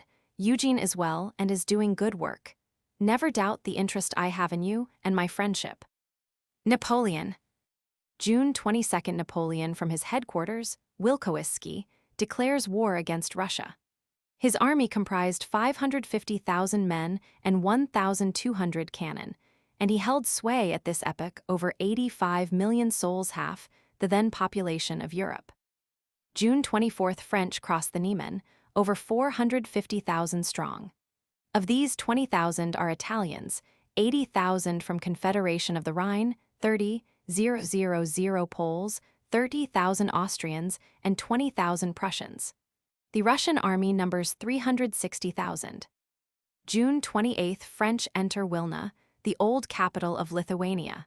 Napoleon remains here till July 16th, establishing a provisional government and leaving his foreign minister, Marat, there. July 12th, Americans invade Canada. July 18th, Treaty of Peace between England and Sweden, and between Russia and the Spanish Regency at Cadiz. July 22nd, Battle of Salamanca, Arapiles. Marmont defeated by Wellington and badly wounded. French lose nearly 8,000 men and 5,000 prisoners, English loss 5,200. The Spanish Regency had decided to submit to Joseph Bonaparte, but this battle deters them. French retire behind the Douro. July 23rd, Combat of Mohilo on the Dnieper. Davoust defeats Bagration. July 28th, French enter Wipsk. August 1st, Treaty of Alliance between Great Britain and Russia. English fleet henceforward guards the Gulf of Riga. Combat of Obayarsma on the bank of the Drissa. Marshal Oudinot defeats Wittgenstein. Russians lose 5,000 men and 14 guns. August 9th, Battle of Brownstown, near Toronto. Americans defeated. Surrender August 16th with 2,500 men and 33 guns to General Brock. August 12th, Wellington enters Madrid. August 17th, 18th, Battle and capture of Smolensk. Napoleon defeats Barclay de Tolly. Russians lose 12,000, French less than half. August 18th, Battle of Polotsk, 50 miles from Wipsk, down the Dwina. St. Cyr defeats Wittgenstein's much larger army and takes 20 guns. St. Cyr made marshal for this battle, August 27th. August 19th, Combat of Valentinokova, beyond Smolensk. Ney defeats Russians. August 27th, Norway guaranteed Sweden in lieu of Finland by Russia. August 28th, interview at Abo in Finland between Alexander Bernadotte and Lord Cathcart, English ambassador. Decided that Sweden shall join the crusade against France and that Moro be imported from USA to command another army. August 29th, Vyazma burnt by Russians, entered by the French. September 7th, Battle of Borodino, La Moskva. Nearly all the Russian generals are present. Barclay de Tolly, Beningsen, Bagration, who is killed, all under Kutuzov. Russians lose 30,000 men, French 20,000, including many generals who had survived all the campaigns of the revolution. The French, hungry and soaked in rain, have no energy to pursue. September 14th occupation of Moscow, fired by emissaries of Rostopchin, its late governor. Of 4,000 stone houses, only 200 remain, of 8,000 wooden ones 500. Over 20,000 sick and wounded burnt in their beds. Fire lasts till September 20th. September 18th, Russian Army of the Danube, under Admiral Tskhichagau, joins the Army of Reserve. September 26th, Russian troops from Finland disembark at Riga. September 30th, Napoleon finds a copy of Treaty of Bucharest at Moscow. October 11th, Admiral Tskhichagau with 36,000 men reaches Brest, on the Bug, threatening the French communications with Warsaw. October 17th, 19th, Second Combat of Polotsk. Wittgenstein again defeated by St. Cyr, who is wounded. October 18th, Combat of Winkau. Kutuzov defeats Murat. Americans defeated at Queenston Heights on the Niagara and lose 900 men. October 19th, commencement of the retreat from Moscow. October 22nd, Burgos, captured by Wellington. October 23rd, conspiracy of Mallet at Paris. Cambaceres to the rescue. Evacuation of Moscow by Mortier after 40 days' occupation. The French army, now retreating, has only half its original strength, and the best cavalry regiments boast only 100 horses. October 24th, Battle of Malo-Jaroslavets. Eugene with 17,000 men defeats Kutuzov with 60,000, but Napoleon finds the enemy too strong and too tenacious to risk the fertile Kaluga route. November 3rd, Battle of Wyazma. Rearguard action in which Ney and Eugene are distinguished. November 9th, Napoleon reaches Smolensk and hears of Mallet conspiracy. November 14th, evacuation of Smolensk. November 16th, Russian army of the Danube takes Minsk and cuts off the French from the Niemen. November 16th, 19th, Combat of Krasny, 25 miles west of Smolensk. Kutuzov with 30,000 horse and 70,000 foot tries to stop the French, who have only 25,000 effective combatants. Magnificent fighting by Ney with his rearguard of 6,000. November 21st, Russians seize at Borisov the bridges over the Beresina, which are. November 23rd, retaken by Oudenaut. November 26th, 28th, French cross the Beresina, but lose 20,000 prisoners and nearly all their cannon, 150. November 29th, Napoleon writes Marat, he has heard nothing of France or Spain for 15 days. December 3rd, 29th bulletin dated Malogsna, 50 miles west of Borisov. December 5th, Napoleon reaches Smorgony and starts for France. December 10th, Murat, left in command, evacuates Wilna. French retreat in utter rout. It is not General Kutuzov who routed the French, it is General Morisot, the Frost, said the Russians. December 14th, Napoleon reaches Dresden and December 18th, Paris. December 19th, evacuation of Kovno and passage of the Niemen. December 20th, Napoleon welcomed by the Senate in a speech by the naturalist Lasépede. The absence of your majesty, sire, is always a national calamity. December 30th, defection of the Prussian General York and Convention of Torringen, near Tilsit, between Russia and Prussia. This defection is the signal for the uprising of Germany from the Oder to the Rhine, from the Baltic to the Julian Alps. 1813. January 5th, Königsberg occupied by the Russians. January 13th, Senatus Consultus calls up 250,000 conscripts. January 22nd, Americans defeated at Frenchtown, near Detroit, and lose 1,200 men. January 25th, Concordat at Fontainebleau between Napoleon and Pope Pius Roman VII, with advantageous terms for the papacy. The Pope, however, soon breaks faith. January 28th, Murat deserts the French army for Naples and leaves Posen. Your husband is very brave on the battlefield, but he is weaker than a woman or a monk when he is not face to face with an enemy. He has no moral courage. Napoleon to his sister Caroline, January 24, 1813.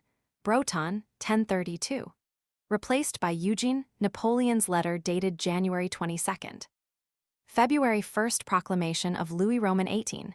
To the French people, dated London. February 8th Warsaw surrenders to Russia.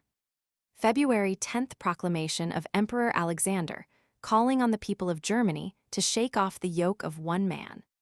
February 28th 6th Continental Coalition against France. Treaty signed between Russia and Prussia at Kalisz. March 3rd new treaty between England and Sweden at Stockholm. Sweden to receive a subsidy of £1,000,000 and the island of Guadeloupe in return for supporting the coalition with 30,000 men. March 4th Cossacks occupy Berlin. Madison inaugurated President USA. March 9th, Eugene removes his headquarters to Leipzig. March 12th French evacuate Hamburg. March 21st Russians and Prussians take new town of Dresden. April 1st France declares war on Prussia. April 10th death of Lagrange, mathematician, greatly bemoaned by Napoleon, who considered his death as a presentiment, de Brant's. April 14th Swedish army lands in Germany. April 15th Napoleon leaves Paris, arrives Erfurt. April 25th Americans take Mobile. April 16th Thorn, garrisoned by 900 Bavarians, surrenders to the Russians Fort York, now Toronto, and April 27th Upper Canada, taken by the Americans. May 1st death of the Abbé Delille, poet. Opening of campaign. French forces scattered in Germany, 166,000 men. Allies forces ready for action, 225,000 men. Marshal Bessieres killed by a cannonball at Pozerna. May 2nd Napoleon with 90,000 men defeats Prussians and Russians at Lutzen, Grossgauerschen, with 110,000. French loss, 10,000. Battle won chiefly by French artillery. Emperor of Russia and King of Prussia present. May 8th Napoleon and the French reoccupy Dresden. May 18th, Eugene reaches Milan and enrolls an Italian army 47,000 strong. May 19th 21st combats of Königswartha, Botzen, Hochkirch, Werschen. Napoleon defeats Prussians and Russians, French loss 12,000, Allies 20,000. May 23rd Duroc, shot on May 22nd, dies. "Duroc," said the emperor, "there is another life. It is there you will go to await me, and there we shall meet again some day." May 27th Americans capture Fort George, Lake Ontario, and May 29th defeat English at Sackett's Harbor. May 30th French re-enter Hamburg and June 1st occupy Breslau. British frigate Shannon captures Chesapeake in 15 minutes outside Boston Harbor. June 4th Armistice of Pleswitz, between Napoleon and the Allies. June 6th Americans, 3,500, surprised at Burlington Heights by 700 British. June 15th Siege of Tarragona razed by Suchet. English re-embark, leaving their artillery. "If I had had two marshals such as Suchet, I should not only have conquered Spain, but I should have kept it." Napoleon in Campaign's memoirs. June 21st Battle of Vittoria. Total rout of the French under Marshal Jourdan and King Joseph. In retreat, the army is much more harassed by the guerrillas than by the English. June 23rd, Admiral Cockburn defeated at Craney Island by Americans. June 24th, 500 Americans surrender to 200 Canadians at Beaver's Dams. June 25th Combat of Tolosa. Foy stops the advance of the English right wing. June 30th Convention at Dresden. Napoleon accepts the mediation of Austria. Armistice prolonged to August 10th. July 1st, Soult sent to take chief command in Spain. July 10th alliance between France and Denmark. July 12th Congress of Prague. Austria, Prussia, and Russia decide that Germany must be independent and the French Empire bounded by the Rhine and the Alps. But to reign over 36,000 men did not appear to Napoleon a sufficiently great destiny. Montgillard. Congress breaks up July 28th. July 26th, Morrow arrives from U.S. and lands at Gothenburg. July 31st, Soult attacks Anglo-Spanish army near Roncesvalles in order to succor Pampeluna, is repulsed with loss of 8,000 men. August 12th, Austria notifies its adhesion to the Allies. August 15th, Jomini, the Swiss tactician, turns traitor and escapes to the Allies. He advises them of Napoleon's plans to seize Berlin and relieve Danzig. See letter to Ney, number 19,714-20-006, and especially 20,360, August 12, in correspondence. On August 16, Napoleon writes to Cambaceres, Gemini, Ney's chief of staff, has deserted. It is he who published some volumes on the campaigns and who has been in the pay of Russia for a long time. He has yielded to corruption.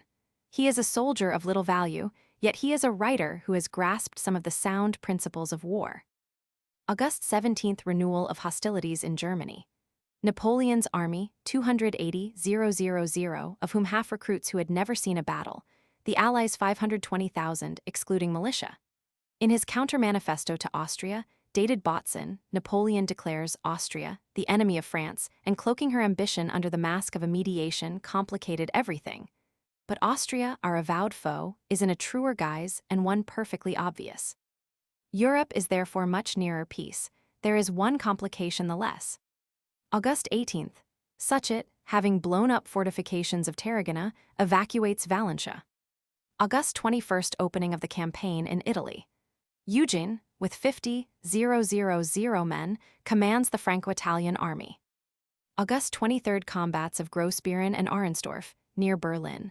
Bernadotte defeats Oudenot with loss of 1,500 men and 20 guns. Berlin is preserved to the Allies. Oudenot replaced by Ney. Lauriston defeats army of Silesia at Goldberg with heavy loss. August 26th-27th, Battle of Dresden. Napoleon marches 100 miles in 70 hours to the rescue. With less than 100,000 men, he defeats the Allied army of 180,000 under Schwarzenberg, Wittgenstein, and Kleist. Austrians lose 20,000 prisoners and 60 guns. Moreau is mortally wounded, dies September 1st. Combat of the Katzbach, in Silesia. Blücher defeats MacDonald with heavy loss, who loses 10,000 to 12,000 men in his retreat. August 30th, Combat of Culm. Vandamme enveloped in Bohemia and surrenders with 12,000 men. August 31st, Combat of Uren. Soult attacks Wellington to save San Sebastian, but is repulsed. Graham storms San Sebastian. September 6th, Combat of Dennewitz, near Berlin. Ney, routed by Bülow and Bernadotte, loses his artillery, baggage, and 12,000 men. September 10th, Americans capture the English flotilla on Lake Erie. September 12th, Combat of Villafranca, near Barcelona. Suchet defeats English General Bentinck. October 7th, Wellington crosses the Bidasoa into France. It is on the frontier of France itself that ends the enterprise of Napoleon on Spain. The Spaniards have given the first conception of a people's war versus a war of professionals, for it would be a mistake to think that the battles of Salamanca, July 22, 1812, and Vittoria, June 21, 1813, forced the French to abandon the peninsula. It was the daily losses, the destruction of man by man, the drops of French blood falling one by one, which in 5 years aggregated a death roll of 150,000 men. As to the English, they appeared in this war only as they do in every world crisis, to gather, in the midst of general desolation, the fruits of their policy, and to consolidate their plans of maritime despotism, of exclusive commerce. Montgillard. October 15th, Bavarian army secedes and joins the Austrians. October 16th, 19th, Battles of Leipzig. Allied army 330,000 men, Schwarzenberg, Bernadotte, Blücher, Benningsen, Napoleon 175,000. 26 battalions and 10 squadrons of Saxon and Württemberg men leave Napoleon and turn their guns against the French. Napoleon is not defeated, but determines to retreat. The rearguard 20,000 men and 200 cannon taken, Poniatowski drowned, Rainier and Lauriston captured. October 20th, Blücher made field marshal. October 23rd, French army reach Erfurt. October 30th, Combat of Hanau. Napoleon defeats Reed with heavy loss. October 31st, Combat and capture of Bassano by Eugene. English capture Pampeluna. November 2nd, Napoleon arrives at Mayence, where typhus carries off 40,000 French, and is. November 9th at St. Cloud. November 10th, Wellington defeats Soult at Saint-Jean-de-Luz. November 11th, surrender of Dresden by Gouvion Saint-Cyr. Its French soldiers to return under parole to France. Austrians refused to ratify the convention, and 1,700 officers and 23,000 men remain prisoners of war.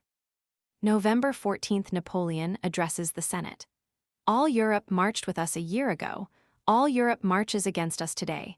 That is because the world's opinion is directed either by France or England. November 15th, Eugene defeats Austrians at Caldero. Senatus Consultus puts 300,000 conscripts at disposal of government. November 24th, capture of Amsterdam by Prussian General Bülow. December 1st, Allies declare at Frankfurt that they are at war with the Emperor, and not with France. December 2nd, Bülow occupies Utrecht. Holland secedes from the French Empire. December 5th, capture of Lübeck by the Swedes and surrender of Stettin, 7,000 prisoners. Zamość, December 22nd, Modlin, December 25th, and Torgau, December 26th, with 10,000 men. December 8th, 13th, Soult defends the passage of the Nive Costly to both sides. Murat, now hostile to Napoleon, enters Ancona. December 9th, 10th French evacuate Breda. December 11th, Treaty of Valençay between Napoleon and his prisoner Ferdinand Roman VII, who is to reign over Spain, but not to cede Minorca or Ceuta, now in their power, to the English. December 15th, Denmark secedes from French alliance. December 21st, Allies, 100,000 strong, cross the Rhine in 10 divisions, Bale to Schaffhausen. Jemini is said to have contributed to this violation of Swiss territory. December 24th, final evacuation of Holland by the French. December 28th, Austrians capture Ragusa. December 31st, Napoleon, having trouble with his commons, dissolves the corps legislatif. Austrians capture Geneva. Blücher crosses the Rhine at Mannheim and Koblenz.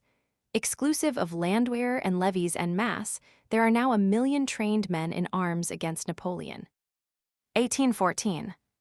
The Allied powers, having proclaimed that the Emperor Napoleon was the sole obstacle to the re-establishment of the peace of Europe, the Emperor Napoleon, faithful to his oath, declares that he renounces, for himself and his heirs, the thrones of France and Italy, and that there is no personal sacrifice, even that of life itself, that he will not be ready to make for the sake of France. Act of abdication. January 1st, capitulation of Danzig, which General Rapp had defended for nearly a year, having lost 20,000 out of 30,000 men by fever.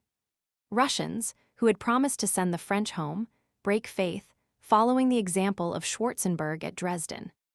January 2nd, Russians take Fort Louis, Lower Rhine, and January 3rd, Austrians Montbéliard, and Bavarians Kalmar. January 6th, General York occupies Treves. Convention between Murat and England, and January 11th with Austria. Murat is to join allies with 30,000 men. January 7th, Austrians occupy Wesel. January 8th, French rents 5% at 47.5, Württemberg troops occupy Epinal. January 10th, General York reaches Forbach, on the Moselle. January 15th, Cossacks occupy Cologne.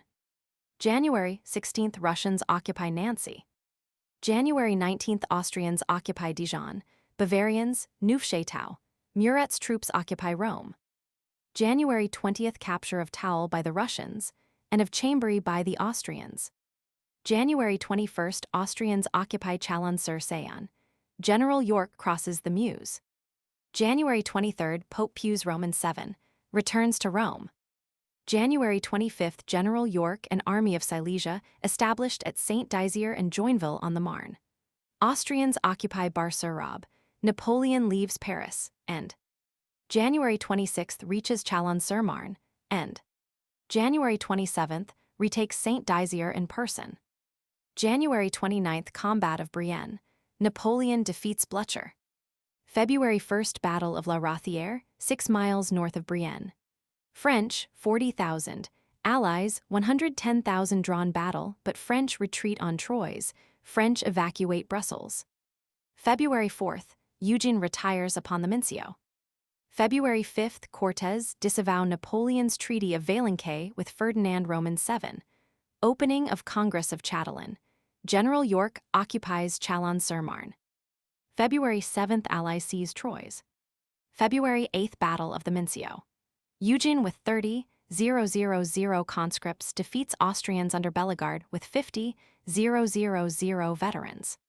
February 10th Combat of Champaubert, Napoleon defeats Russians. February 11th Combat of Montmirail, Napoleon defeats Sachsen, Russians occupy Nogent-sur-Seine, and February 12th Laon. February 14th Napoleon routs Blücher at Vauchamp. His losses 10,000 men, French loss 600 men. In 5 days Napoleon has wiped out the 5 corps of the Army of Silesia, inflicting a loss of 25,000 men. February 17th Combat near Nangies. Napoleon defeats Austro-Russians with loss of 10,000 men and 12 cannon. February 18th Combat of Montereau. Prince Royal of Württemberg defeated with loss of 7,000. February 21st, Comte d'Artois arrives at Wesel. February 22nd Combat of Mary-sur-Seine. Sachsen defeated by Boyer's division, who fight in masks it being Shrove Tuesday. February 24th French re-enter Troyes. February 27th, Bülow captures La Fère with large stores. Battle of Ordes-Pyrenees, Wellington with 70,000 defeats, Soult entrenched with 38,000. Foy badly wounded. February 27th, 28th Combats of Bar and Ferté-sur-Aube. Marshals Oudinot and MacDonald forced to retire on the Seine. March 1st Treaty of Chaumontalais against Napoleon. March 2nd, Bülow takes Soissons. March 4th, MacDonald evacuates Troyes. March 7th Battle of Craonne between Napoleon, 30,000 men, and Sachsen, 100,000. Indecisive. March 9th English driven from Berg op Zoom. March 9th 10th Combat under Laon. Depot of Allied army, Napoleon fails to capture it. March 12th, Duc d'Angoulême arrives at Bordeaux. This town is the first to declare for the Bourbons and to welcome him as Louis XVIII. March 13th Ferdinand Roman VII, set at liberty. March 14th Napoleon retakes Rheims from the Russians. March 19th rupture of Treaty of Chatelain. March 20th Battle of Tarbes, Wellington defeats French. March 20th 21st Battle of Arcis-sur-Aube, indecisive. March 21st Austrians enter Lyon. Augereau retires on Valence. Had Eugene joined him with his 40,000 men, he might have saved France after Vauchamp. March 25th Combat of Fère-Champenoise. Marmont and Mortier defeated with loss of 9,000 men. March 26th Combat of Saint-Dizier. Napoleon defeats Russians and starts to save Paris. March 29th Allies outside Paris. Napoleon at Troyes, 125 miles off. March 30th Battle of Paris. The Emperor's orders disobeyed. Heavy cannon from Cherbourg left outside Paris, also 20,000 men. Clark deserts to the Allies. Joseph runs away, leaving Marmont permission to capitulate. After losing 5,000 men and Allies 8,000, Marmont evacuates Paris and retires. Napoleon reaches Fontainebleau in the evening and hears the bad news. March 31st Emperor of Russia, King of Prussia, and 36,000 men enter Paris. Stocks and shares advance. Emperor Alexander states, the Allied sovereigns will treat no longer with Napoleon Bonaparte, nor any of his family. April 1st Senate, with Talleyrand as president, institute a provisional government. April 2nd Provisional Government address the army. You are no longer the soldiers of Napoleon. The Senate and the whole of France absolve you from your oaths. They also declare Napoleon deposed from the throne and his family from the succession. April 4th Napoleon signs a declaration of abdication in favor of his son. But after 2 days' deliberation and Marmont's defection, Alexander insists on an absolute abdication. April 5th Convention of Chevely. Marmont agrees to join the provisional government and disband his army under promise that Allies will guarantee life and liberty to Napoleon Bonaparte. Funds on March 29th at 45, now at 63.75. April 6th, new constitution decreed by the Senate. The National Guard ordered to wear the white cockade in lieu of the tricolor. April 10th, Battle of Toulouse. Hotly contested, almost a defeat for Wellington. April 11th, Treaty of Paris between Napoleon and Allies, Austria, Russia, and Prussia. Isle of Elba reserved for Napoleon and his family, with a revenue of £200,000, the duchies of Parma and Placentia for Marie-Louise and her son. England accedes to this treaty. Act of abdication of the Emperor Napoleon. April 12th, Count d'Artois enters Paris. April 16th, convention between Eugene and Austrian General Bellegarde. Emperor of Austria sees Marie-Louise at the Little Trianon and decides upon his daughter's return to Vienna. April 18th, armistice of Soult and Wellington. April 20th, Napoleon leaves Fontainebleau and bids adieu to his old guard. Do not mourn over my fate. If I have determined to survive, it is in order still to dedicate myself to your glory. I wish to write about the great things we have done together. April 24th, Louis Roman 18, lands at Calais and May 3rd, enters Paris. May 4th, Napoleon reaches Elba. May 29th, death of Josephine, aged 51. May 30th, Peace of Paris. Footnotes. Averaged from early historians of the campaigns. Marbot gives the numbers 155,400 French and 175,000 allies. Allowing for the secession of the Austrian and Prussian contingents, and for 000 prisoners, he gives the actual French death roll by February 1813 at 65,000. This is a minimum estimate. Notes.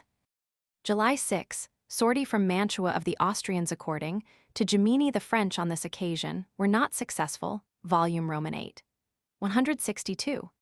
In one of his several letters to the Directory on this date is seen Bonaparte's anxiety for reinforcements.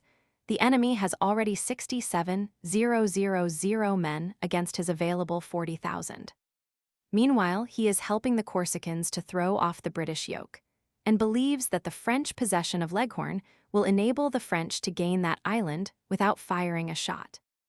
Number 2. Marmirolo.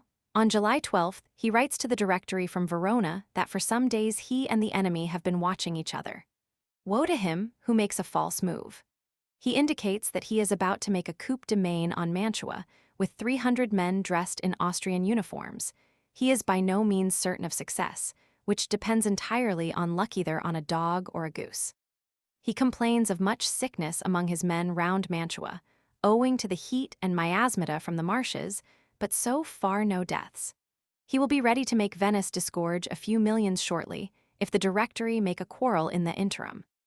On the 13th he was with Josephine, as he writes from Milan, but leaves on the 14th, and on the 17th is preparing a coup de main with 800 grenadiers, which, as we see from the next letter, fails. Fortuné, Arnault tells an anecdote of this lapdog, which in 1794, in the days of the Terror, had been used as a bearer of secret dispatches between Josephine in prison and the governess of her children outside the grill. Henceforward Josephine would never be parted from it. One day in June 1797, the dog was lying on the same couch as its mistress, and Bonaparte, accosting Arnault and pointing to the dog with his finger, said, "You see that dog there? He is my rival. He was in possession of Madame's bed when I married her. I wished to make him get out vain hope. I was told I must resign myself to sleep elsewhere or consent to share with him. That was sufficiently exasperating, but it was a question of taking or leaving, and I resigned myself. The favorite was less accommodating than I bear the proof of it in this leg." Not content with barking at everyone, he bit not only men but other dogs and was finally killed by a mastiff, much to Bonaparte's secret satisfaction. For, as Saint Amand adds, he could easily win battles, accomplish miracles, make or unmake principalities, but could not show a dog the door. Number 3. The village of Virgil. Michelet, Jusquow 18 Brumaire, thinks that here he got the idea of the Ferte of Virgil, established a few months later. In engravings of the hero of Italy, we see him near the tomb of Virgil, his brows shaded by a laurel crown. Number 4. Achille, Murat. He had been appointed one of Bonaparte's aides-de-camp February 29th, made general of brigade after the Battle of Lodi May 10th. Is sent to Paris after Junot with 9 trophies and arrives there first. He flirts there outrageously with Josephine, but does not escort her back to her husband. Number 5. Will owe the wisp, i.e. L'Ardent. This word, according to Ménage, was given by the Sieur de Saint-Germain to those lively young sparks who, about the year 1634, used to meet at the house of Mr. Marsh, M. de Marist, who was one of them. Number 6. The needs of the army difficulties were accumulating, and Napoleon was, as he admits at St. Helena, seriously alarmed. Wurmser's force proves to be large, Piedmont is angry with the Republic and ready to rise, and Venice and Rome would willingly follow its example. The English have taken Porto Ferrajo, and their skillful minister, Windham, is sowing the seeds of discord at Naples. Although on July 20th he has written a friend in Corsica that all smiles on the Republic, he writes Sallesty, another brother Corsican, very differently on August 1st. Fortune appears to oppose us at present. I have raised the siege of Mantua. I am at Brescia with nearly all my army. I shall take the first opportunity of fighting a battle with the enemy which will decide the fate of Italy if I'm beaten. I shall retire on the Adda. If I win, I shall not stop in the marshes of Mantua. Let the citadels of Milan, Tortona, Alessandria, and Pavia be provisioned. We are all very tired. I have ridden 5 horses to death. Reading between the lines of this letter to Josephine, it is evident that he thinks she will be safer with him than at Milan. Wurmser having the option of advancing via Brescia on Milan and cutting off the French communications. The marshal's fatal mistake was in using only half his army for the purpose. This raising of the siege of Mantua, July 31st, was heartrending work for Bonaparte, but as Gemini shows, he had no artillery horses, and it was better to lose the siege train, consisting of guns taken from the enemy, than to jeopardize the whole army. Wurmser had begun his campaign successfully by defeating Massena and pushing back Soret at Salo. The Austrians, wrote Massena, are drunk with brandy and fight furiously, while his men are famished and can only hang on by their teeth. Bonaparte calls his first war council and thinks for a moment of retreat, but Augereau insists on fighting, which is successfully accomplished while Wurmser is basking himself among the captured artillery outside Mantua. Bonaparte had been perfectly honest in telling the Directory his difficulties, and sends his brother Louis to the Directory for that purpose on the eve of battle. He is complimented in a letter from the Directory, dated August 12th. The letter, probably the more genuine, as they had just received a further dispatch announcing a victory. On August 3rd, Bonaparte won a battle at Lonato, and the next day Augereau gained great laurels at Castiglione. In later years, the emperor often incited Augereau by referring to those fine days of Castiglione. Between July 29th and August 12th, the French army took 15,000 prisoners, 70 guns, and wounded or killed 25,000, with little more than half the forces of the Austrians. Bonaparte gives his losses at 7,000, exclusive of the 15,000 sick he has in hospital. From July 31st to August 6th, he never changed his boots or lay down in a bed. Nevertheless, Gemini thinks that he showed less vigor in the execution of his plans than in the earlier part of the campaign. But as an opinion per contra, we may note that the French grenadiers made their little corporal sergeant at Castiglione. Doubtless the proximity of his wife at the commencement, July 31st, made him more careful and therefore less intrepid. On August 18th, he wrote Kellerman with an urgent request for troops. On August 17th, Colonel Graham, after hinting at the frightful excesses committed by the Austrians in their retreat, adds in a postscript, from generals to subalterns, the universal language of the army is that we must make peace, as we do not know how to make war. On August 13th, Bonaparte sent to the Directory his opinion of most of his generals, in order to show that he required some better ones.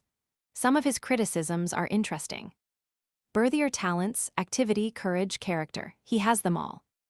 Augereau much character, courage, firmness, activity, is accustomed to war, beloved by the soldiers, lucky in his operations. Massena active, indefatigable, has boldness, grasp, and promptitude in making his decisions. Serrurier fights like a soldier, takes no responsibility, determined, has not much opinion of his troops, is often ailing. Despinois flabby, inactive, slack, has not the genius for war, is not liked by the soldiers, does not fight with his head, has nevertheless good, sound political principles, would do well to command in the interior. Soret a good, very good soldier, not sufficiently enlightened to be a general, unlucky. Of 8 more he has little good to say, But the Directory, in acknowledging his letter of August 23, remarks that he has forgotten several officers, and especially the Irish General Kilmaine. About the same time, Colonel Graham, Lord Lynedoch, was writing to the British government from Trent that the Austrians, despite their defeats, were undoubtedly brave, fine troops, and an able chief would put all to rights in a little time. On August 18th, he adds, when the wonderful activity, energy, and attention that prevail in the French service, from the commander-in-chief downward, are compared to the indecision, indifference, and indolence universal here, the success of their rash but skillful maneuvers is not surprising. Number 7. Brescia. Napoleon was here on July 27th, meeting Josephine about the date arranged, July 25th, and she returned with him.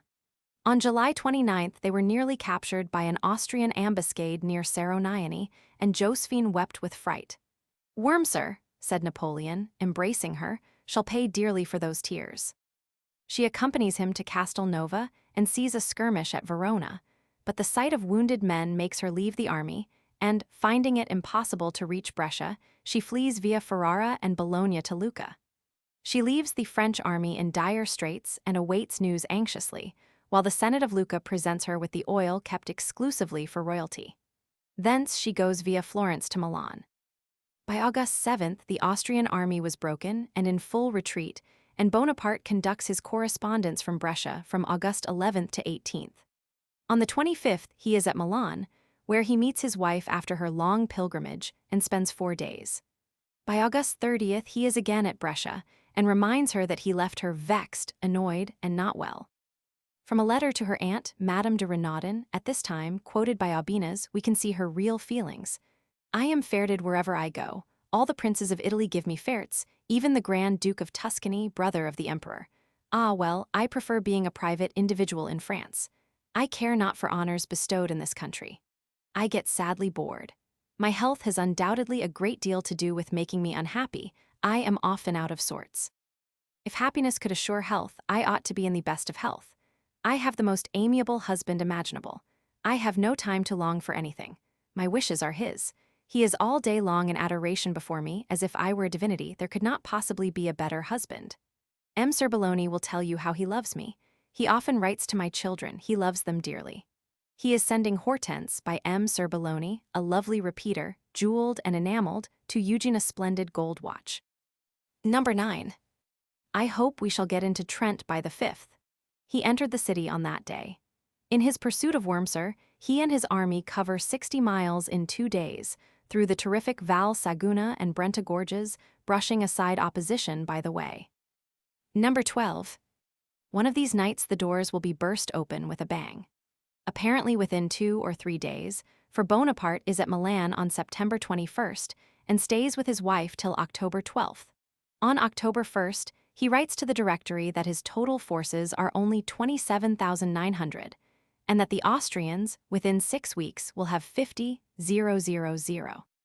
He asks for 26,000 more men to end the war satisfactorily. If the preservation of Italy is dear to you, citizen directors, send me help. On the 8th, they reply with the promise of 10,000 to 12,000, to which he replies, October 11th, that if 10,000 have started, only 5,000 will reach him. The Directory at this time are very poverty-stricken, and ask him once more to pay Kellerman's Army of the Alps, as being, to some extent, part of that which you command. This must have been nuts and wine for the general who was to have been superseded by Kellerman a few months earlier. On October 1st, they advise him that Wurmser's name is on the list of emigrants, and that if the marshal will surrender Mantua at once, he need not be sent to Paris for trial. If, however, Bonaparte thinks that this knowledge will make the old marshal more desperate, he is not to be told.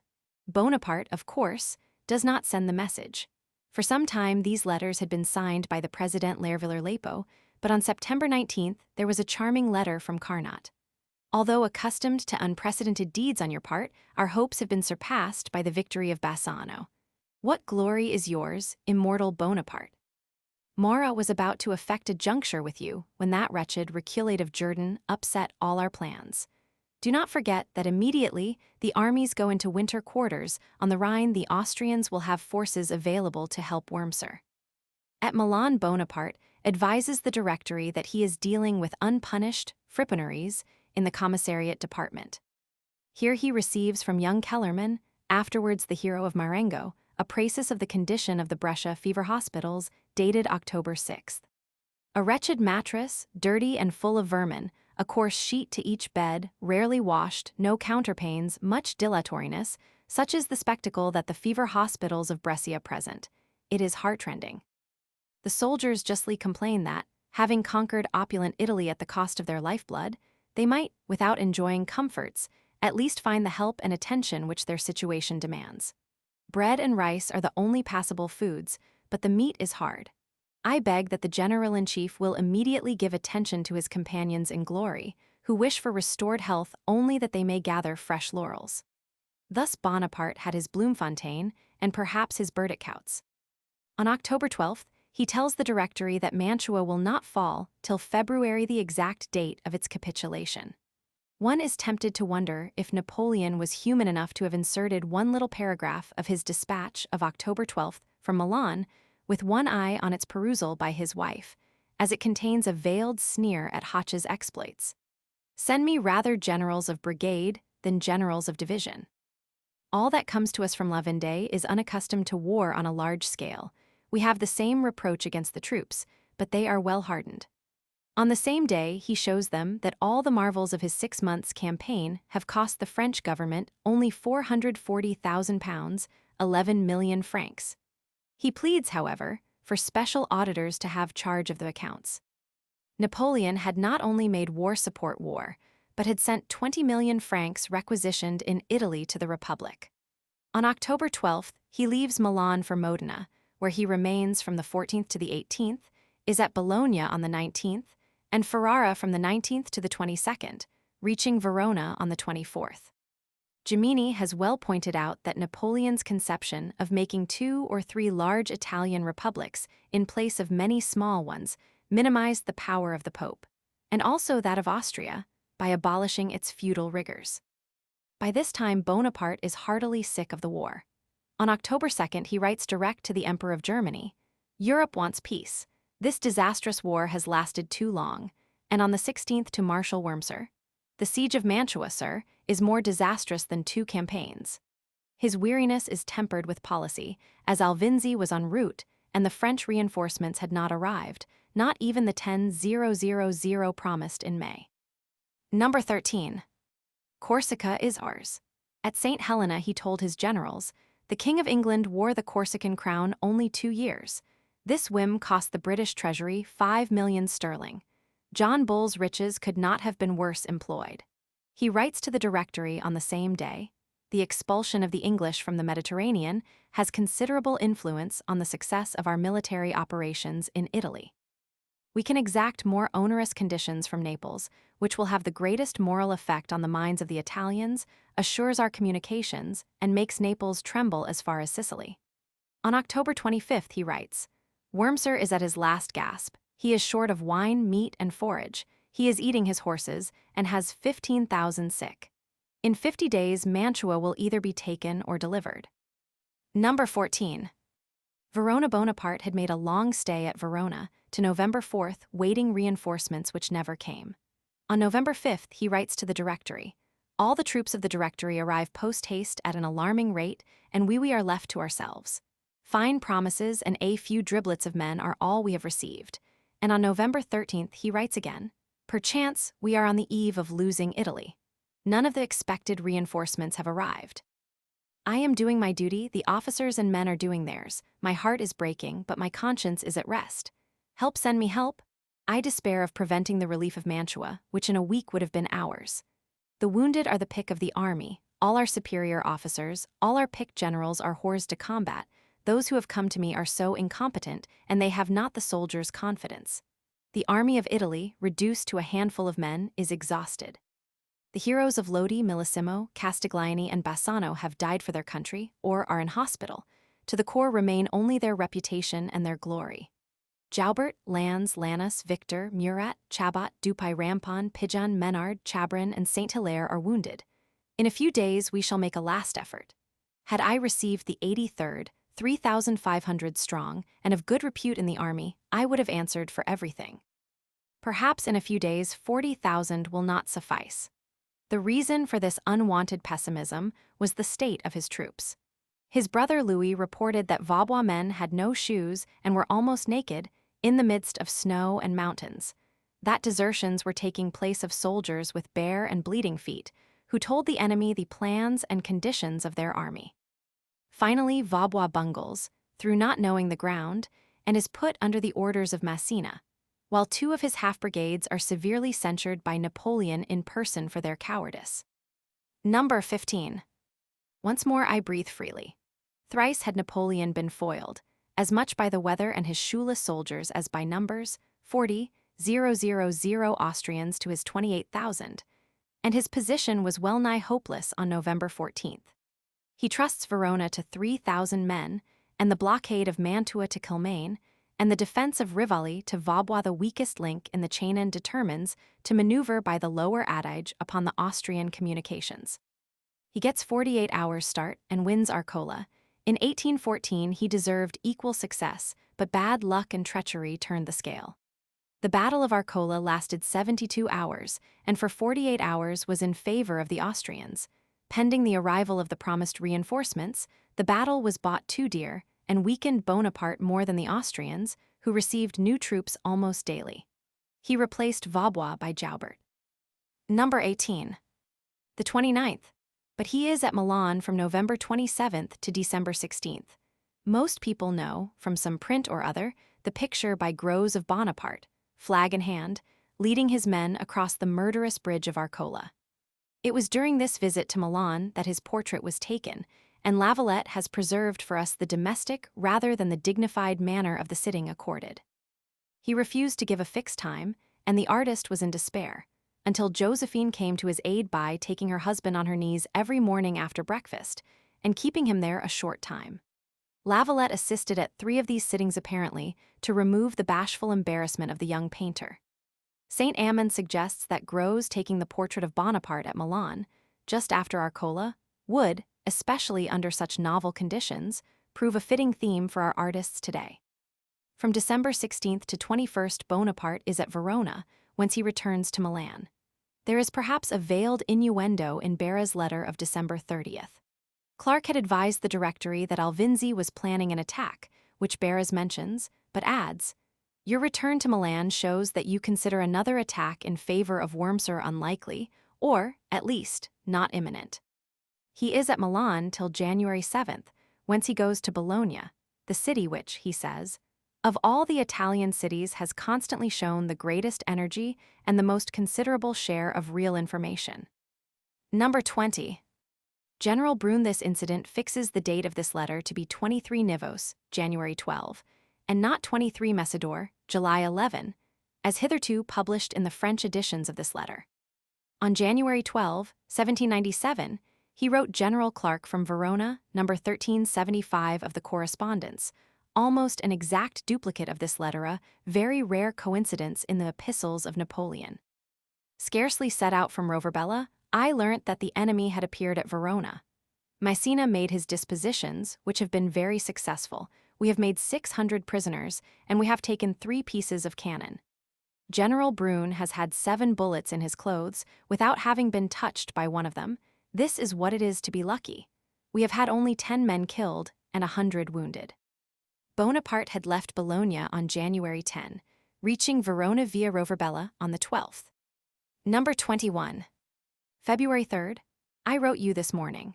This and probably other letters describing Rivoli, La Favorite, and the imminent fall of Mantua are missing. In summing up the campaign, Thiers declares that in 10 months 55,000 French, all told, including reinforcements, had beaten more than 200,000 Austrians, taken 80,000 of them prisoners, killed and wounded 20,000. They had fought 12 pitched battles and 60 actions. These figures are probably as much above the mark as those of Napoleon's detractors are below it. One does not know which to admire most, Bonaparte's absence from Marshal Wurmser's humiliation or his abstention from entering Rome as a conqueror. The first was the act of a perfect gentleman, worthy of the best traditions of chivalry. The second was the very quintessence of farseeing sagacity, not balking the end half-won for an instant dole of praise. As he told MDME, "De re musat et Passeriano, I conquered the Pope better by not going to Rome than if I had burnt his capital." Scott has compared his treatment of Wurmser to that of the Black Prince with his royal prisoner, King John of France. Wurmser was an Alsatian on the list of émigrés, and Bonaparte gave the marshal his life by sending him back to Austria, a fact which Wurmser requited by warning Bonaparte of a conspiracy to poison him in Romagna, which Napoleon thinks would otherwise have been successful. Number 24. Perhaps I shall make peace with the Pope.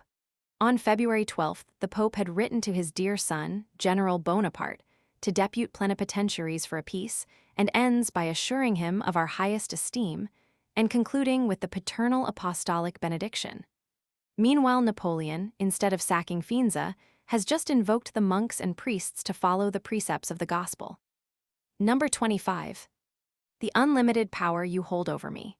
There seems no question that during the Italian campaigns he was absolutely faithful to Josephine, although there was scarcely a beauty in Milan who did not aspire to please him and to conquer him. In his fidelity there was, says St. Amand, much love and a little calculation. As Napoleon has said himself, his position was delicate in the extreme. He commanded old generals. Every one of his movements was jealously watched. His circumspection was extreme. His fortune lay in his wisdom. He would have to forget himself for 1 hour, and how many of his victories depended upon no more. The celebrated singer, La Grassini, who had all Italy at her feet, cared only for the young general who would not at that time vouchsafe her a glance. Footnotes. Murat, says Marmont, who hated him, was the culprit here. J. H. Rose and Ang Hist. Review, January 1899. See essay by J. H. Rose and Ang Hist. Review, January 1899. With fevers caught in the rice swamps of Lombardy. With aqua tofana, says Marmont. Series C. The Campaign of Marengo, 1800. Elected to the joint consulate by the events of the 18th Brumaire, November 9, 1799, Napoleon spent the first Christmas Day after his return from Egypt in writing personal letters to the King of England and Emperor of Austria, with a view to peace. He asks King George how it is that the two most enlightened nations of Europe do not realize that peace is the chief need as well as the chief glory, and concludes by asserting that the fate of all civilized nations is bound up in the conclusion of a war which embraces the entire world. His efforts fail in both cases. On December 27th, he makes the Moniteur the sole official journal. On February 7th, 1800, he orders 10 days military mourning for the death of Washington, that great man who, like the French, had fought for equality and liberty. On April 22nd, he urges Moreau to begin his campaign with the Army of the Rhine, an order reiterated on April 24th through Carnot, again made Minister of War. A diversion to save the Army of Italy was now imperative. On May 5th, he congratulated Moreau on the Battle of Stocketch, but informs him that Massena's position is critical, shut up in Genoa, and with food only till May 25th. He advises Massena the same day that he leaves Paris that night to join the Army of Reserve, that the cherished child of victory must hold out as long as possible, at least until May 30th. At Geneva, he met M. Necker. On May 14th, he writes General Mortier, commandant of Paris, to keep that city quiet, as he will have still to be away a few days longer, which he trusts will not be indifferent to M. de Maillas. Number 3. This letter was written from Ivrea, May 29, 1800. On the 30th, Napoleon is at Vercelli, on June 1st at Novara, and on June 2nd in Milan. Eugene served under Murat at the passage of the Ticino, May 31st. Ems probably Mammon, i.e. his mother. Cherries this fruit had already tender associations. Las Cases tells us that when Napoleon was only 16, he met at Valence Mademoiselle du Colombier, who was not insensible to his merits. It was the first love of both. We were the most innocent creatures imaginable, the emperor used to say. We contrived little meetings together. I well remember one which took place on a midsummer morning, just as daylight began to dawn. It will scarcely be believed that all our happiness consisted in eating cherries together. Volume I-81, 1836. Number 4.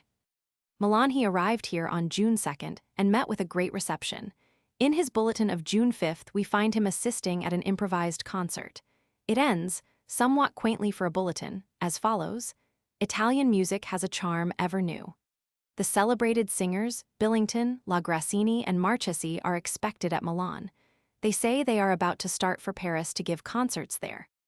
According to M. Frédéric Masson, this Paris visit masked ulterior motives and was arranged at a déjeuner on the same day, where La Grassini, Napoleon, and Berthier breakfasted together.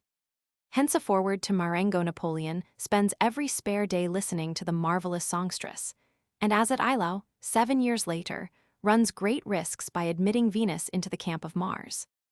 At St. Helena, he declares that from June 3rd to 8th he was busy receiving deputations and showing himself to people assembled from all parts of Lombardy to see their liberator. The Austrians had declared that he had died in Egypt. The date of number 4 should probably be June 9th, on which day the rain was very heavy. He reached Stradella the next day. Series C. The Campaign of Marengo, 1800. Elected to the joint consulate by the events of the 18th Brumaire, November 9, 1799, Napoleon spent the first Christmas Day after his return from Egypt in writing personal letters to the King of England and Emperor of Austria, with a view to peace. He asks King George how it is that the two most enlightened nations of Europe do not realize that peace is the chief need as well as the chief glory, and concludes by asserting that the fate of all civilized nations is bound up in the conclusion of a war which embraces the entire world. His efforts fail in both cases. On December 27th, he makes the Moniteur the sole official journal. On February 7th, 1800, he orders 10 days military mourning for the death of Washington, that great man who, like the French, had fought for equality and liberty. On April 22nd, he urges Moreau to begin his campaign with the Army of the Rhine, an order reiterated on April 24th through Carnot, again made Minister of War. A diversion to save the Army of Italy was now imperative. On May 5th, he congratulated Moreau on the Battle of Stocketch, but informs him that Massina's position is critical, shut up in Genoa, and with food only till May 25th. He advises Massina the same day that he leaves Paris that night to join the Army of Reserve, that the cherished child of victory must hold out as long as possible, at least until May 30th. At Geneva, he met M. Necker. On May 14th, he writes General Mortier, Commandant of Paris, to keep that city quiet, as he will have still to be away a few days longer, which he trusts will not be indifferent to M. de Maillas. Number 3. This letter was written from Ivrea, May 29, 1800. On the 30th, Napoleon is at Vercelli, on June 1st at Novara, and on June 2nd in Milan. Eugene served under Murat at the passage of the Ticino, May 31st. Ems probably Mammon, i.e. his mother. Cherries this fruit had already tender associations. Las Cases tells us that when Napoleon was only 16, he met at Valence Mademoiselle du Colombier, who was not insensible to his merits. It was the first love of both. We were the most innocent creatures imaginable, the emperor used to say. We contrived little meetings together. I well remember one which took place on a midsummer morning, just as daylight began to dawn. It will scarcely be believed that all our happiness consisted in eating cherries together. Volume I-81, 1836. Number 4. Milan he arrived here on June 2nd and met with a great reception. In his bulletin of June 5th, we find him assisting at an improvised concert. It ends, somewhat quaintly for a bulletin, as follows: Italian music has a charm ever new. The celebrated singers, Billington, La Grassini, and Marchesi, are expected at Milan. They say they are about to start for Paris to give concerts there. According to M. Frédéric Masson, this Paris visit masked ulterior motives and was arranged at a déjeuner on the same day, where La Grassini, Napoleon, and Berthier breakfasted together. Henceforward to Marengo Napoleon spends every spare day listening to the marvelous songstress, and as at Eylau, 7 years later, runs great risks by admitting Venus into the camp of Mars. At St. Helena, he declares that from June 3rd to 8th he was busy receiving deputations and showing himself to people assembled from all parts of Lombardy to see their liberator. The Austrians had declared that he had died in Egypt. The date of number 4 should probably be June 9th, on which day the rain was very heavy. He reached Stradella the next day. Series D. Number 1. The date is doubtless 27 Messidor, July 16, and the ferte alluded to that of July 14. The following day Napoleon signed the Concordat with the Pope, which paved the way for the restoration of the Roman Catholic religion in France, September 11. The blister on July 7, he quaintly writes Talleyrand, "They have put a second blister on my arm, which prevented me giving audience yesterday. Time of sickness is an opportune moment for coming to terms with the priests." Some plants-no trait in Josephine's character is more characteristic than her love of flowers, not the selfish love of a mere collector, but the bountiful joy of one who wishes to share her treasures. Malmaison had become the veritable jardin des plantes of the epoch, far better than its Paris namesake in those days. The splendid hothouses, constructed by M. Thibaut, had been modeled on those of Kew, and enabled Josephine to collect exotics from every clime, and especially from her beloved Martinique. No jewel was so precious to her as a rare and beautiful flower. The Minister of Marine never forgot to instruct the deep-sea captains to bring back floral tributes from the far-off tropics. These often fell, together with the ships, into the hands of the British sea dogs, but the Prince Regent always had them sent on from London, and thus rendered, says Aubines, the gallant homage of a courtly enemy to the charming tastes and to the popularity already acquired by this universally beloved woman. Her curator, M. Aimé Bonpland, was an accomplished naturalist who had been with Humboldt in America and brought thence 6,000 new plants. On his return in 1804, he was nominated by Josephine manager of the gardens of Malmaison and Navarre. In the splendid work, Le Jardin de la Malmaison, in 3 volumes, are plates with descriptions of 184 plants, mostly new, collected there from Egypt, Arabia, the United States, the Antilles, Mexico, Madeira, the Cape of Good Hope, Mauritius, the East Indies, New Caledonia, Australia, and China. To Josephine we owe the camellia and the catalpa from the flora of Peru, whilst her maiden name, La Pagerie, was perpetuated by Messrs. Pavon and Ruiz in the Lapageria. If the weather is as bad as we shall see later, Burian was invaluable to Josephine's court for his histrionic powers, and he seems to have been a prime favorite. On the present occasion, he received the following account of the journey to Plombières. To the inhabitants of Malmaison, probably the work of Count Rapp, touched up by Hortense, Burian's Napoleon, volume Roman II, 85. Bentley, 1836. The whole party left Malmaison in tears, which brought on such dreadful headaches that all the amiable company were quite overcome by the idea of the journey.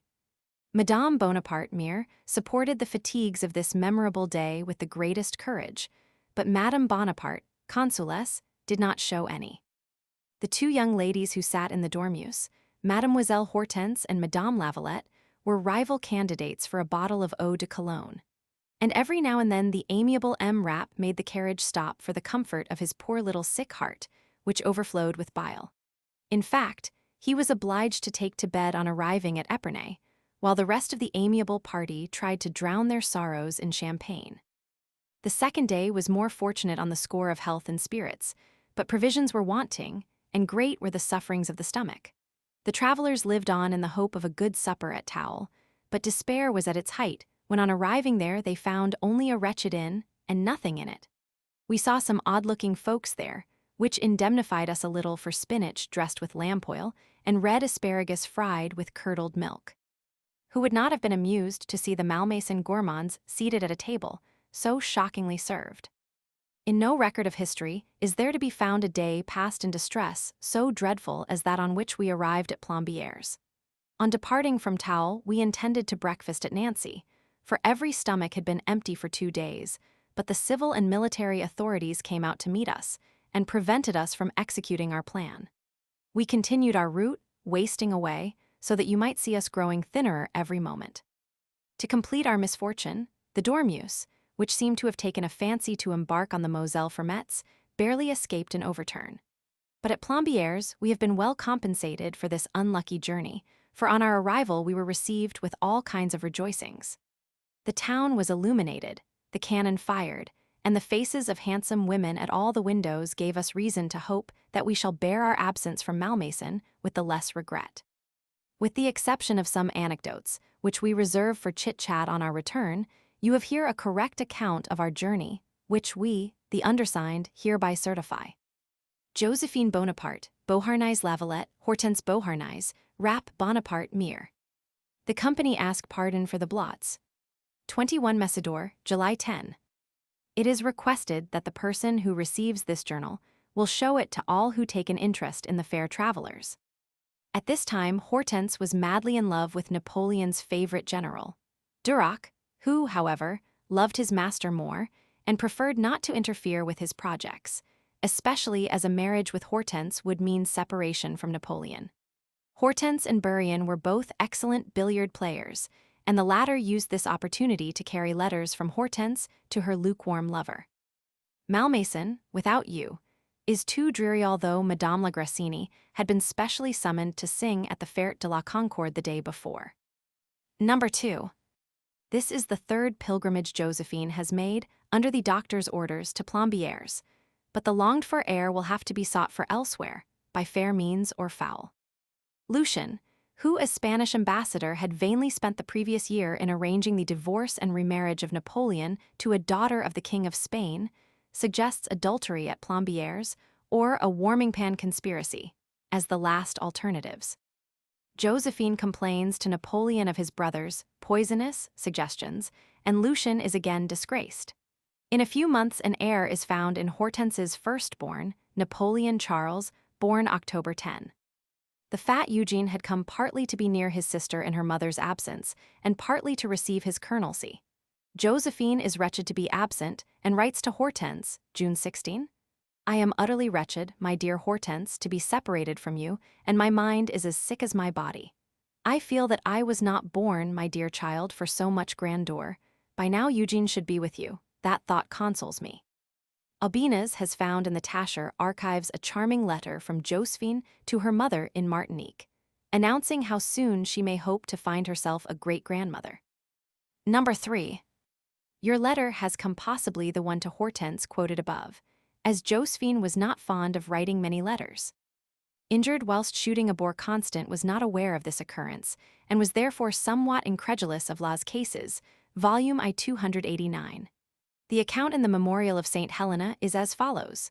Another time, while hunting the wild boar at Marly, all his suite were put to flight. It was like the rout of an army. The emperor, with Soult and Berthier, maintained their ground against 3 enormous boars. We killed all 3, but I received a hurt from my adversary and nearly lost this finger, said the emperor, pointing to the 3rd finger of his left hand, which indeed bore the mark of a severe wound. But the most laughable circumstance of all was to see the multitude of men, surrounded by their dogs, screening themselves behind the 3 heroes and calling out lustily, "Save the emperor! Save the emperor!" while not one advanced to my assistance. Volume Roman II, 202. Colburn, 1836. The Barber of Seville. This was their best piece, and spectators, except Lucien, agree that in it the little theatre at Malmaison and its actors were unsurpassed in Paris. Bourrienne as Bartholo, Hortense as Rosina, carried off the palm. According to the Duchesse de Brantz, Wednesday was the usual day of representation, when the first consul was wont to ask 40 persons to dinner and 150 for the evening. As the Duchess had reason to know, Bonaparte was the severest of critics. Lauriston made a noble lover, says the Duchess, rather heavy, being Bourrienne's more professional comment. Eugene, says Mayneville, excelled in footman's parts. Michat from the Theatre Francais was stage manager, and Bonaparte provided what Constant has called the Malmaison troupe, with their dresses and a collection of dramas. He was always spurring them on to more ambitious flights, and by complimenting Bourrienne on his prodigious memory, would stimulate him to learn the longest parts. Lucien, who refused to act, declares that Bonaparte quoted the saying of Louis Roman XVI, concerning Marie Antoinette and her company, that the performances were royally badly played. Junot, however, even in these days played the part of a drunkard only too well. Jung, Volume Roman II, 256. Number 4. The Sevres manufactory. After his visit, he wrote Duroc, "This morning I gave, in the form of gratuity, a week's wages to the workmen of the Sevres manufactory. Have the amount given to the director. It should not exceed 1,000 écus." Number 5. Your lover, who is tired of being alone so much so that he got up at 5 o'clock in the morning to read his letters in a young bride's bedchamber. The story is brightly told by the lady in question, Madame de Brantz, volume Roman II. Ch. 19. A few days before the Marley hunt, mentioned in number 3, the young wife of 17, whom Bonaparte had known from infancy, and whose mother, Madame Permin, he had wished to marry, found the first consul seated by her bedside with a thick packet of letters, which he was carefully opening and making marginal notes upon. At 6 he went off singing, pinching the lady's foot through the bedclothes as he went. The next day the same thing happened, and the third day she locked herself in and prevented her maid from finding the key. In vain the unwelcome visitor fetched a master key. As a last resource, she wheedled her husband, General Junot, into breaking orders and spending the night with her. And the next day, June 22, Bonaparte came in to proclaim the hunting morning, but by her side found his old comrade of Toulon, fast asleep. The latter dreamily but good-humoredly asked, "Why, General, what are you doing in a lady's chamber at this hour?" And the former replied, "I came to awake Madame Junot for the chase, but I find her provided with an alarum still earlier than myself. I might scold, for you are contraband here, M. Junot." He then withdrew, after offering Junot a horse for the hunt. The husband jumped up, exclaiming, "Faith, that is an amiable man, what goodness! Instead of scolding, instead of sending me sneaking back to my duty in Paris, confess, my Laura, that he is not only an admirable being, but above the sphere of human nature." Laura, however, was still dubious.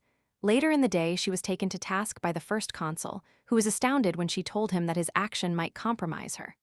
"I shall never forget," she says, "Napoleon's expression of countenance at this moment. It displayed a rapid succession of emotions, none of them evil." Josephine heard of the affair and was jealous for some little time to come. General Ney, Bonaparte had instructed Josephine to find him a nice wife, and she had chosen Emile. Aglaé-Louise Auguier, the intimate friend and schoolfellow of Hortense, and daughter of a former receveur général des Finances.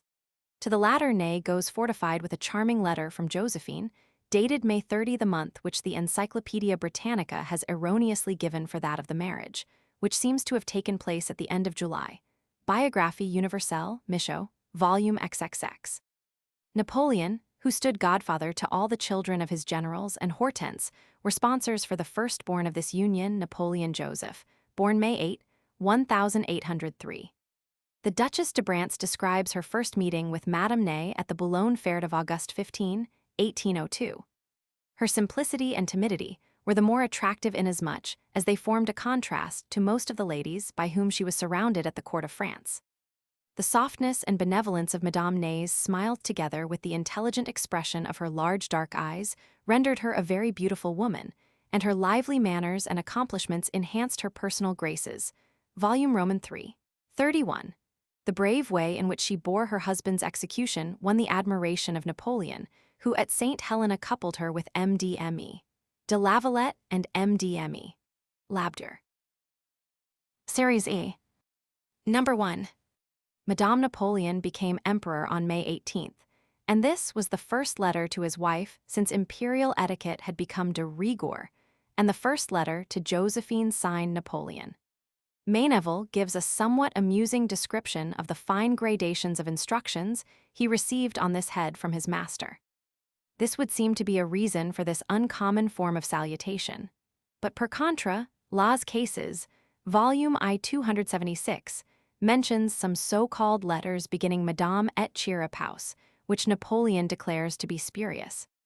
Pont de Brix, a little village about a mile from Boulogne. On his first visit to the latter, he was met by a deputation of farmers, of whom one read out the following address. "General, here we are 20 farmers, and we offer you a score of big, sturdy lads who are, and always shall be, at your service. Take them along with you, General. They will help you to give England a good thrashing. As for ourselves, we have another duty to fulfill. With our arms we will till the ground, so that bread be not wanting to the brave fellows who are destined to destroy the English."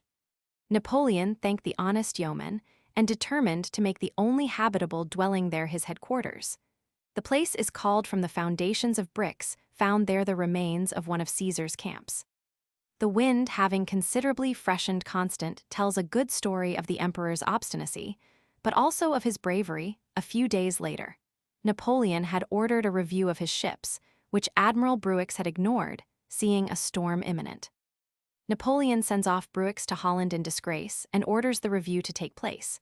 But when, amid the wild storm, he sees more than 20 gunboats run aground and no succor vouchsafed to the drowning men, he springs into the nearest lifeboat, crying, "We must save them somehow."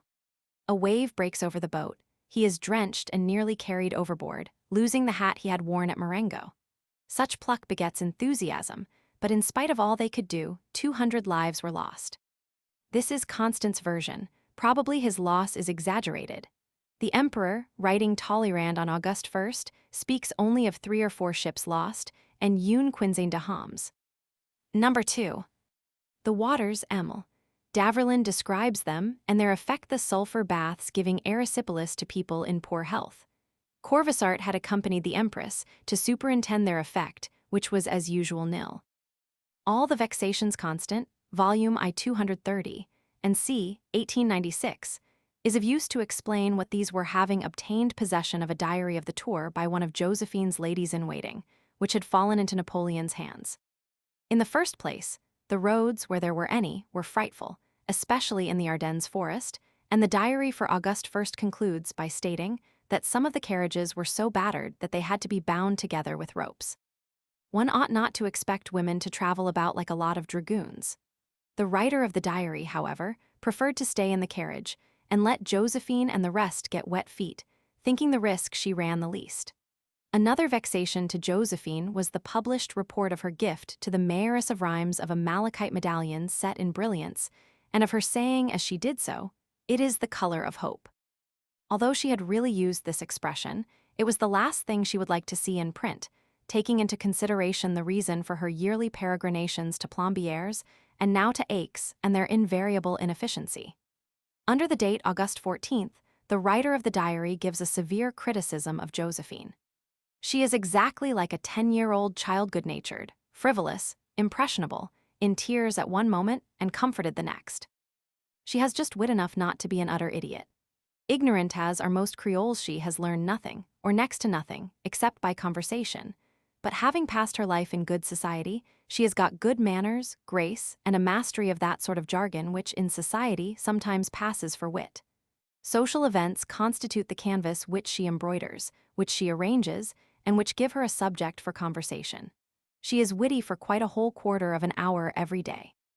Her diffidence is charming, her temper very sweet and even. It is impossible not to be fond of her.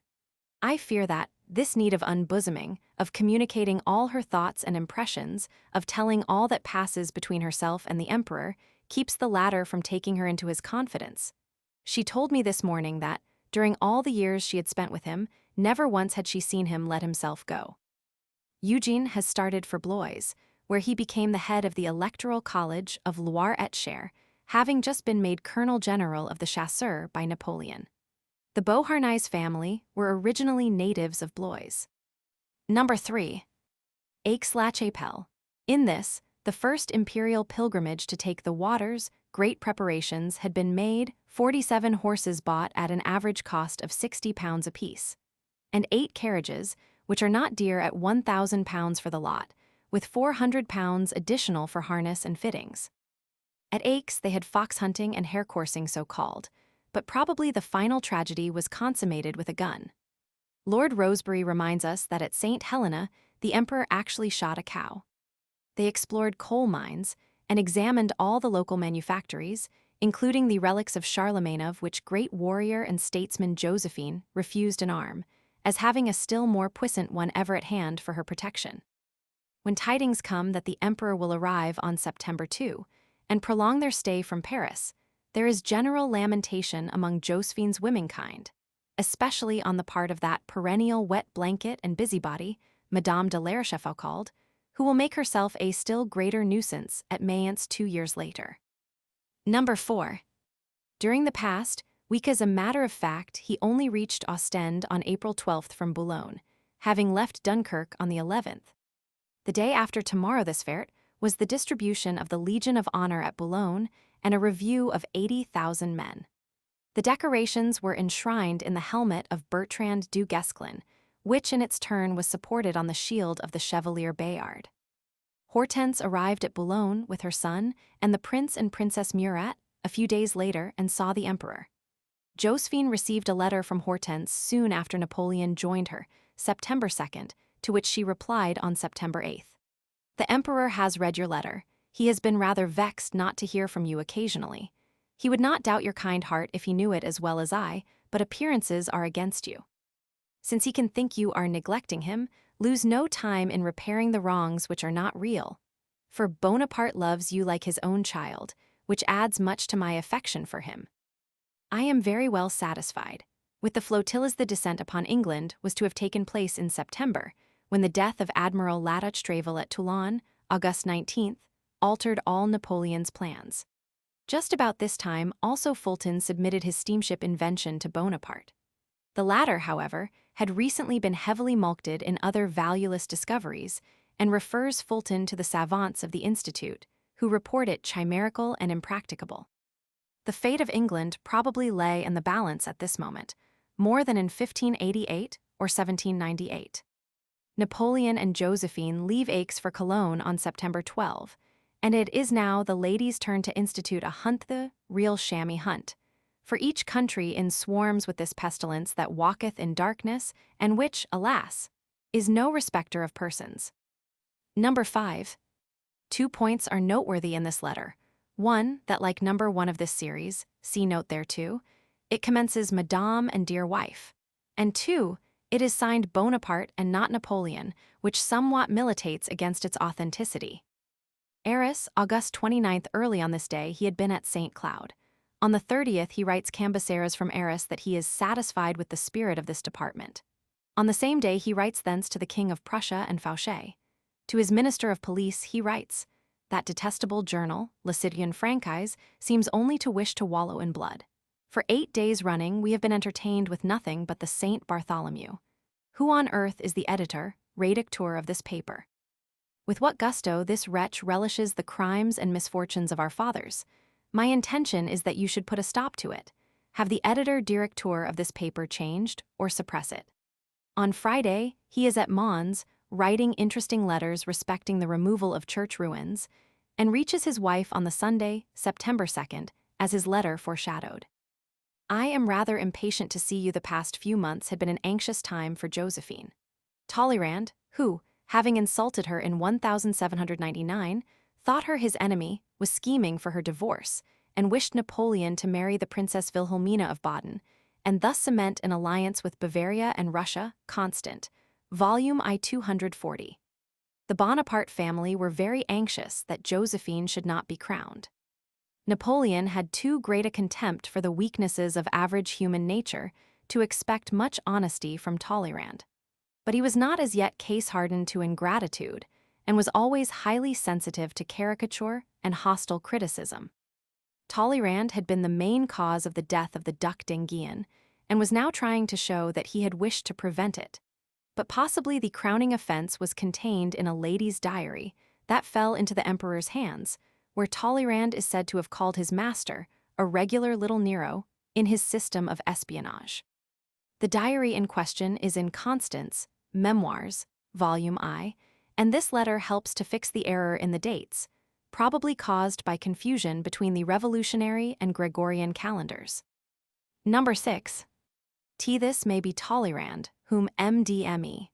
De Remusat, in a letter to her husband, September 21st, at Aix, hinted to be on bad terms with the emperor, a fact confirmed and explained by Marengo. It may also have been Tallien, who returned to France in 1802, where he had been divorced from his unfaithful wife. Doubtlessly Bourrienne, who was in disgrace with Napoleon, and who was always trying to impose on Josephine's good nature. No sooner had Napoleon left for Boulogne on July 14th than his former secretary inflicts himself on the wife at Malmaison. Napoleon joins Josephine at St. Cloud or before October 13th, where preparations are already being made for the coronation by the Pope, the first ceremony of the kind for 8 centuries. Series F. Number 1. To Josephine, she was at Plombières from August 2 to September 10, but no letter is available for the period, neither to Hortense nor from Napoleon. Strasbourg, she is in the former episcopal palace, at the foot of the cathedral. Stuttgart, he is driven over from Ludwigsburg on October 4th, and hears the German opera of Don Juan. I am well placed on the same day Napoleon writes his brother Joseph that he has already won 2 great victories. One, by having no sick or deserters, but many new conscripts. And 2, because the Badenese army and those of Bavaria and Württemberg had joined him, and all Germany well disposed. Number 2. Louisburg, Ludwigsburg. In a few days to Talleyrand, he wrote from Strasbourg on September 27. Within a fortnight, we shall see several things. A new bride. This letter, in the collection of his correspondence ordered by Napoleon Roman III, concludes at this point. Electress the Princess Charlotte Auguste Mathilde, 1766–1828, daughter of George Roman III, our Princess Royal who married Frederick I, Napoleon says she is not well treated by the elector, to whom nevertheless she seems much attached. Breton, number 111. She was equally pleased with Napoleon, and wrote home how astonished she was to find him so polite and agreeable a person. Number 3. I have assisted at a marriage. The bride was the Princess of Saxe-Hildburghausen, who was marrying the second son of the elector. Number 5. Written at Augsburg. On October 15th, he reaches the Abbey of Elchingen, which is situated on a height, from whence a wide view is obtained, and establishes his headquarters there. Number 6. Spent the whole of today indoors. This is also mentioned in his 7th bulletin, dated the same day, which adds, but repose is not compatible with the direction of this immense army. Vicenza, Messina did not, however, reach this place till November 3rd. The French editions have Vienna, but Vicenza is evidently meant. Number 7. He is still at Elchingen, but at Augsburg the next day. On the 21st, he issues a decree to his army that Vendémiaire, of which this was the last day but one, should be counted as a campaign for pensions and military services. Elchingen, Maineville speaks of this village, rising in an amphitheater above the Danube, surrounded by walled gardens and houses rising one above the other. From it Napoleon saw the city of Ulm below, commanded by his cannon. Marshal Ney won his title of Duke of Elchingen by capturing it on October 14th, and fully deserved it. The emperor used to leave the abbey every morning to go to the camp before Ulm, where he used to spend the day and sometimes the night. The rain was so heavy that, until a plank was found, Napoleon sat in a tent with his feet in water. Savary, Volume Roman II, 196. Such a catastrophe at Ulm. General Mack, with 8 field marshals, 7 lieutenant generals, and 33,000 men surrender. Napoleon had despised Mack even in 1800, when he told Burrion at Malmaison, "Mack is a man of the lowest mediocrity I ever saw in my life. He is full of self-sufficiency and conceit, and believes himself equal to anything. He has no talent. I should like to see him some day opposed to one of our good generals. We should then see fine work. He is a boaster, and that is all. He is really one of the most silly men existing, and besides all that, he is unlucky." Volume I 304. Napoleon stipulated for Mack's life in one of the articles of the Treaty of Pressburg. Number 9. Munich. Napoleon arrived here on October 24th. Lemerroy, a trusty aide-de-camp, who had witnessed Napoleon's civil marriage in March 1796, at 10 p.m.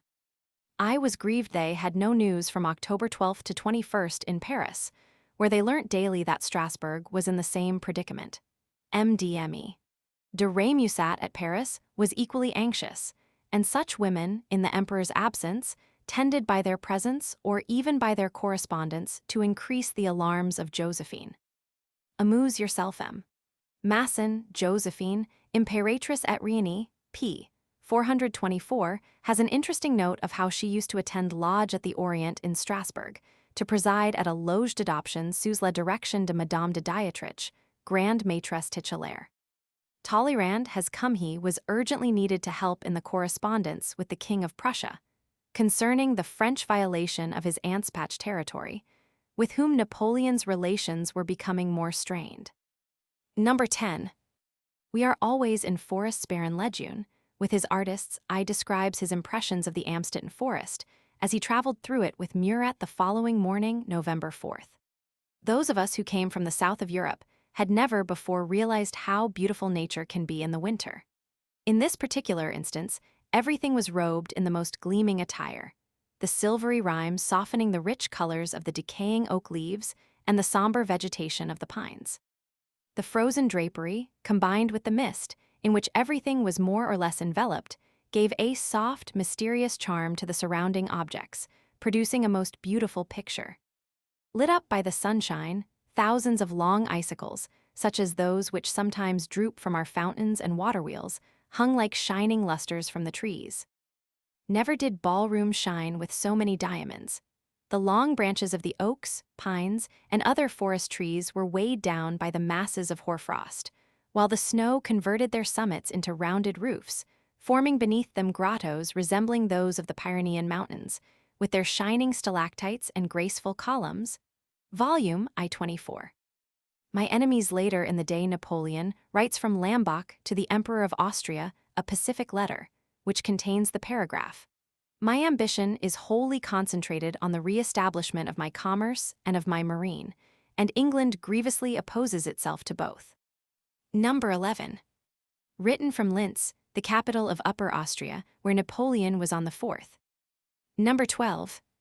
Napoleon took up his abode at the Palace of Schönbrunn on the 14th, and proves his 2 o'clock in the morning courage by passing through Vienna at that time the following morning. Number 13. They owe everything to you. Albinus quotes this and remarks, volume Roman 2. 326. No one had pride in France more than Napoleon, stronger even than his conviction of her superiority in the presence of other contemporary sovereigns and courts.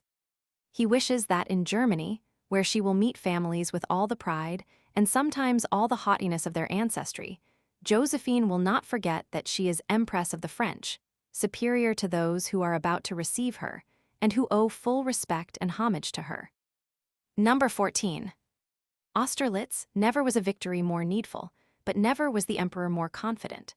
Savary says that it would take a volume to contain all that emanated from his mind during that 24 hours, December 1–2. Nor was it confined to military considerations. General Sager describes how he spent his evening meal with his marshals, discussing with Junot the last new tragedy, Les Templiers, by Raynaud, and from it to Racine, Corneille, and the fatalism of our ancestors. December 2nd was a veritable Black Monday for the coalition in general, and for Russia in particular, where Monday is always looked upon as an unlucky day. Their forebodings increased when, on the eve of the battle, the Emperor Alexander was thrown from his horse, Czartoryski, volume Roman 2. 106. Number 17. A long time since I had news of you, Josephine was always a bad correspondent, but at this juncture was reading that stilted but sensational romance, Caleb Williams. Or hearing the Achilles of Paer, or the Romeo and Juliet of Zingarelli in the intervals of her imperial progress through Germany. M. Masson, not often too indulgent to Josephine, thinks her conduct excusable at this period, paying and receiving visits, dressing and redressing, always in gala costume, and without a moment's solitude. Number 19.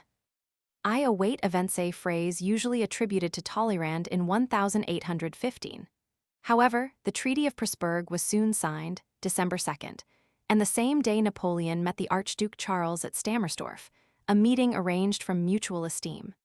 Napoleon had an unswerving admiration for this past and future foe, and said to Madame de Brantz, "That man has a soul, a golden heart."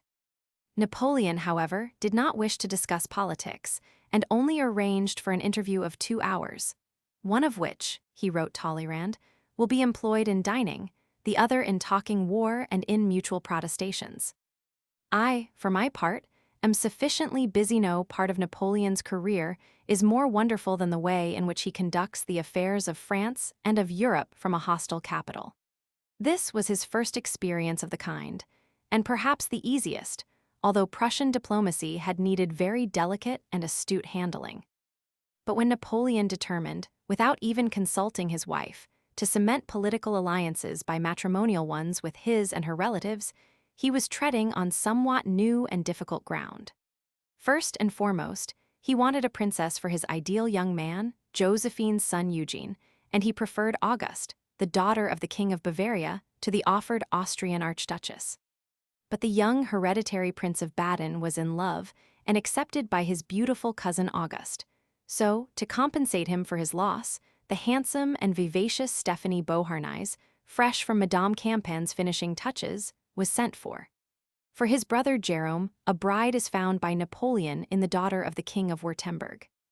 Baden, Bavaria, and Württemberg were too much indebted to France for the spoils they were getting from Austria to object, provided the ladies and their mammas were agreeable. But the conqueror of Austerlitz found this part the most difficult, and had to be so attentive to the Queen of Bavaria that Josephine was jealous. However, all the matches came off, and still more remarkable, all turned out happily, a fact which certainly redounds to Napoleon's credit as a matchmaker. On December 31st, at 1:45 a.m., he entered Munich by torchlight and under a triumphal arch. His chamberlain, M. de Thiard, assured him that if he left Munich the marriage with Eugene would fall through, and he agrees to stay, although he declared that his absence, which accentuated the bank crisis, is costing him 1,500,000 francs a day. The marriage took place on January 14th, 4 days after Eugene arrived at Munich, and 3 days after that young Bayard had been bereft of his cherished mustache. Henceforth, the bridegroom is called Mon Fils in Napoleon's correspondence, and in the contract of marriage Napoleon-Eugene de France. The Emperor and Empress reached the Tuileries on January 27th. The marriage of Stephanie was even more difficult to manage, for, as Saint Amand points out, the Prince of Baden had for brothers-in-law the Emperor of Russia, the King of Sweden, and the King of Bavaria, two of whom at least were friends of England. Josephine had once an uncle-in-law, the Count Beauharnais, whose wife Fanny was a well-known literary character of the time, but of whom the poet Lebrun made the epigram. Elle fait son visage, et ne fait pas ses vers. Stephanie was the granddaughter of this couple, and as Grand Duchess of Baden was beloved and respected, and lived on until 1860. Series G. Number 1. Napoleon left St. Cloud with Josephine on September 25th and had reached Mayence on the 28th, where his foot guard were awaiting him. He left Mayence on October 1st and reached Wurzburg the next day, whence this letter was written, just before starting for Bamberg. Josephine was installed in the Teutonic Palace at Mayence. Princess of Baden, Stephanie Beauharnais. For her marriage, see note, end of Series F. Hortense was by no means happy with her husband at the best of times, and she cordially hated Holland. She was said to be very frightened of Napoleon, but like most people, could easily influence her mother. Napoleon's letter to her of this date, October 5th, is certainly not a severe one. I have received yours of September 14th. I am sending to the Chief Justice in order to accord pardon to the individual in whom you are interested. Your news always gives me pleasure. I trust you will keep well, and never doubt my great friendship for you. The Grand Duke, i.e. of Wurzburg. The castle where Napoleon was staying seemed to him sufficiently strong to be armed and provisioned, and he made a great depot in the city.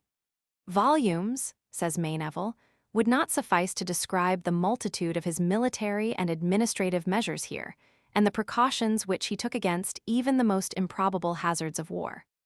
Florence, probably September 1796, when Napoleon was hard-pressed, and Josephine had to fetch a compass from Verona to regain Milan, and thus evade Wurmser's troops. Number 2. Bamberg. Arriving at Bamberg on the 6th, Napoleon issued a proclamation to his army which concluded, "Let the Prussian army experience the same fate that it experienced 14 years ago.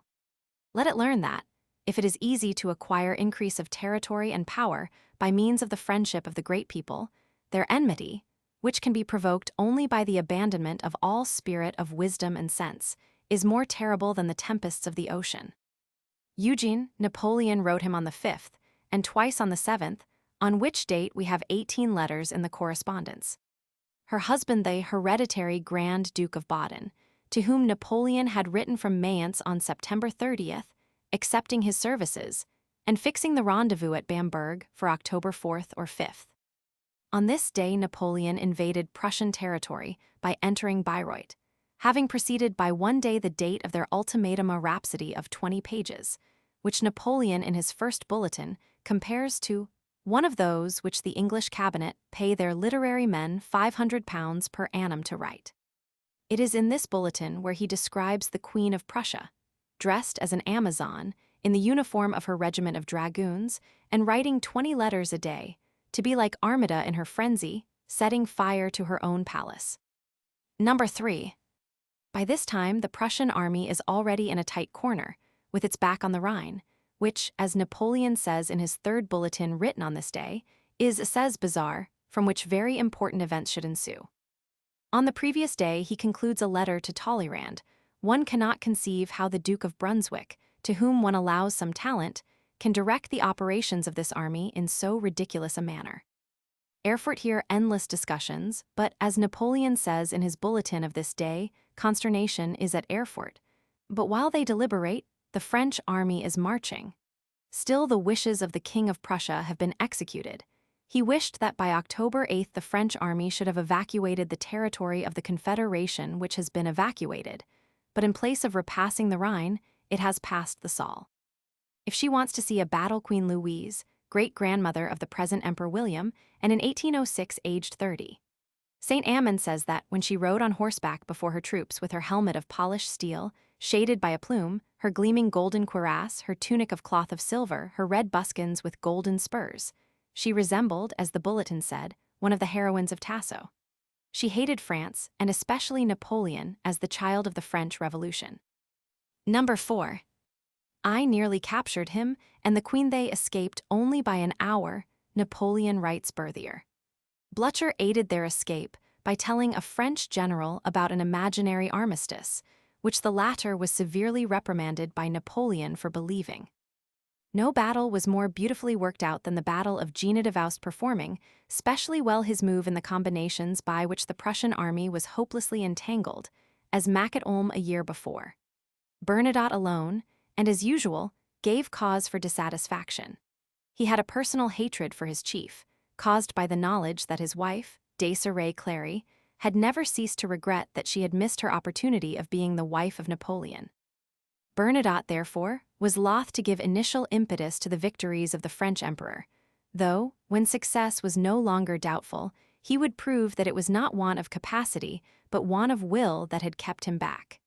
He was the Talleyrand of the camp, and had an equal aptitude for fishing in troubled waters. I have bivouacked, whether the issue of a battle was decisive, or, as at Eylau, only partially so. Napoleon never shunned the disagreeable part of battle, the tending of the wounded and the burial of the dead. Savary tells us that at Jena, as at Austerlitz, the emperor rode round the field of battle, alighting from his horse with a little brandy flask constantly refilled, putting his hand to each unconscious soldier's breast, and when he found unexpected life, giving way to a joy impossible to describe. Volume Roman II. 184. Mayneville also speaks of his performing this pious duty, in the fulfillment of which nothing was allowed to stand in his way. Number 5. Fatigues, bivouacs, have made me fat. The Austerlitz campaign had the same effect. See a remarkable letter to Count Miet de Melito on January 30th, 1806. The campaign I have just terminated, the movement, the excitement have made me stout. I believe that if all the kings of Europe were to coalesce against me, I should have a ridiculous paunch. And it was so. The great M. Napoleon, aged 4, and the younger, aged 2, are with Hortense and their grandmother at Mayence, where a court had assembled, including most of the wives of Napoleon's generals, burning for news. A lookout had been placed by the Empress some 2 miles on the main road beyond Mayence, whence sight of a courier was signaled in advance. Number 7. Potsdam as a reward for Auerstadt, Napoleon orders de Vaust, and his famous Third Corps to be the first to enter Berlin the following day. Number 8. Written from Berlin, where he is from October 28th to November 25th. You do nothing but cry. Josephine spent her evenings gauging futurity with a card pack, and although it announced Jena and Auerstadt before the messenger, it may possibly, thinks M. Masson, have been less propitious for the future, and behind all was the sinister portion of the Speewife's prophecy still unfulfilled. No, 9a. Madame Tallien had been in her time, especially in the years 1795–99, one of the most beautiful and witty women in France. Madame de Brantz calls her the Venus of the capital, and Lucien Bonaparte speaks of the court of the voluptuous director, Barras, where the beautiful Tallien was the veritable Calypso. The people, however, could not forget her second husband, Tallien, from whom she was divorced in 1802, having had 3 children born while he was in Egypt, 1798–1802. And whilst they called Josephine Notre Dame des Victoires, they called Madame Tallien Notre Dame de Septembre. The latter was, however, celebrated both for her beauty and her intrigues, and when, in 1799, Bonaparte seized supreme power, the fair lady invaded Barras in his bath to inform him of it, but found her indolent Ulysses only capable of ejaculating, "What can be done? That man has taken us all in." Napoleon probably remembered this, and may refer to her rather than to the Queen of Prussia in the next letter, where he makes severe strictures on intriguing women. Moreover, Napoleon in his early campaigns had played a ridiculous part in some of Gilray's most indecent cartoons, where Madames Tallien and Josephine took with Barras the leading rôles, and as Madame Tallien was not considered respectable in 1796, she was hardly a fit friend for the Empress of the French 10 years later. In the interval, this lady, divorced a second time, had married the Prince de Chimay, Caraman. Napoleon knew also that she had been the mistress of Ouvrard, the banker, who in his Spanish speculations, a few months earlier, had involved the Bank of France to the tune of 4 million sterling, and forced Napoleon to make a premature peace after Austerlitz. The emperor had returned at white heat to Paris, and wished he could build a gallows for Ouvrard high enough for him to be on view throughout France. Madame Tallien's own father, M. de Cabarrus, was a French banker in Spain, and probably in close relation with Ouvrard. Number 10. Written from Berlin. The bad things I say about women. Napoleon looked upon this as a woman's war, and his temper occasionally gets the mastery of him. No war had ever been so distasteful to him or so personal. Prussia, whose alliance he had been courting for nearly 10 years, was now worthless to him, and all because of petticoat government at Berlin. In the 15th Bulletin, dated Wittenberg, October 23, he states that the Queen had accused her husband of cowardice in order to bring about the war. But it is doubtless the 16th Bulletin, dated Potsdam, October 25, to which Josephine refers, and which refers to the oath of alliance of the Emperor Alexander and the King of Prussia in the death chamber of Frederick the Great. It is from this moment that the Queen quitted the care of her domestic concerns and the serious occupations of the toilet in order to meddle with the affairs of state. He refers to a Berlin caricature of the scene which was at the time in all the shops, exciting even the laughter of clodhoppers. The handsome Emperor of Russia was portrayed, by his side the Queen, and on his other side the King of Prussia with his hand raised above the tomb of the great Frederick. The Queen herself, draped in a shawl nearly as the London engravings represent Lady Hamilton, pressing her hand on her heart, and apparently gazing upon the Emperor of Russia. In the 18th Bulletin, October 26, it is said the Prussian people did not want war, that a handful of women and young officers had alone made this tapage, and that the Queen, formerly a timid and modest woman looking after her domestic concerns, had become turbulent and warlike, and had conducted the monarchy within a few days to the brink of the precipice. As the Queen of Prussia was a beautiful woman, she has had nearly as many partisans as Mary Stuart or Marie Antoinette, but with far less cause. Napoleon, who was the incarnation of practical common sense, saw in her the first cause of the war, and considered that so far as verbal flagellation could punish her, she should have it. He had neither time nor sympathy for the "please you, do not hurt us" attitude of a bellicose new woman, who, as Imogen or Ida, have played with edged tools from the time of Shakespeare to that of Sullivan. As an antidote, however, to his severe words against women, he put, perhaps somewhat ostentatiously, the Princess de Hatzfeld episode in his 22nd Bulletin, Berlin, October 29. A year later, November 26, 1807, when his old guard returned to Paris and free performances are given at all the theaters, there is the triumph of Trajan at the opera, where Trajan, burning with his own hand the papers enclosing the secrets of a conspiracy, is a somewhat skillful allusion to the present episode. Number 11. Magdeburg had surrendered on November 8, with 20 generals, 800 officers, and 22,000 men, 800 pieces of cannon, and immense stores. Lubeck, this capitulation was that of Blücher, who had escaped after Jena through a rather dishonorable ruse. It had taken 3 army corps to hem him in. Number 13. Written from Berlin, but not included in the correspondence. Madame L, i.e. Madame de la Rochefoucauld, a third or fourth cousin by her first marriage of Josephine and her chief lady of honor. She was an incorrigible royalist and hated Napoleon, but as she had been useful at the Tuileries in establishing the court, Napoleon, as usual, could not make up his mind to cause her dismissal. In 1806, however, she made Josephine miserable and Mayence unbearable. She foretold that the Prussians would win every battle, and even after Jena she, to use an expression of M. Masson, continued her music on the sly and sourdine. See letters 19 and 26 of this series. Number 17. December 2, the anniversary of Austerlitz, 1805, and of Napoleon's coronation, 1804. He now announces to his soldiers the Polish campaign. Number 18. Not in the correspondence. Jealousy. If Josephine's letters and conduct had been a little more worthy of her position, she might have saved herself. Madame Walewski, who had not yet appeared on the scene. Number 19. Désir de femme est un feu qui dévore. The quotation is given in Jung's Memoirs of Lucian, volume Roman 2. 62. Si qu'une femme desire est un feu qui consume, celui d'une réunie un volcan qui dévore. Number 23. I am dependent on events. He says the same at St. Helena. Throughout my whole reign I was the keystone of an edifice entirely new and resting on the most slender foundations. Its duration depended on the issue of my battles. I was never, in truth, master of my own movements. I was never at my own disposal. Number 26. The fair ones of Great Poland if Berthier and other regular correspondents of Josephine were like Savary in their enthusiasm. No wonder the Mayence coterie began to stir up jealousy. Here is the description of the Duke of Rovigo, volume Roman 2. 17. The stay at Warsaw had for us something of witchery. Even with regard to amusements, it was practically the same life as at Paris. The emperor had his concert twice a week, at the end of which he held a reception where many of the leading people met.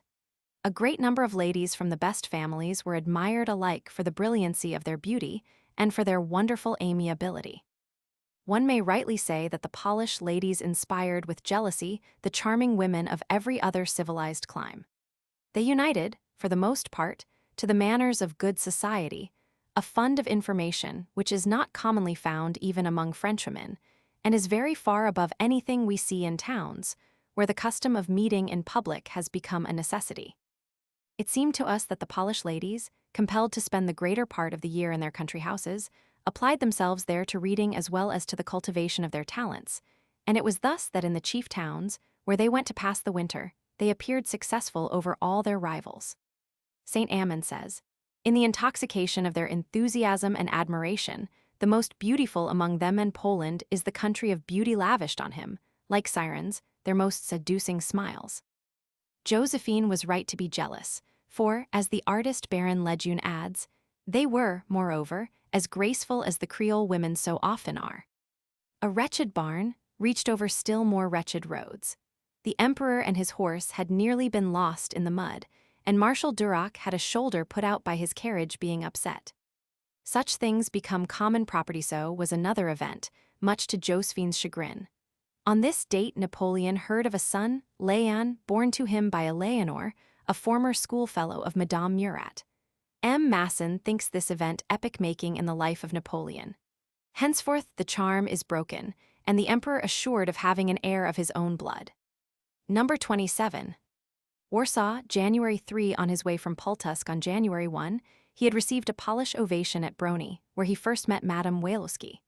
The whole story is well told by M. Masson in Napoleon et les Femmes, but here we must content ourselves with the mere facts, and first, for the sake of comparison, cite his love letters to the lady in question. 1. I have seen only you, I have admired only you, I desire only you. A very prompt answer to calm the impatient ardor of N. 2. Have I displeased you? I have still the right to hope the contrary. Have I been mistaken? Your eagerness diminishes while mine augments. You take away my rest. Oh, give a little joy, a little happiness to a poor heart all ready to worship you. Is it so difficult to get a reply? You owe me one N. 3. There are moments when too high rank is a burden, and that is what I feel. How can I satisfy the needs of a heart hopelessly in love, which would fling itself at your feet, and which finds itself stopped by the weight of lofty considerations paralyzing the most lively desires? Oh, if you would, only you could remove the obstacles that lie between us. My friend Duroc will clear the way. Oh, come, come, all your wishes shall be gratified. Your native land will be dearer to me when you have had pity on my poor Harten. 4. Marie, my sweet Marie. My first thought is for you, my first desire to see you again. You will come again, will you not? You promised me to do so. If not, the eagle will fly to you. I shall see you at dinner, a friend tells me. Deign, then, to accept this bouquet, let it become a mysterious link which shall establish between us a secret union in the midst of the crowd surrounding us. Exposed to the glances of the crowd, we shall still understand each other. When my hand presses my heart, you will know that it is full of thoughts of you, and in answer you will press closer your bouquet. Love me, my bonnie Marie, and never let your hand leave your bouquet in. In this letter, in which he has substituted tu for vous, there is more passion than we have seen since 1796. The fair lady now leaves her decrepit old husband, nearly 50 years her senior, and takes up her abode in Finkenstein Castle, for nearly 2 months of the interval between Eylau and Friedland. In order, says Pasquier, that nothing should be lacking to characterize the calm state of his mind and the security of his position, it was soon known that he had seen fit to enjoy a pleasurable relaxation by calling to him a polished gentlewoman of excellent birth, with whom he had contracted a liaison while passing through Warsaw, and who, as a consequence of this journey, had the honor of bearing him a son. Repudiated by her husband, she came to Paris, where she was very kindly treated by Josephine, who, having once seen her, found in her no rival but an enthusiastic patriot, sacrificed to Plutus, as Napoleon told Lucian at Mantua a few months later, adding that her soul was as beautiful as her face. Number 28. Be cheerful, Guy. This adjective is a favorite one in letters to his wife, and dates from 1796. Number 29. Roads unsafe and detestable. The French troops used to say that the 4 following words constituted the whole language of the Poles: chleba, niema, voda, Sarah. Some bread, there is none, some water, we will go and fetch it. Napoleon one day passed by a column of infantry suffering the greatest privations on account of the mud, which prevented the arrival of provisions. Papa, chleba, exclaimed a soldier. Niema, replied the emperor. The whole column burst into a fit of laughter. They asked for nothing more. Baron Lejeune, Constant, and Mayneville have variants of the same story. Number 35. Written from Warsaw and omitted from the correspondence. I hope that you are at Paris. Madame Junot hints that her husband, as governor of Paris, was being sounded by Bonaparte's sister, Murat's wife, with whom Junot was in love, if he would make Murat Napoleon's successor, in lieu of Eugene, if the emperor were killed. If Napoleon had an inkling of this, he would wish Josephine to be on the spot. Tease, probably Italian, who had misconducted himself in Egypt. Madame Junot met him at Madrid, but she and others had not forgotten the September massacres. The wretch, how did he drag on his loathsome existence? She exclaims. Number 36. Paris. Josephine arrived here January 31st. Queen Hortense going to The Hague, and the Princess Stephanie to Mannheim. Number 38. Probably written from Arensdorf, on the eve of the Battle of Eylau, February 9th, on which day a great ball took place in Paris, given by the Minister of Marine. Number 39. Eylau, the Battle of Preussisch-Eylau was splendidly fought on both sides, but the Russian general Benningsen had all the luck. 1. His Cossacks capture Napoleon's letter to Bernadotte, which enables him to escape all Napoleon's plans, which otherwise would have destroyed half the Russian army. 2. A snowstorm in the middle of the day in the faces of the French ruins Augereau's corps and saves the Russians from a total rout. 3. The arrival of a Prussian army corps, under General Lestock, robbed Davoust of his glorious victory on the right, and much of the ground gained including the village of Kushnin. 4. The night came on just in time to save the rest of the Russian army, and to prevent Ney taking any decisive part in the battle. Bernadotte, as usual, failed to march to the sound of the guns, but, as Napoleon's orders to do so were captured by Cossacks, he might have had an excuse rather better than usual, had not General Hautpolt, in touch both with him and Napoleon, advised him of his own orders and an imminent battle. Under such circumstances, no general save the Prince of Pontcorvo, says Bignon, would have remained inactive, but it was the destiny of this marshal to have a role apart in all the great battles fought by the emperor. His conduct was at least strange at Jena. It will not be less so in 1809 at Wagram. The forces, according to Matthew Dumas, Preface des Événements Militaires, Volume 18, were approximately 65,000 French against 80,000 allies, the latter in a strong chosen position. Napoleon saved 1,500, the wreckage of Augereau's corps, that went astray in the blizzard, costing the French more than half their loss in the 2 days' fight, by a charge of his horse guard, but his foot guard never fired a shot. The Allies lost 5,000 to 6,000 dead and 20,000 wounded. Napoleon told Montholon that his loss at Eylau was 18,000, which probably included 2,000 dead and 15,000 to 16,000 wounded and prisoners. As the French remained masters of the field of battle, the slightly wounded were evidently not counted by Napoleon, who in his bulletin gives 1,900 dead and 5,700 wounded. The list of wounded inmates of the hospital a month later, March 8, totaled only 4,600, which astonished Napoleon, who sent back for a recount. On receipt of this, he wrote, Daru, March 15, "From your advices to hand, I see we are not far out of count. There were at the Battle of Eylau 4,000 or 5,000 wounded, and 1,000 in the combats preceding the battle." Number 40. Corbineau M. Daverlin, Volume Roman II, 101 tells how, in haste to join his regiment at Paris, Corbineau had asked for a seat in her carriage from St. Cloud. She was delighted, as he was a charming man, with no side unlike Lauriston and Lemerrois. He had just been made general and said, "Either I will get killed or deserve the favor which the emperor has granted me. Msel, you shall hear me spoken of. If I am not killed, I will perform some startling deed." Dahlmann, General Nicholas Dahlmann, commanding the chasseurs of the guard, was killed in the charge on the Russian infantry, which saved the battle. On April 22, Napoleon wrote Vice Admiral de Crays to have 3 frigates put on the stocks to be called Dahlmann, Corbineau, and Hotpel, and in each captain's cabin a marble inscription recounting their brave deeds. Number 41. Young Tascher, the third of Josephine's cousins German of that name. He was afterwards aide-de-camp of Prince Eugene and later majordomo of the Empress Eugenie. Number 42. After this letter, Saint Amand declares that Napoleon's letters to his wife become cold, short, banal, absolutely insignificant.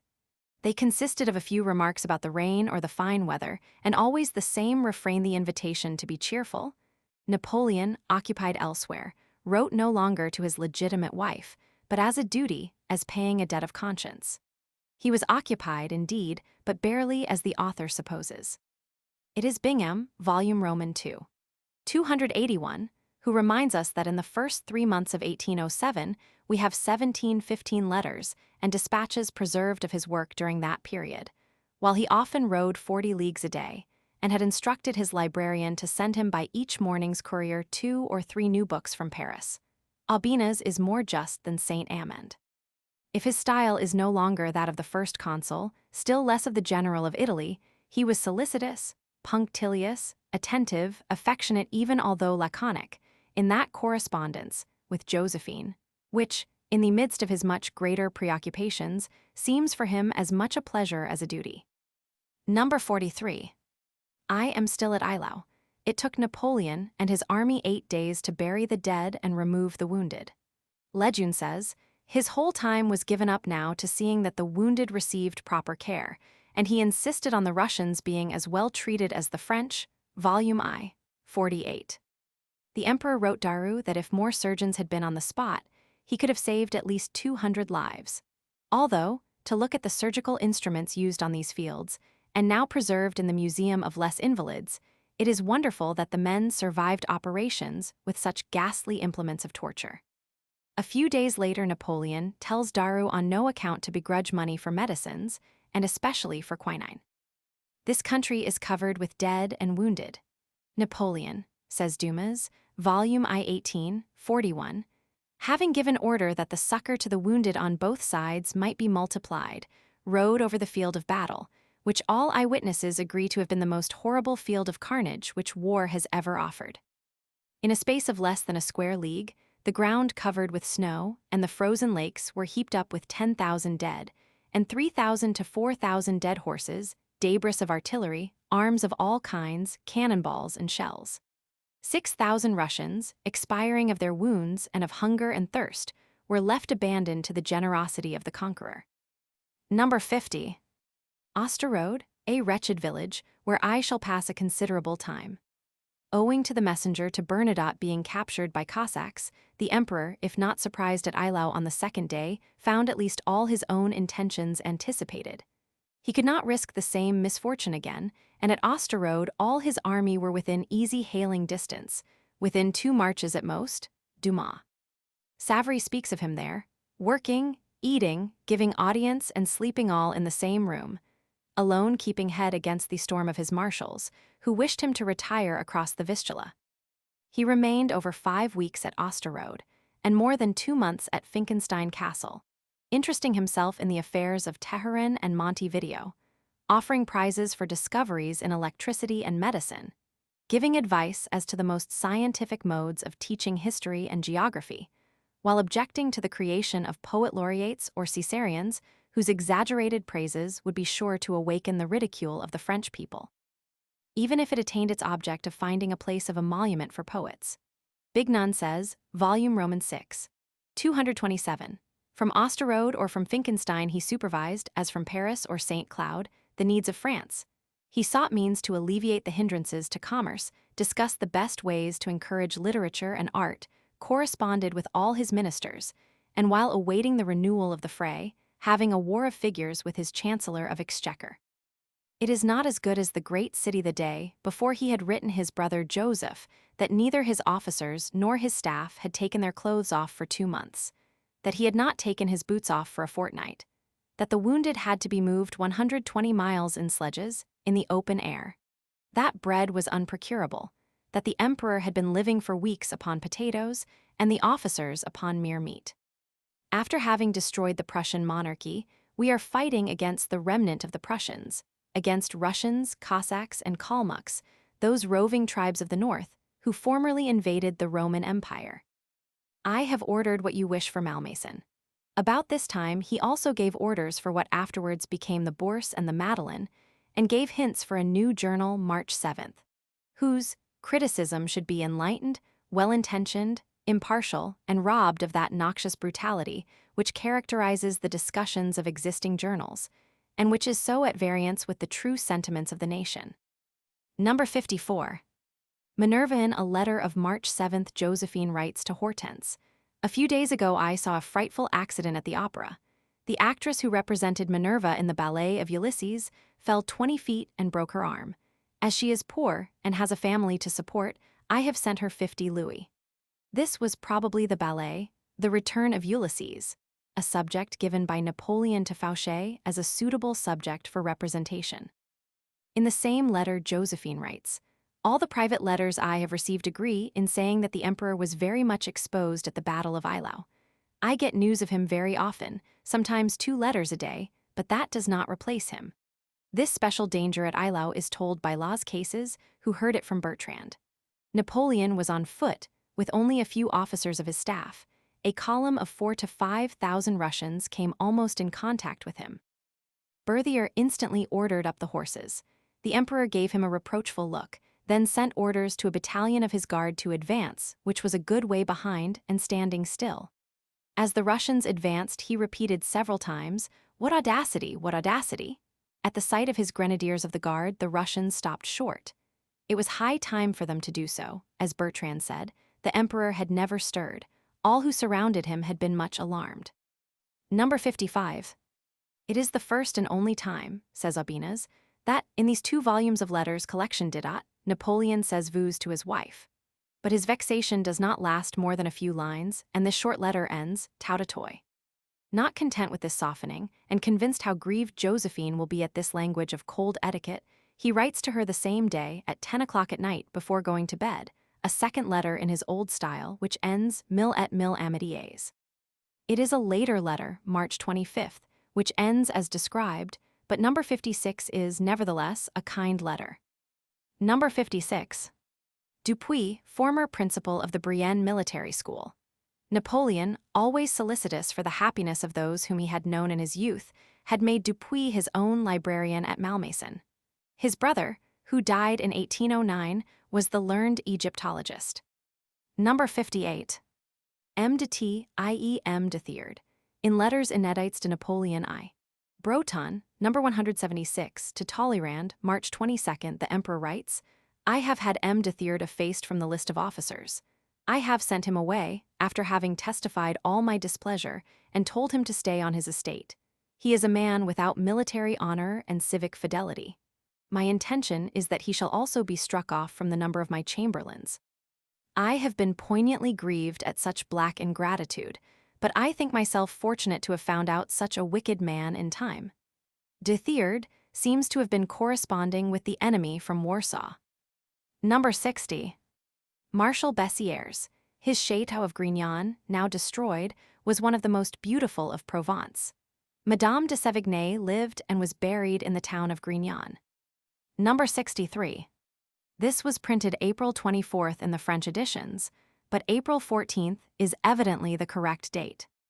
Number 67. Sweet, pouting, and capricious. Aubenas speaks of these lines, in the style of the Italian period, which seemed in fact to calm the fears of the Empress. Number 68. Madame, his own sister Madame Muret, afterwards Queen of Naples. See note to letter 35 for her influence over Junot.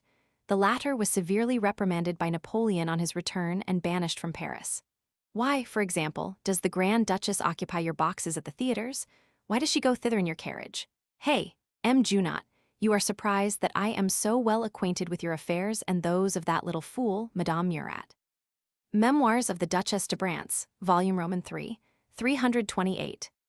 Measles. As the poor child was ill 4 days, it was probably laryngitis, from which he died, an ailment hardly distinguishable from croup, and one of the commonest sequelae of measles. He died on May 5th. The best account is the memoirs of Stanislaus Juridin. They had applied leeches to the child's chest and had finally recourse to some English powders of unknown composition, which caused a rally, followed by the final collapse. King Louis said the child's death was caused by the Dutch damp climate, which was bad for his own health. Josephine hastens to join her daughter, but breaks down at Laeken, where Hortense, more dead than alive, joins her and returns to Paris with her. Number 69. I trust I may hear you have been rational in your sorrow. As a matter of fact, he had heard the opposite, for the following day, May 15th, he writes to his brother Jerome, Napoleon died in 3 days at The Hague. I know not if the king has advised you of it. This event gives me the more pain insomuch as his father and mother are not rational, and are giving themselves up to all the transports of their grief. To Fauché he writes 3 days later, I have been very much afflicted by the misfortune which has befallen me. I had hoped for a more brilliant destiny for that poor child. And on May 20th, I have felt the loss of the little Napoleon very acutely. I would have wished that his father and mother should have received from their temperament as much courage as I for knowing how to bear all the ills of life. But they are younger, and have reflected less on the frailty of our worldly possessions. It is typical of Napoleon that the only man to whom, as far as we know, he unbosomed his sorrow should be one of his early friends, even though that friend should be the false and faithless Fauché, who requited his confidence later by vile and baseless allegations respecting the parentage of this very child. In one respect, only did Napoleon resemble David in his supposititious sin, which was, that when the child was dead, he had neither time nor temperament to waste in futile regrets. As he said on another occasion, if his wife had died during the Austerlitz campaign, it would not have delayed his operations a quarter of an hour. But he considers practical succor to the living as the most fitting memorial to the dead, and writes on June 4th to de Champagny, 20 years ago a malady called croup showed itself in the north of Europe. Some years ago it spread into France. I require you to offer a prize of £500, £12,000 francs, to be given to the doctor who writes the best essay on this malady and its mode of treatment. Commenting on this letter, Bignon, Volume Roman 6. p. 262 adds, It is, however, fortunate when, On the eve of battles, warlike princes are pondering over ways of preserving the population of their states. Number 71. May 20th. On this date, he writes Hortense. My daughter, all the news I get from The Hague tells me that you are not rational. However legitimate your grief, it must have limits. Never impair your health, seek distractions, and know that life is strewn with so many rocks, and may be the source of so many miseries, that death is not the greatest of all your affectionate father, Napoleon. Number 74. I am vexed with Hortense. The same day he encloses with this a letter to Hortense. My daughter, you have not written me a line during your great and righteous grief. You have forgotten everything as if you had nothing more to lose. They say you care no longer for anyone, that you are callous about everything. I note the truth of it by your silence. This is not well, Hortense. It is not what you promised me. Your son was everything for you.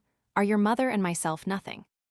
Had I been at Malmaison, I should have shared your grief, but I should have wished you at the same time to turn to your best friends. Goodbye, my daughter, be cheerful. It is necessary to be resigned. Keep well, in order to fulfill all your duties. My wife is utterly miserable about your condition. Do not increase her sorrow. Your affectionate father, Napoleon. Hortense had been on such bad terms with her husband for several months, past that Napoleon evidently thinks it wiser not to allude to him, although he had written Louis a very strong letter on his treatment of his wife 2 months earlier. See letter 12,294 of the correspondence, April 4th.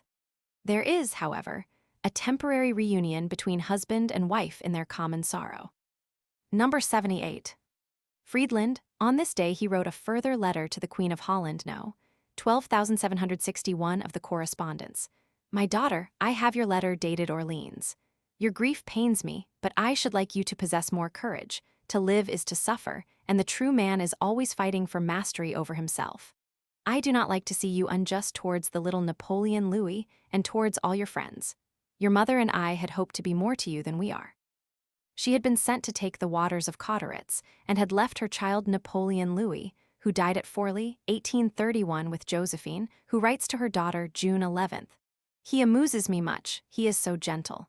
I find he has all the ways of that poor child that we mourn. And a few days later, there remains to you a husband, an interesting child, and a mother whose love you know.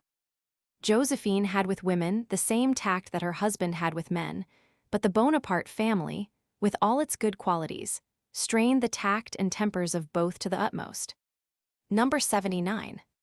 Tilsit, referring to Napoleon and Alexander at Tilsit, Michaud says, both full of wiles and devices, they affected nevertheless the most perfect sentiments of generosity, which at the bottom they scarcely dreamed of practicing. Reunited, they were the masters of the world, but such a union seemed impossible.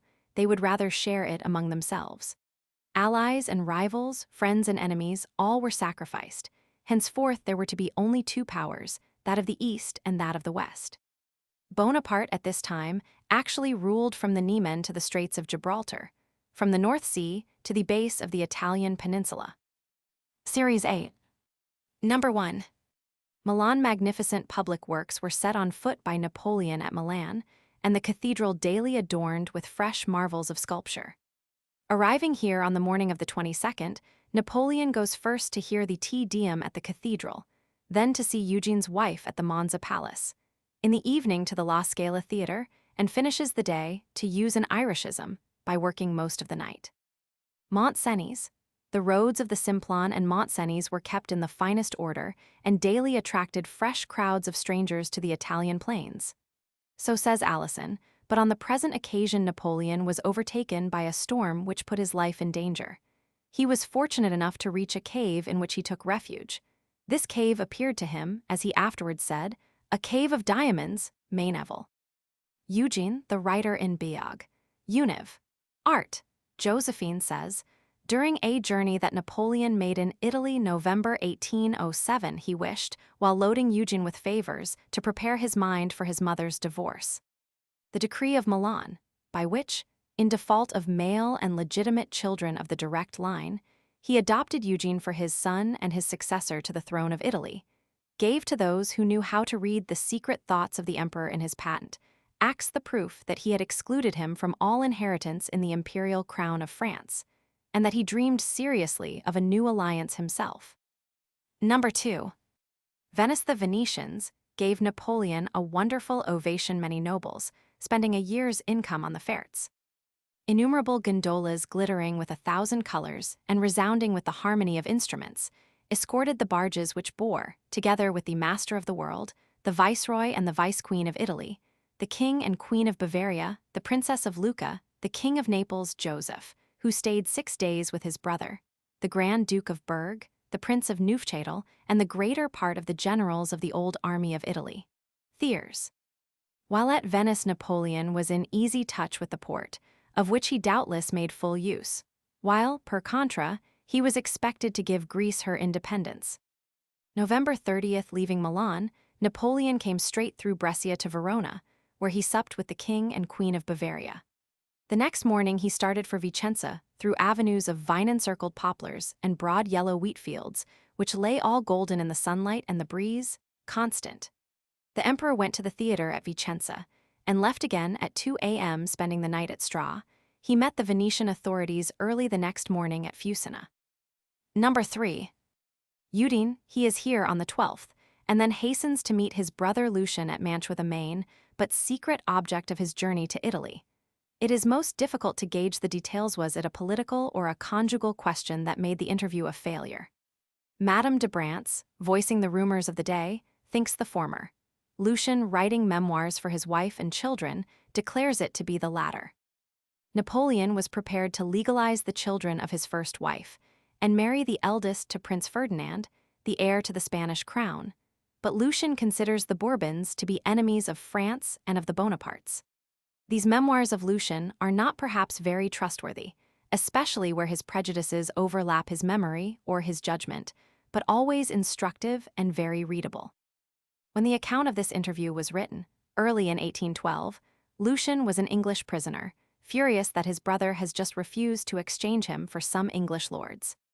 Speaking of Josephine, the emperor tells him that in spite of her reputation for good nature, she is more malicious than generally supposed, although for her husband, she has no nails. But he adds that rumors of impending divorce have made life between them very constrained. Only imagine, continued the emperor, that wife of mine weeps every time she has indigestion, because she says she thinks herself poisoned by those who wish me to marry someone else. It is perfectly hateful. He said that Joseph also thought of a divorce, as his wife gave him only daughters, and that the 3 brothers might be remarried on the same day. The emperor regretted not having taken the Princess Augusta, daughter of his best friend, the King of Bavaria, for himself instead of for Eugene, who did not know how to appreciate her and was unfaithful. He was convinced that Russia, by invading India, would overthrow England, and that his own soldiers were ready to follow him to the Antipodes. He ends by offering Lucian his choice of thrones: Naples, Italy, the brightest jewel of my imperial crown, or Spain. Madame de Brantz adds Prussia, if he will give way about Madame Jauberthon and her children. Tout pour Lucien divorcé, rien pour Lucien sans divorce. When Napoleon finds his brother obdurate, he makes Eugene Prince of Venice and his eldest daughter Princess of Bologna, with a large appanage. Lucian is in fresh disgrace within less than 3 months of the Mantuan interview, for on March 11, 1808, Napoleon writes brother Joseph, Lucian is misconducting himself at Rome and is more Roman than the Pope himself. His conduct has been scandalous. He is my open enemy and that of France. I will not permit a Frenchman, and one of my own brothers, to be the first to conspire and act against me with a rabble of priests. I may soon be in Paris. After leaving Milan, he visits the fortifications at Alessandria and is met by a torchlight procession at Marengo. Letters for 2 days, December 27-28, are dated Turin, although Constant says he did not stop there. Crossing Mont Cenis on December 30th, he reaches the Tuileries on the evening of New Year's Day, 1808. Series I. Number 1. Bayonne is halfway between Paris and Madrid, nearly 600 miles from each.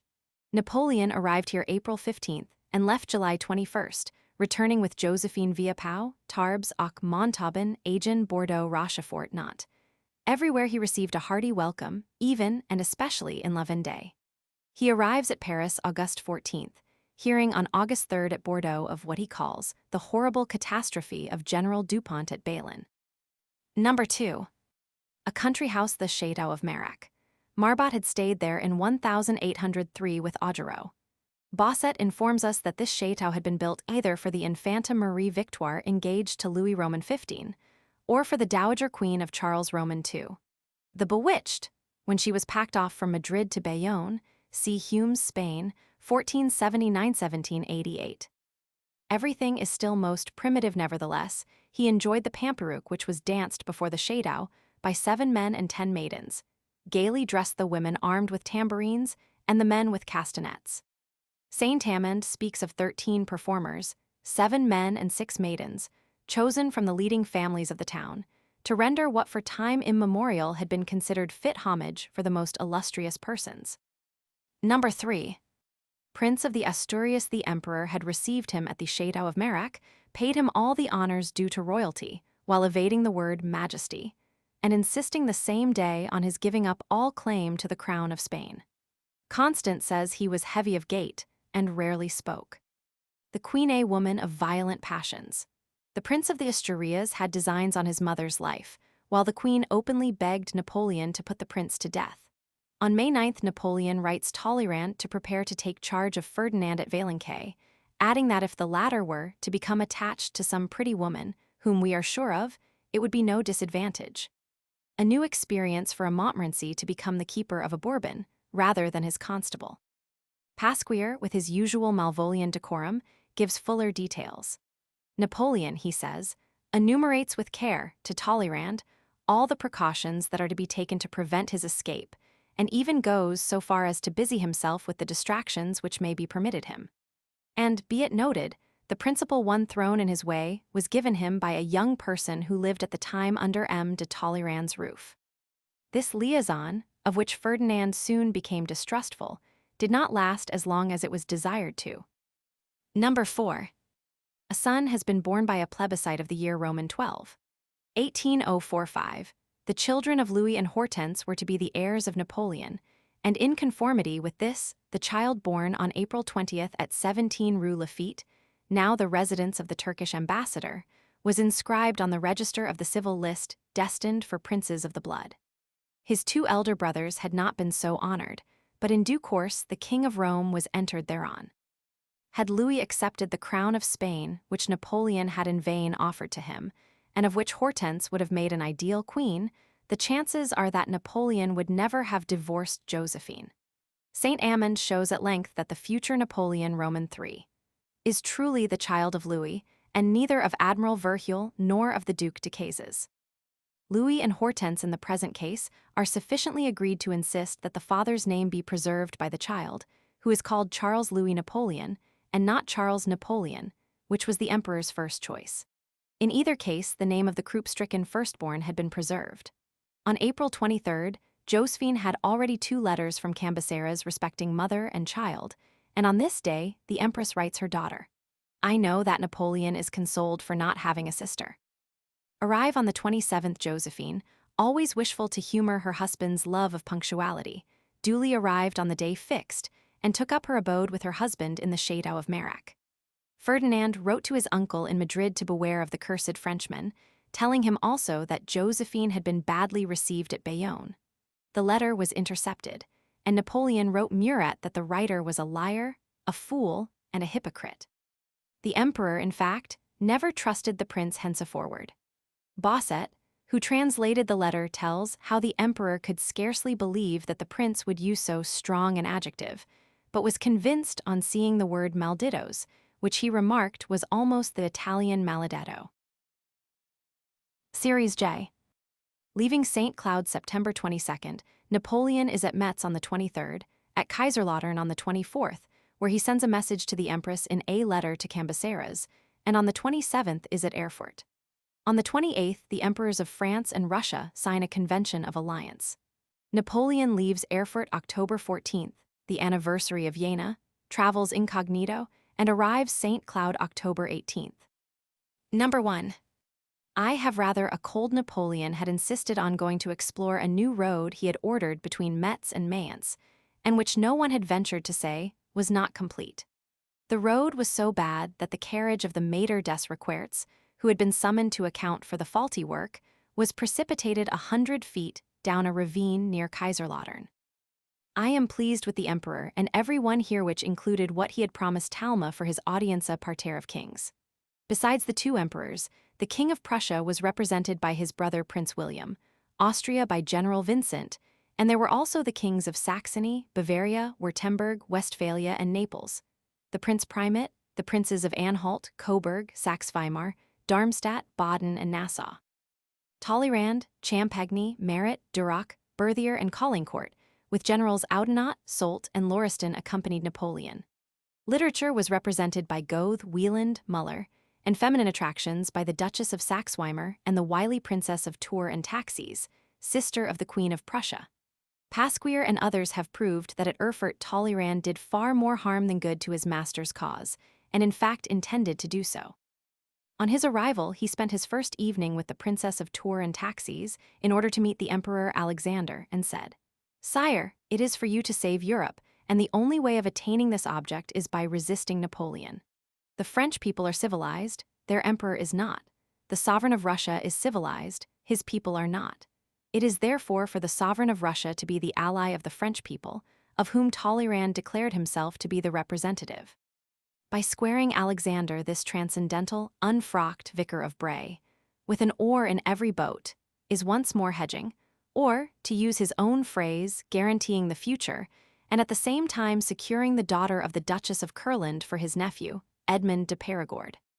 The arch-apostate carried his treason so far as to advise Alexander of Napoleon's ulterior views, and thus enabled the former to forestall them no easy matter in conversations with Napoleon lasting whole days. See letter number 3, this series. Talleyrand had also a grievance. He had been replaced as foreign minister by Champagny. He had accepted the surrender of his portfolio gladly, as now, becoming vice-grand elector, he ranked with Cambaceres and Merit. But when he found that Napoleon, who liked to have credit for his own diplomacy, seldom consulted him or allowed Champagny to do so, jealousy and ill will naturally resulted. Number 2. Shooting over the battlefield of Jena. The presence of the Emperor Alexander on this occasion was considered a great affront to his recent ally, the King of Prussia, and is severely commented on by von Moltke in one of his essays. In fairness to Alexander, we must remember that their host, the Duke of Saxe-Weimar, had married his sister. Von Moltke, by the way, speaks of hares forming the sport in question, but Savary of a second battle of Jena fought against the partridges. The fact seems to be that all kinds of game, including stags and deer, were driven by the beaters to the royal sportsmen in their huts, and the Emperor Alexander, albeit short-sighted, succeeded in killing a stag at 8 feet distance at the first shot. The Weimar Balthus followed the Jena shoot, and the dancing lasted all night. The Russian courtiers were scandalized at their emperor dancing, but while he was present, the dancing was conventional enough, consisting of promenading two and two to the strains of a Polish march. Imperial waltz, imported from the Rhine, was already the rage in Germany, and Napoleon, in order to be more worthy of his Austrian princess, tried next year to master this new science of tactics. But after a trial with the Princess Stephanie, the lady declared that her pupil should always give lessons and never receive them. He was rather more successful at billiards, pursued under the same praiseworthy incentive.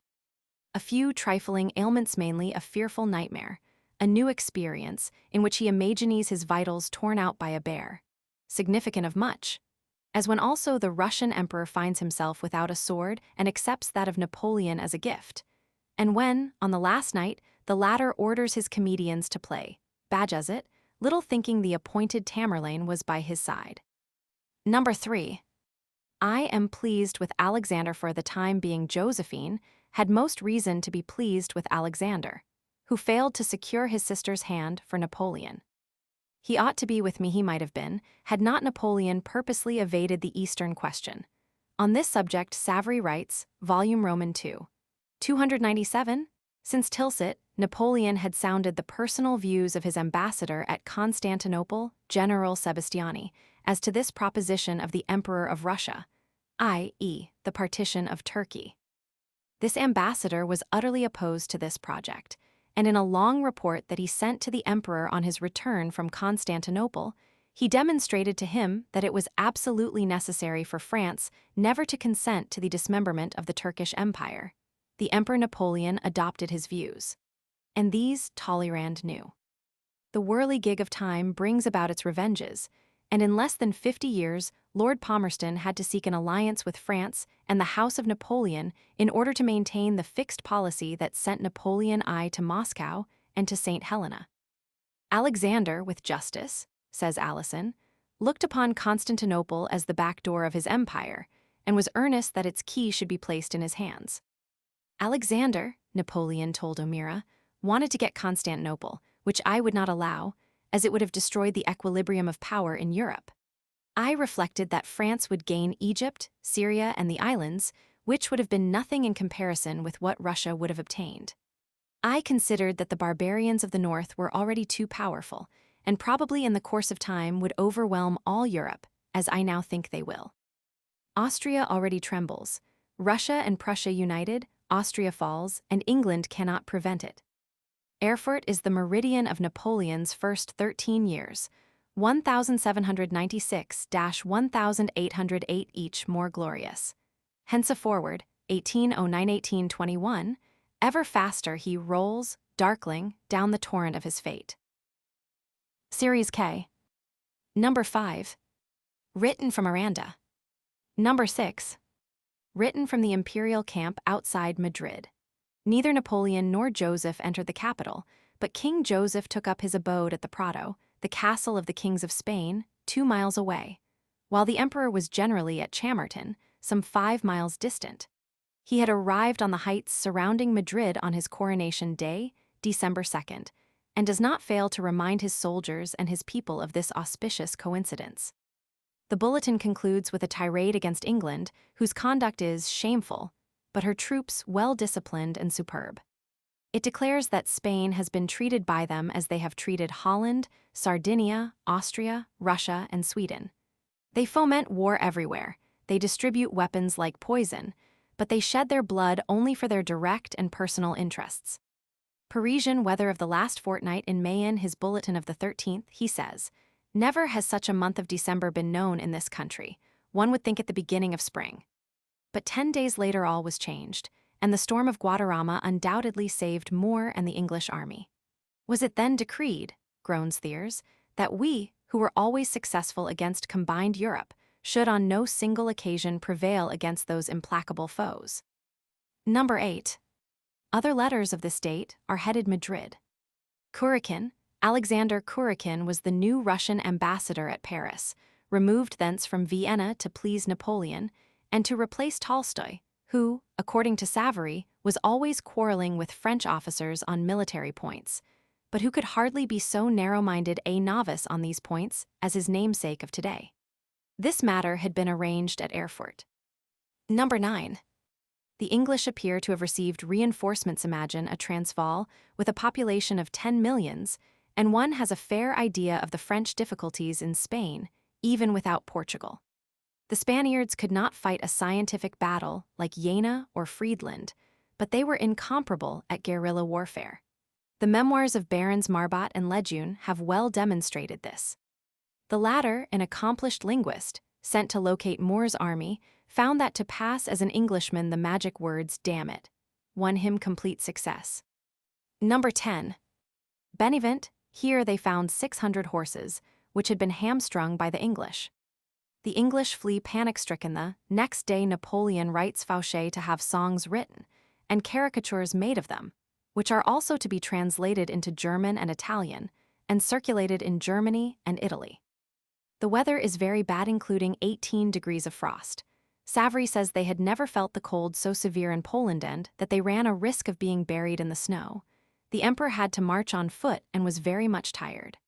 On these occasions, adds Savary, the emperor was not selfish, as people would have us believe. He shared his supper and his fire with all who accompanied him. He went so far as to make those eat whom he saw in need of it. Napier gives other details. Napoleon, on December 22nd, has 50,000 men at the foot of the Guadarrama. A deep snow choked the passes of the Sierra, and after 12 hours' toil the advanced guards were still on the wrong side. The general commanding reported the road impracticable, but Napoleon, dismounting, placed himself at the head of the column, and amidst storms of hail and driving snow, led his soldiers over the mountain. At the passage of the Esla escapes Napoleon by 12 hours. Marbat, as usual, gives picturesque details. Officers and men marched with locked arms, the emperor between Lannes and Duroc. Halfway up, the marshals and generals who wore jackboots could go no further. Napoleon, however, got hoisted onto a gun and bestrode it. The marshals and generals did the same, and in this grotesque order they reached, after 4 hours' toil, the convent at the summit. Lefebvre, as they neared Benevent, the slush became frightful, and the artillery could not keep pace. General Lefebvre de Snoet went forward, with the horse regiment of the Guard, forded the Esla with 4 squadrons, was outnumbered by the English, 3,000 to 300, but he and 60, Lejeune, who escaped, says 100 of his chasseurs were captured. He was brought in great triumph to Sir John Moore. That general, says Thiers, possessed the courtesy characteristic of all great nations.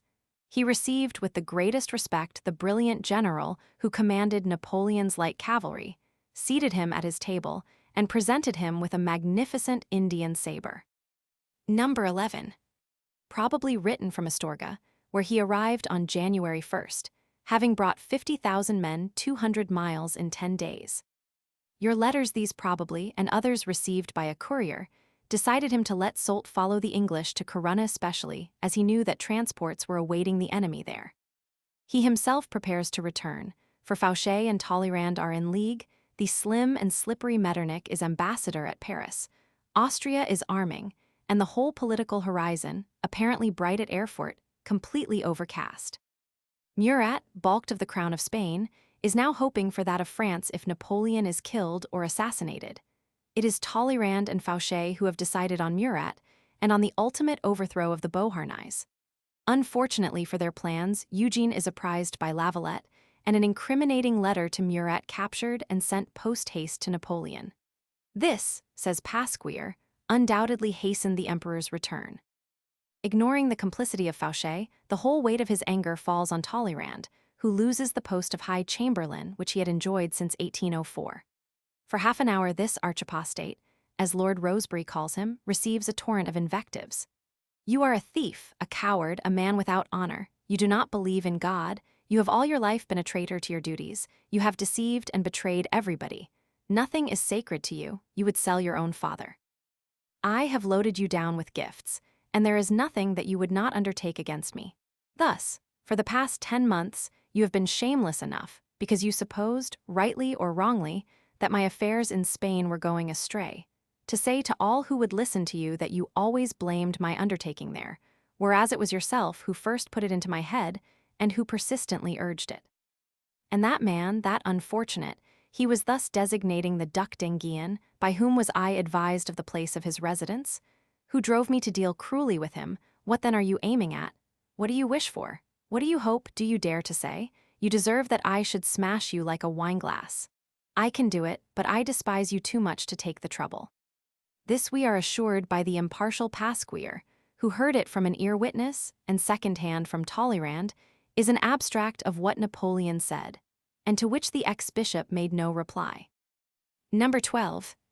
The English are in utter rout still little, but dead men and horses fell into his hands.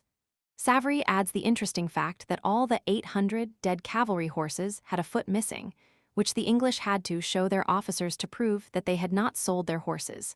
Scott, on barely sufficient evidence perhaps, states, the very treasure chests of the army were thrown away and abandoned.